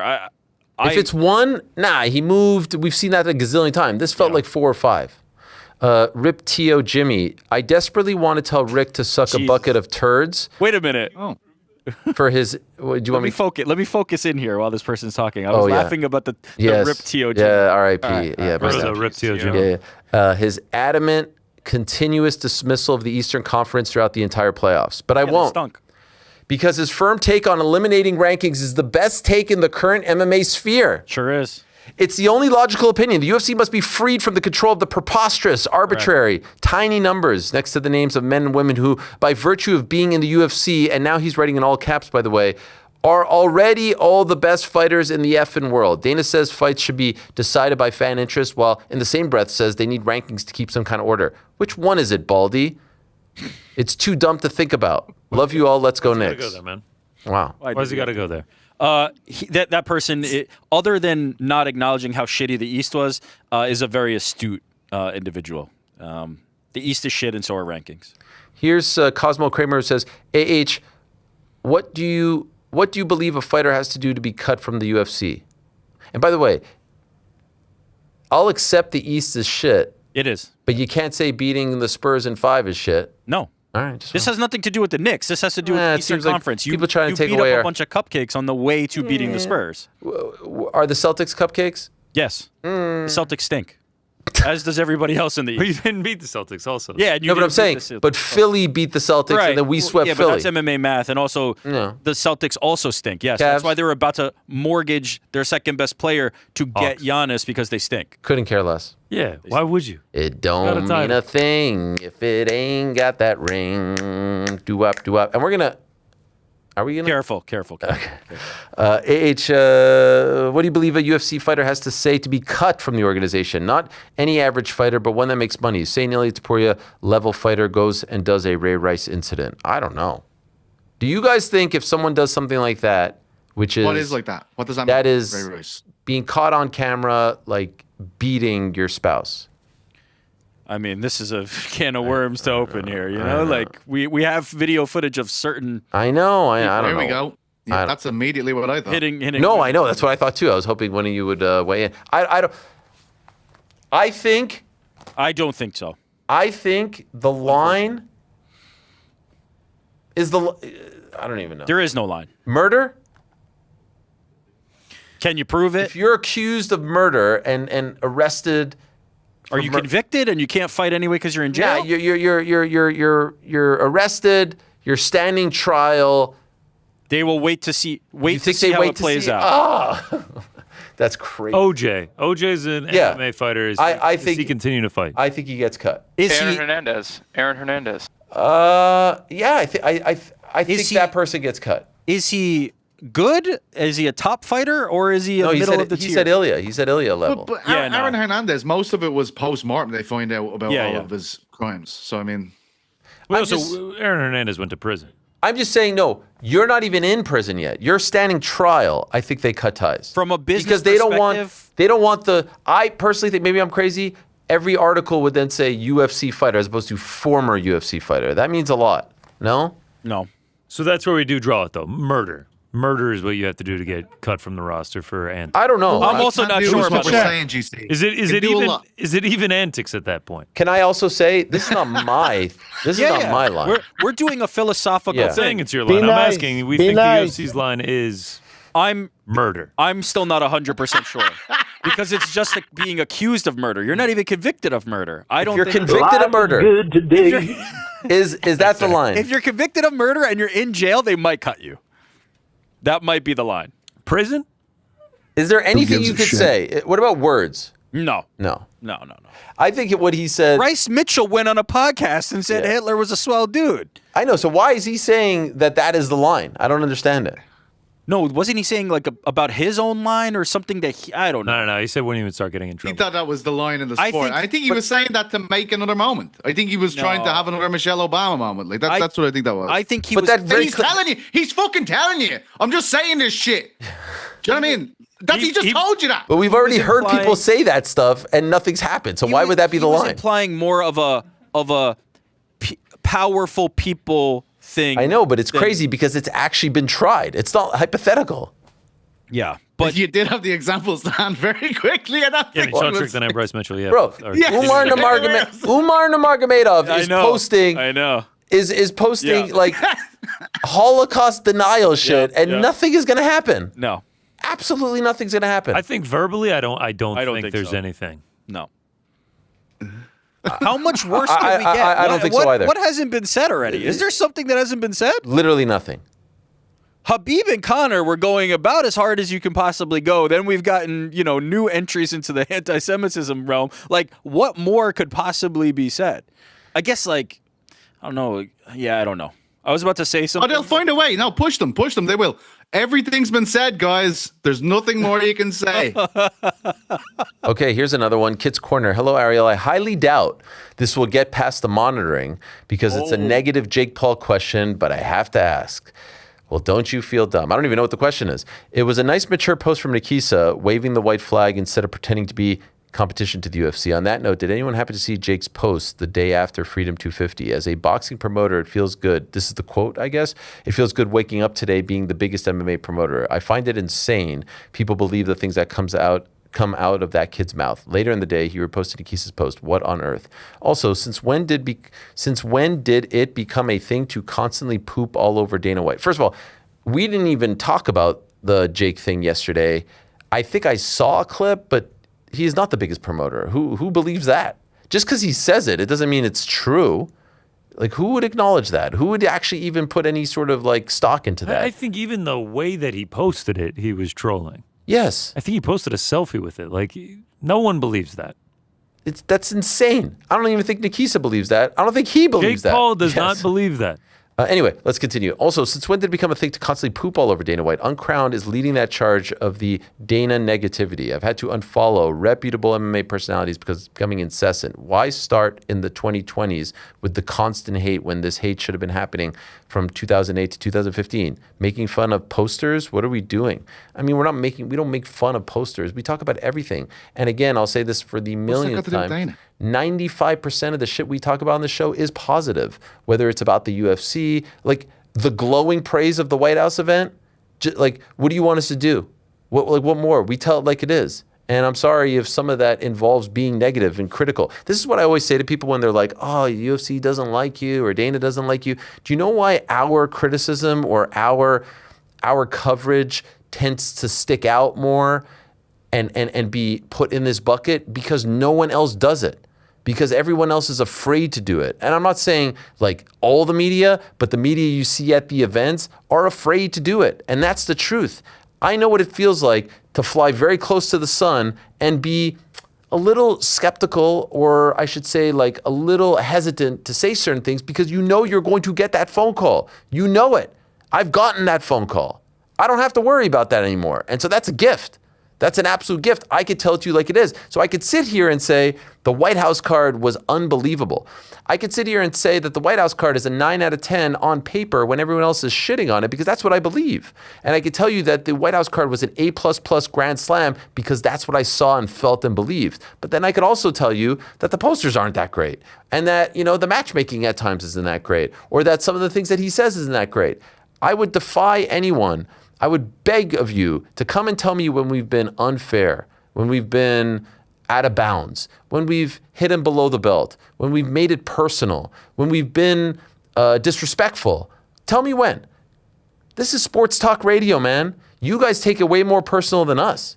The sycophants out there, and I know it's a very like small vocal minority, you take it way more personal than us. That's why I was talking about the ratings yesterday. Like, I don't care. Who cares? None of that matters.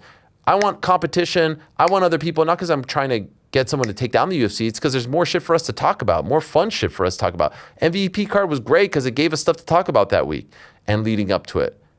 Great. Netflix getting involved. Who would be against that? Unless you're just like, you know, some kind of zombie. I really do feel strongly that we are very unbiased when it comes to our coverage.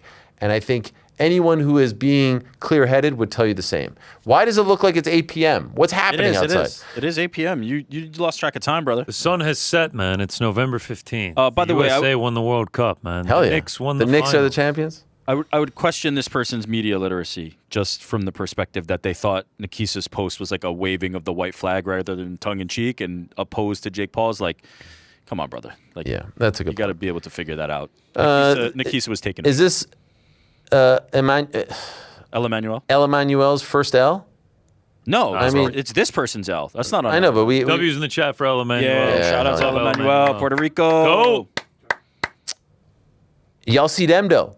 Oh. That's his name. Hello, friends. Can you ever envision a future where TKO Zuffa belt becomes more prestigious, even surpassing WBC, WBO, WBA, or IBF? Maybe down the line, but it's going to take a minute. If these fighters that they are potentially working with start advocating for this system over the belts that exist from the sanctioning bodies, I don't think it's gonna take that long, right? We've now seen like the whole drama around Terrence Crawford being like, "Fuck the sanctioning bodies. I don't need it." Y'all see them though. Literally the thing that this guy's username comes from is because a sanctioning body was like, "Pay us all this money for you to have the honor to be our champion," and then he's like, "Nah, fuck that. I got these."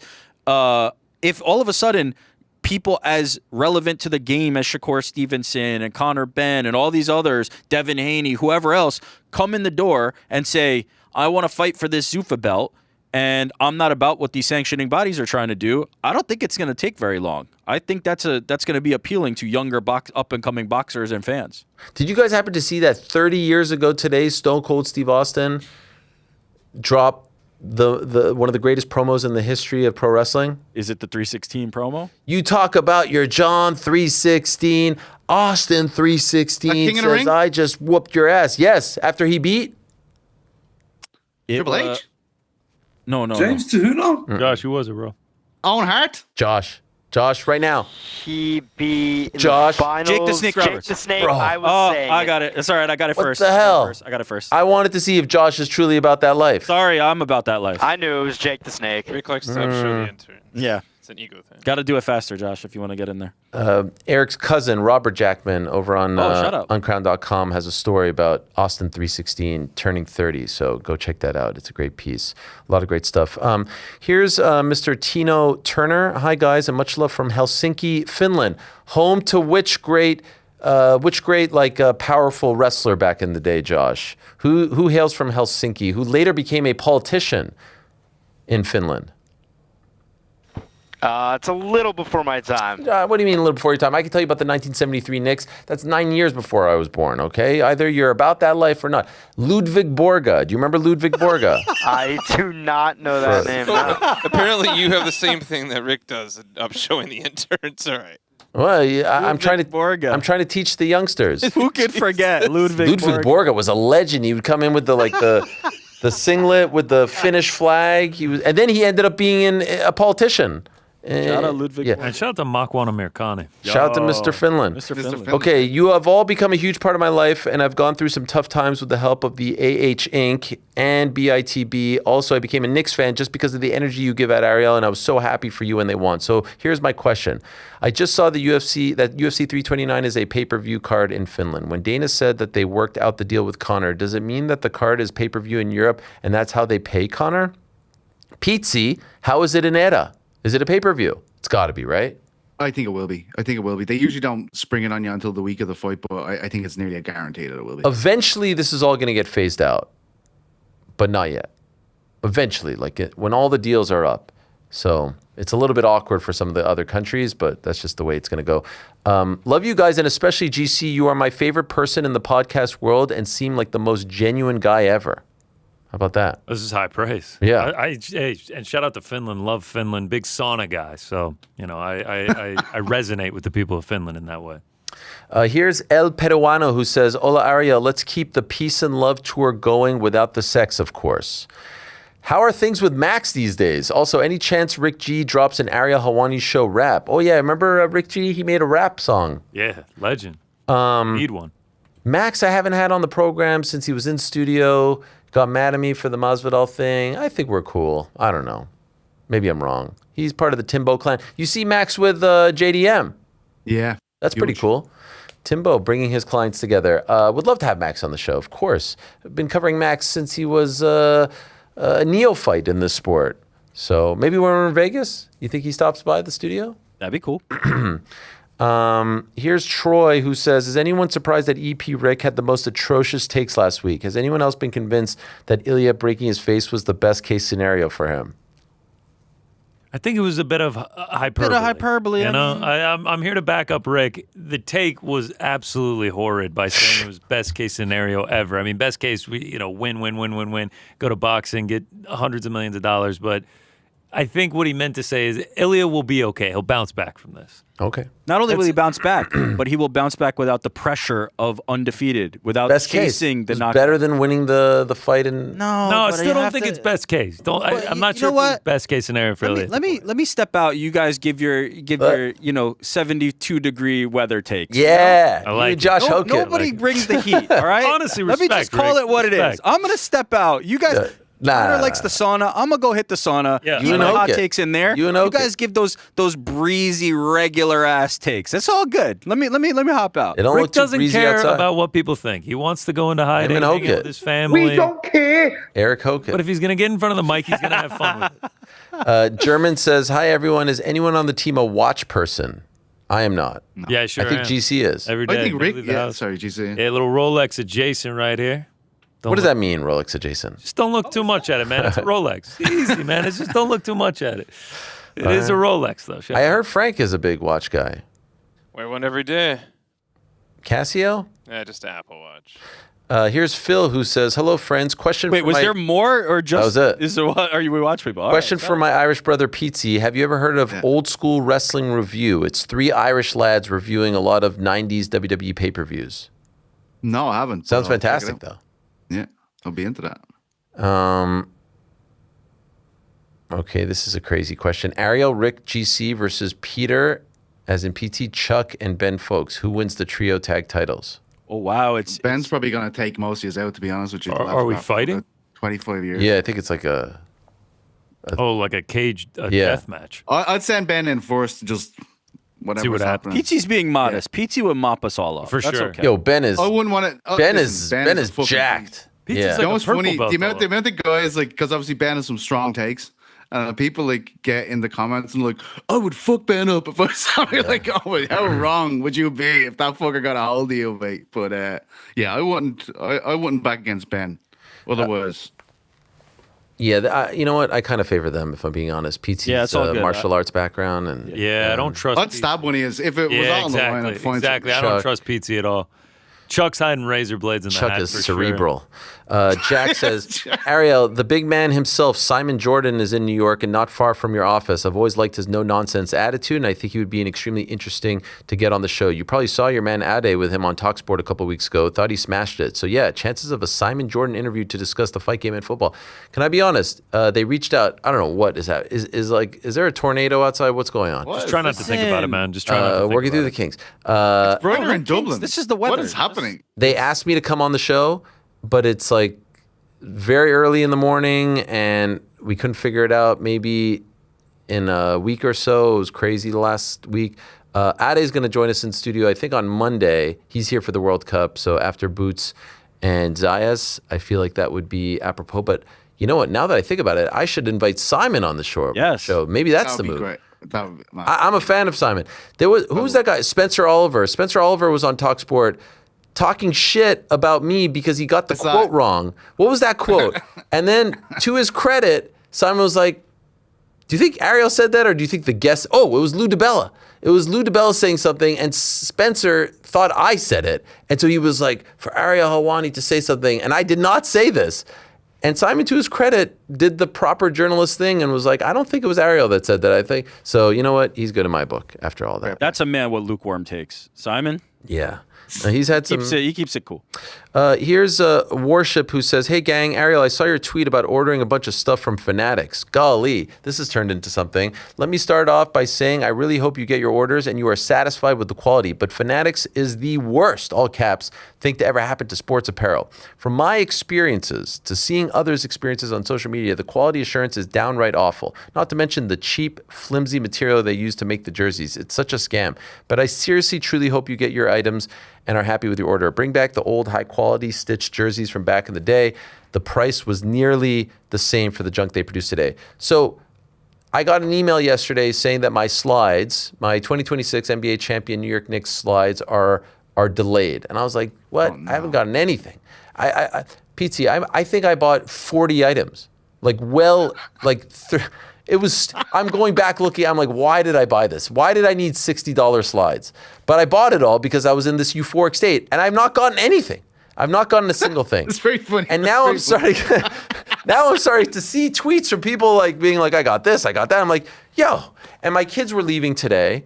And I was like, I would have liked for them to rep something, championship shirt, something. And so I tweeted that. And it's not my style. Like anyone back me on this. Like I'm not one to complain about airlines or flights or food or this and that. But I need my Knicks championship merch. I've been waiting my whole life for this. And so I tweeted this. That elicited a response. And I will say, I got a call from someone who I guess someone else gave them my phone number. I don't know how. I don't know what the connection was. I didn't ask. And he seemed legit. And he's like, hey, we're going to make this right. And they can back. I was like, I don't want, you guys might have even heard, I was sitting right here. I was like, I don't want preferential treatment. I'm not trying to cut the line. I just want to know what's up with the orders. We're going to make this right. We apologize, this, that, and the other. So I got 2 calls. And then I got a second call from a different person. Wow. So now people online are saying it's because I have a platform. Yep. It is, yeah. Yeah. We actually have a Delta flight No, it is. on the line. That's what it is. He's about to Okay. discuss. I'm with you, Pete. Are they doing this for the everyman? I agree with the question asker. So who cares though? You win. Who gives a fuck? No. You know what I mean? No. Fanatics But I will garbage. say, I did bring this up, and they said that look, we're not hiding from the fact that there's been some negative reactions, PR, etc. And we try to reach out to everyone. Now, am I backing this? No, because I was like, I don't want preferential treatment. I will say the quality of the jerseys are not good. Like when I go online and try to buy jerseys for my kids, I make a point to look for anything but the Fanatics jerseys. They're just not good. I bought one and it was a mistake. It was a Josh Hart jersey and I said never again. It looks small, it's flimsy. I try to get the official Nike one or the actual official one from the team store. I don't know what it is. And then they had that thing with the baseball jerseys. They had the thing with the hockey jerseys. I don't know what's going on. Shirts, the hats with the patches tilted. So the patches thing, he brought that up on the call. The patches thing, it is, those are new era hats. So, are we killing them? I don't know. But I will say, I don't like where they put the logo. I don't like the quality of the shirts. My wife got me a Mitchell & Ness shirt and a Fanatics shirt for Father's Day. There is a massive difference between Mitchell the two. Ness is really good. It is not even close. Yeah, there's They're a not massive, even in the same stratosphere. massive difference in quality between the two. Someone made that website aggregating all of the unique Knicks merch. Yes. Oh, it smokes Fanatics. Knicks Hacks or something it's called. Something I think I sent it to Jordan. Yeah. Yo, some of the stuff on there is amazing. It's so good. I'm just a little skeptical because I don't want a Gildan crappy shirt that's going to shrink in the wash. It's no worse than Fanatics. No, Fanatics is going to peel off after 2 washes. The best so far is Mitchell & Ness. Do you agree with that? Mitchell & Ness is great stuff. Mitchell & Ness is great. Who owns Mitchell & Ness? Someone bought Mitchell & Ness. Did Fanatics own it? God, please no. Wait a second. They're a monopoly on everything. I'm starting to get worried about what's happening in New York City. You're telling me they got to Mitchell and Ness and made them sell out? Fanatics owns a majority stake in Mitchell & Ness. Wait, that's back in February of 2022. They own 75%. Why is it so different? Good news though, Modell's. If you're they're Who coming was it? back. Nah, they're so not. we can get our stuff through Modell's. Was it Mitchell or was it Ness that I think sold it was out? Ness. I think it was Ness. Fuck Ness, man. I'm out on them. Hey, these New Yorkers with their Models. It's a sports authority. Well, what do you mean? No, fuck no, it's not. It's a sports authority. No, that's Calm down. that's Please, no. That's please. Yeah, the Models thing is very nostalgic, but there's really no difference between that or Dick's. No, Dicks. Excuse me? Sports authority. Whoa! Excuse me? You guys. Yeah, but you know what? If it was Dick's, you'd love the Dick's. Just I don't as want. much. I don't often pull this card. I'm regretting almost opening the door to this, but that's your not New York showing. I'm sorry. Bro, Modell's gotta go to is Mo's. online I'm sorry. comeback. That's I'm so sorry. fucked up. I'm sorry. Bro, I'm more New No. York than you at this point. No. Gotta go to Mo's? No. Are you kidding me? You cannot question If Modell's. blazing Nope, not a allowed. mid Not allowed. sporting Nope. goods store not is being New questioning. York, I Nope. don't want to be a New Yorker. Nope. There are a bunch of people. Yo, Modell's. There are a bunch of people who are like, I wish Modell's was open. I'd go there tonight and buy the merch. You saw all these tweets, right? Everyone. Dick's was also open. Go get the merch. It ain't the same. It's the exact Nobody same. beats the Wiz. What do you know about Nobody Beats the Wiz? I used to have a whiz down the block. Yeah. Queens Boulevard, baby. Come on, man. Modell's was where's so Action great. Somebody call Action Bronson. I need to talk to Queen. If about it. Modell's was so great, why did it close down? That's a good point. Listen, the funding wasn't there. It They must were have been selling so too great. many. They were selling too many jerseys. Must They have been had so too much great. stock. Yo, now they're trying to come back, but it's like some charity thing. I don't know what's going If on. they hadn't Yeah, I closed saw down, the they would have just announcement. sold out to Fanatics anyway. That's a great point. Who is it? Art Just Modell? don't disrespect Models. Yeah, it That's was all I'm Art saying. Modell. Circuit No. City, nobody beats the Wiz. Models, these are safe. Those are legendary. Circuit City. Stephen Barry Now we're selling talking. the selling What about the Stephon Marbury What about shoes? JB Come Mason? on. Is it JB Mason? No, WB Mason. WB Mason. Dun, dun, dun, dun. What do they even sell there? I It's think it's office like supplies. Oh, I thought it was like washer dryers. You're thinking no, of that PC PC Richards. PC Richards and Son. I actually got my There fridge it at is. PC There it is. Richards. Who but WB Mason? Yo, PC Yes. Richards still thumps. They have great prices and the warranties are fantastic. And Shout if out you PC buy a Richards. fridge, you get a pillow with it. Oh, yo, this is some New York shit. Get action. Where's action? How dare Bring him you in question my New Yorkism? You taking shots at Models was where I drew the line. I didn't That take was, shots. We talked I about the took line shots. earlier. I took That's shots. the line. Models' That's the ass. line. What was the commercial? Wait, is this the commercial? Wait, one second. Gotta go to Mo. No, this one. Gotta go to Models. Why were the commercials so much better back then? Models. Gotta go to Mo's. Come on. This you one. would know this. You would know I this. know this, bro. I used to watch. Wait.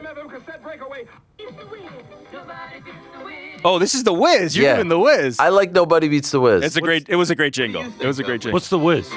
Wait, you don't know about Nobody it's an Beats the Wiz? electronics It was an dealer. electronics store. Yeah. And actually, wait, wasn't there an episode of Seinfeld about Yeah, this? I am the Wiz. Yeah. has He the was the crown. Wiz. He wears the crown. Yeah, I thought you saw all the episodes. Man, I was working during some of them. It was all a blur. It was midwinter. It was sub-freezing temperatures. I ripped through 9 seasons in like 4 weeks. It was a lot, man. It was a fever dream. Okay, just a couple more. Ariel from Jeremy, is there a beef with Trevor Whitman? No. Trevor has told me he doesn't like to do media. I've asked him a bunch of times. And so I know he was on the Rogan show, but, what's happening outside? Is it really that dark? What's going on? We've actually lost view of the sun. Okay. Pitch black. Shalom, Ariel. This is from Max. As a Mavs fan, I felt a kinship watching your emotions during the Knicks run. Shades of the bloodiest ring in NBA history, Dirk's 2011 title. What a run that was. We were actually in Dallas when they had the parade. We did a video, Casey and I. Now that I think about it, that parade was way less stressful. We walked right to the front. That was crazy. We did a parade. We did a video, Casey and I, because it was Strikeforce Heavyweight Grand Prix, I think round 2. DC fought Jeff Munson, and we were there, and we did a video asking people what they were more excited about: Strikeforce Heavyweight Grand Prix being in town or the Mavs parade. It was a banger of a video, if I'm being Everybody picked Strikeforce, yeah? Absolutely. Aside from being a fan of Brunson and the team, I couldn't help watching your tempered excitement and think back to that summer and how I felt exactly the same. I was thinking about that as well. I feel like when I was watching the Cavs reunion stuff, I'm like, man, in 10 years, this is really going to hit different. Right now, these guys are gods now. we're living in a period where the Knicks won the title 9 days ago. What is it going to feel like 10 years later? I can't wait to watch the draft tonight and Summer League and everything, where it's everyone talking in glowing praise of the Knicks. It doesn't. All the Giannis trade stuff was, how does this impact the Knicks? Like you're in the seat right now. It's so great. It's I will so say great. it will. The nostalgia will lessen and lessen. Sure. This effect will wear off. Sure. But in 10 years, it will repop. Like me when I'm watching J.R. Smith and Delhi golfing. 100%. It's fucking I incredible. do wonder, like, if we lose a heartbreaker in 7 years, I don't want that to happen. But what is that going to feel like? No, you'll be fine. I maintain it won't hit me the same. No, it will not. It will absolutely not. I know it's only been 4 years, but Georgia hasn't won a playoff game since the last Natty, and every time they lose, I'm just like, NBD. It is what it is. Exercising the demons of 2006 against the same team who gave us heartbreak, the failures, after feeling like it would never happen, and then finally breaking through and having an all-time run makes it all worth it in the end. I, too, had to excuse myself from the watch party at American Airlines Center 15 years ago to cry in a bathroom stall, so own it proudly. I didn't excuse myself. I think that was GC's friend who did it, Jake. I was just letting it all out. I can say that I'm more of a casual fan these days since I saw my guys win one, and that's okay. They got one, and we'll never forget it. Shout out to GC and his dogs for ensuring I would not experience the same feeling with my Horned Frogs 3 years ago. Ooh, that was a tough. 66-7, I think. Worst beatdown in championship history. That was a tough one. This is an interesting one. What's up, boys and Andy? This question is for New York Rick. Please blind rank these 5 early 2000 legends. Okay. I'm not sure why he's asking you this, but let's see. Okay. Amber Rose. Oh, Jesus Christ. 4. We've lost PT. Wow, disrespect. I don't know who the fuck that is. 4. I don't know what you were talking about. I feel for the like last I've 20 heard of minutes. Amber got some Rose. heat coming. I've not heard of Esther Baxter. Ooh. No. I have not heard of Esther Baxter. Esther Baxter. Three. Okay, I've not heard of Esther Baxter. I've definitely heard of Vida Guerrera or Guerra. Vida Guerra. We don't have a I'm trying to leave room for one. I'm gonna go. Vida Guerra is like early 2000s early Maxim. 2000s. I mean, yes. I'm going Maxim. two just in Okay. case. I'm going two. That was a contender for one. This next one I've never heard of. Karine Steffens. Oh yeah, 5. And I've not heard of Melissa Ford. Oh, all right. I did all right. I would switch Vita. And Wait, so who's won? Vita's won. Vita's one With a bullet. but With a Melissa bullet. Ford. Wow. I'd swap those two. We'll move those down. Esther Baxter, famous for being in the Freaka League video by P. Pablo. I don't know. What You know where they're famous and Sure, how they came famous, to fame. Not infamous. important. You know, just We like found a lot about appreciating- Rick through these rankings. Sure. Baked Joe, one of my beans. friends used to call me PD Pablo, and I don't know who he is. Oof. He. Oh man. Does it have anything to do with Maxim? He was a one-hit wonder style rapper. Yeah. Okay, one last one. Ariel, what would mean more to you, the Knicks win or Buffalo Bills winning next year or future year? Who do your boys support more? My boys 100% more Knicks than Bills. I mean, now I don't have to answer that question anymore. If you're asking me, what are you asking? Like the Knicks going back to back or the Bills? Like what are we talking about? Obviously, I'd love to see the Bills win. And then I'm done. That's it. It's over. We retire from sports watching. Not sports washing, watching. We retire. We will continue to sports watch. Yes. Sports wash until We will the support cows all come home. sports washing, Yeah, but we we will will just not not retire from watch the sports. Ghana, 0-0. England, huh? What a team that England. Wait, it's 65th over? Fucking team in the world rankings. It's over? Ghana, 0-0. It's not over. Oh, It's so not what, over. what are you celebrating? I'm just saying. I'm just saying. What did it start? Is it 10 minutes in? Yeah. What is the time? It's almost halftime. It's almost halftime. Respect. All right. No, let's see what happens. Thank you. All right, super chats before we go. Super chats. Okay, we're gonna go 1-1-1-1-1. All right, Josh, you're up first. Here we go. We got Sammy that says, Ariel and team, I'm going back home to the UK next week. I have not been back since 2018. When you guys go back home, does it still feel like home? Oh my God. You know what, Sammy? This is actually a deep question, like very deep. And I will say that within the last year, really within the last year, I remember saying to my wife, I don't feel like this is home anymore. Meaning Montreal. I used to feel that way. I don't feel that way anymore. When I come back home, I feel like where we live, where we've, raised our kids, where we spend all our days and have family and friends that, we hang out with and all this stuff. Like I don't feel the same. I used to count the days down to going back to Montreal, and I would want to kiss the ground, and I just don't feel that way. And that's a lot of complicated stuff involved in that. But I will say, wherever my parents are will always feel like home. Like my parents' home will feel like home. There's no feeling that you can compare it to, walking into where your parents live and your old room. It's the same place where, we moved in 10th grade. But still, it's still my parents' home, and they've been there since 1998.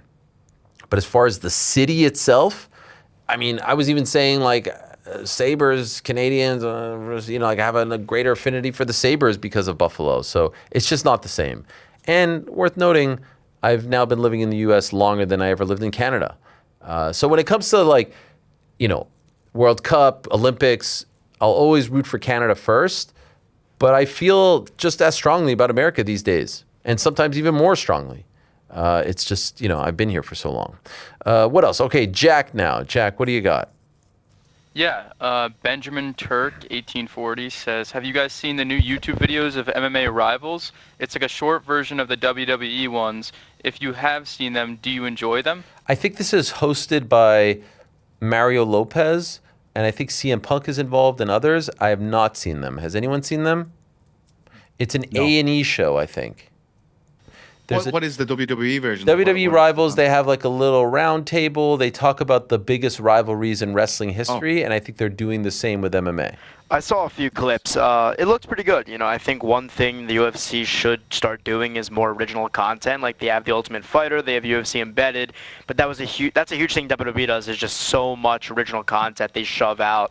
And it's all good content, so I heard some good things. I have not seen the full version yet. There are a bunch of things that UFC hasn't quite caught up to WWE with. Number one is merch.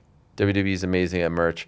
Number two, original content, the documentaries, the network, all that stuff. UFC just never has been able, and they have enough content now, library, history, years, to be able to put out some good stuff. They don't do it for whatever reason. So yeah, I agree with that. All right, Josh, you're up. We got Mo Fo, T-Rex 93 saying, Ariel, longtime fan, keep up the good work. All right, appreciate it. Jack, you're up. Okay, from Jimmy 09. No hate, but the Dolan speech was weak. He just said that they're going to regret not winning the finals, and then they won't get another shot at it. Which speech? The one at the city hall? No, I think he's referring to the 13-minute incredible. Oh, what? Rally the troops. Yo, speech. let me tell you something. If you're watching that without consuming Dolan interviews and content over the years, that maybe you're like, okay, what's the big deal? Jordan, that was incredible. Big deal, huge deal. He doesn't. You don't see him do. I mean, he might give speeches in the past, but he honestly handed over the reins. Was looking over the sphere. He was like, "This is our moment. Rally the troops." I thought it was great. We're gonna go 10 weeks without the sex. Yeah. And it seemed like Josh heart obliged because then he had some things to say at the parade. Listen, I thought it was great. I thought the fact that they recorded it was great. They dropped it on the Monday after, or maybe the Tuesday latest. I thought that was great. What about Leon Rose on the Roommate Show tomorrow? Like, it is wild that Leon Rose hasn't done an interview of any kind or spoken to the media in like 4 years, 5 years. He's the president of the team. He was in the lab. Yeah, man. Look, there were look, as a media guy, I would love for him to speak to the media. As a fan, I want to hear what he's thinking. But now you're like, all right, thank you. It is interesting though, because like honestly, at this point, Leon Rose speaks. I'd be like, great, let's hear what he has to say. But when they're losing, everyone wants to hear like, what are you doing? Yeah. Give me an explanation. And it took a while for him to figure it out, and here we are, top of the world. Did it take him a while? He was hired in 2020. He was hired in 2020. They made the playoffs every year but one, and he never had to tank. He never had to truly rebuild. I would say 6 years to a championship, pretty damn good. My opinion. All right, that was Jack. So Josh. This is our last one. We got Ice Loaded saying, Yo, Ariel, my favorite moment ever is the DC Helwani fiasco. What are some of your favorite moments with the current crew? Shout out PT and BITB. Love from San Francisco. Which Helwani, yeah. Helwani. Helwani, the Helwani. He tried to do a favor without realizing that was the... No, that was good. That was you self-edited, but Josh, in case you're wondering what we're talking about, DC and I were doing a show early days of the pandemic.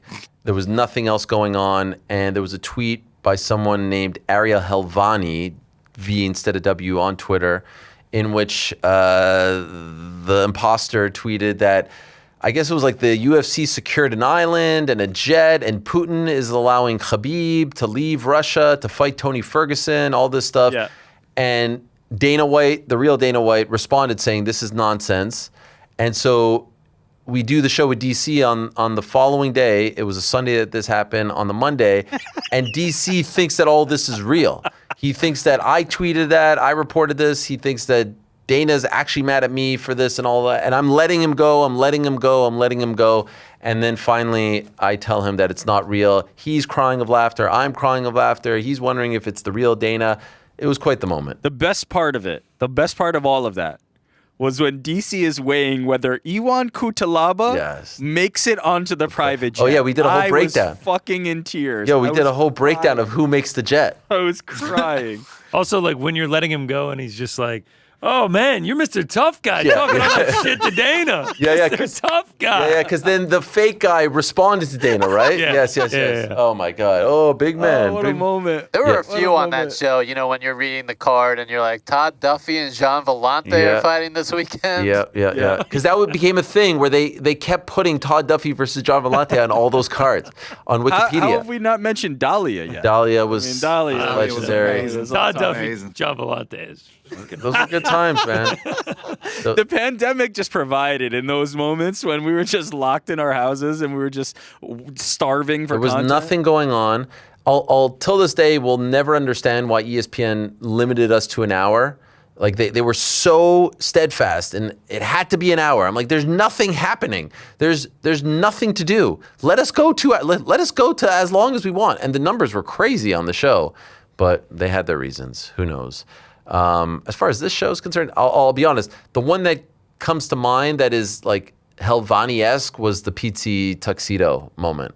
Pizzi tuxedo was tremendous. In terms of like top tier. Yeah, in terms of him having a concept and nailing it, the timing, everyone getting mad at him, him eating it, and then it's legendary. My friend Jason Tackerman, who's your biggest fan, says that he really enjoys when you say the word schlong, Pizzi. He told me that yesterday. Don't say no. Most people do. Feels like a request almost. It just he's just like when Pizzi says schlong, he likes it. I don't know what. I think it's the accent. People, the sex. Action with the 30 million. The accent is enthralling for us Americans. Oh, it's fun. I don't say schlong any different than you say schlong. Schlong. It's just fun. There's something fun about it. We're getting to a schlong measuring contest about schlongs now. About saying schlong. I want you to say that at the local watering hole and see how it's received. Does anyone know what you're saying? Yeah. Does anyone know what you're saying? They'd probably just hit you just in case. Just be like, I don't know what the fuck that means. It could mean a gun. Hey, come here. Let's go measure our schlongs outside. What do they say? Why do we have to go outside? What a day, guys. What a day. We have a great one for you tomorrow. Oh, I had that on. What do we got here? Anything do I need to get to, by the way? I haven't really looked at the old... there it is. Updates on England goals, I'll tell you that much. What's happening? I'd say it's no updates on England goals, I'll tell you that much. No, there is still fucking 0-0. Oh, one last thing. IG story here from Dustin Poirier, who we do wish the very best. Some days I'm great, some days I'm not so good. If I'm not working towards something or trying to better myself, I'm a danger to myself. And he's been open and honest about this, probably more so than most in his position. Continue to wish him the best. Hopefully he's doing okay. He's surrounded by his loved ones and is able to get over this and learn from it and move past it. Don't love seeing people kick him while he's down. Not a fan of that whatsoever. But hey, as Josh Hokit said, these are the times that we are living in. Everyone trying to get that pop. And we don't all have to subscribe to it or back it or like it or support it. But that's the internet for you in the year 2026. Tomorrow's a great show. Eddie Hearn in studio, Ben Whitaker in studio, Luke Littler in studio, Cody Rhodes live from England, joining us from a live event. We're back, baby. We're all the way back. It's been a great day, but it's time to go. And I just watched the Todd Duffy clip. It's so good. You're just railing off people, and you're like, Todd Duffy's fighting this weekend? And you're like, wait, no. DC's immediately like, Todd Duffy's not fucking fighting this weekend. I fell for it. And the funny thing about it is, we had talked about how this was the thing, and I forgot. And I was like, oh, wait. And then he got me. I don't know why that became a thing. It was just a funny thing. Every card, they snuck in Todd Duffy versus John Vellante, of all people. What else? Oh, this is a great... Oh, Elliot Wersel. I love Elliot Wersel. He has a story now on Uncrowned. 25 years ago, a nationally televised fight aboard a retired aircraft carrier left one man dead and another forever scarred. This is that story. Chuck Minenall has a great story up with Nick Newell. What a legend. Nick Newell. Remember, he fought Justin Gaethje on July 4th on NBC. NBC briefly had a cup of coffee with the World Series of Fighting, NBCSN, and they had a couple of NBC shows. But of all the major networks, CBS, Fox, and ABC, ESPN, they've been the one that have been the least into MMA. Boxing a little bit, but not so much MMA. Thank you very much to all our guests today. Boots Ennis, Emiliano Vargas, Josh Hokit. Thank you to everyone who sent in questions, super chats. Appreciate you all very much. Thanks to them. Thanks to you. Back tomorrow, same time.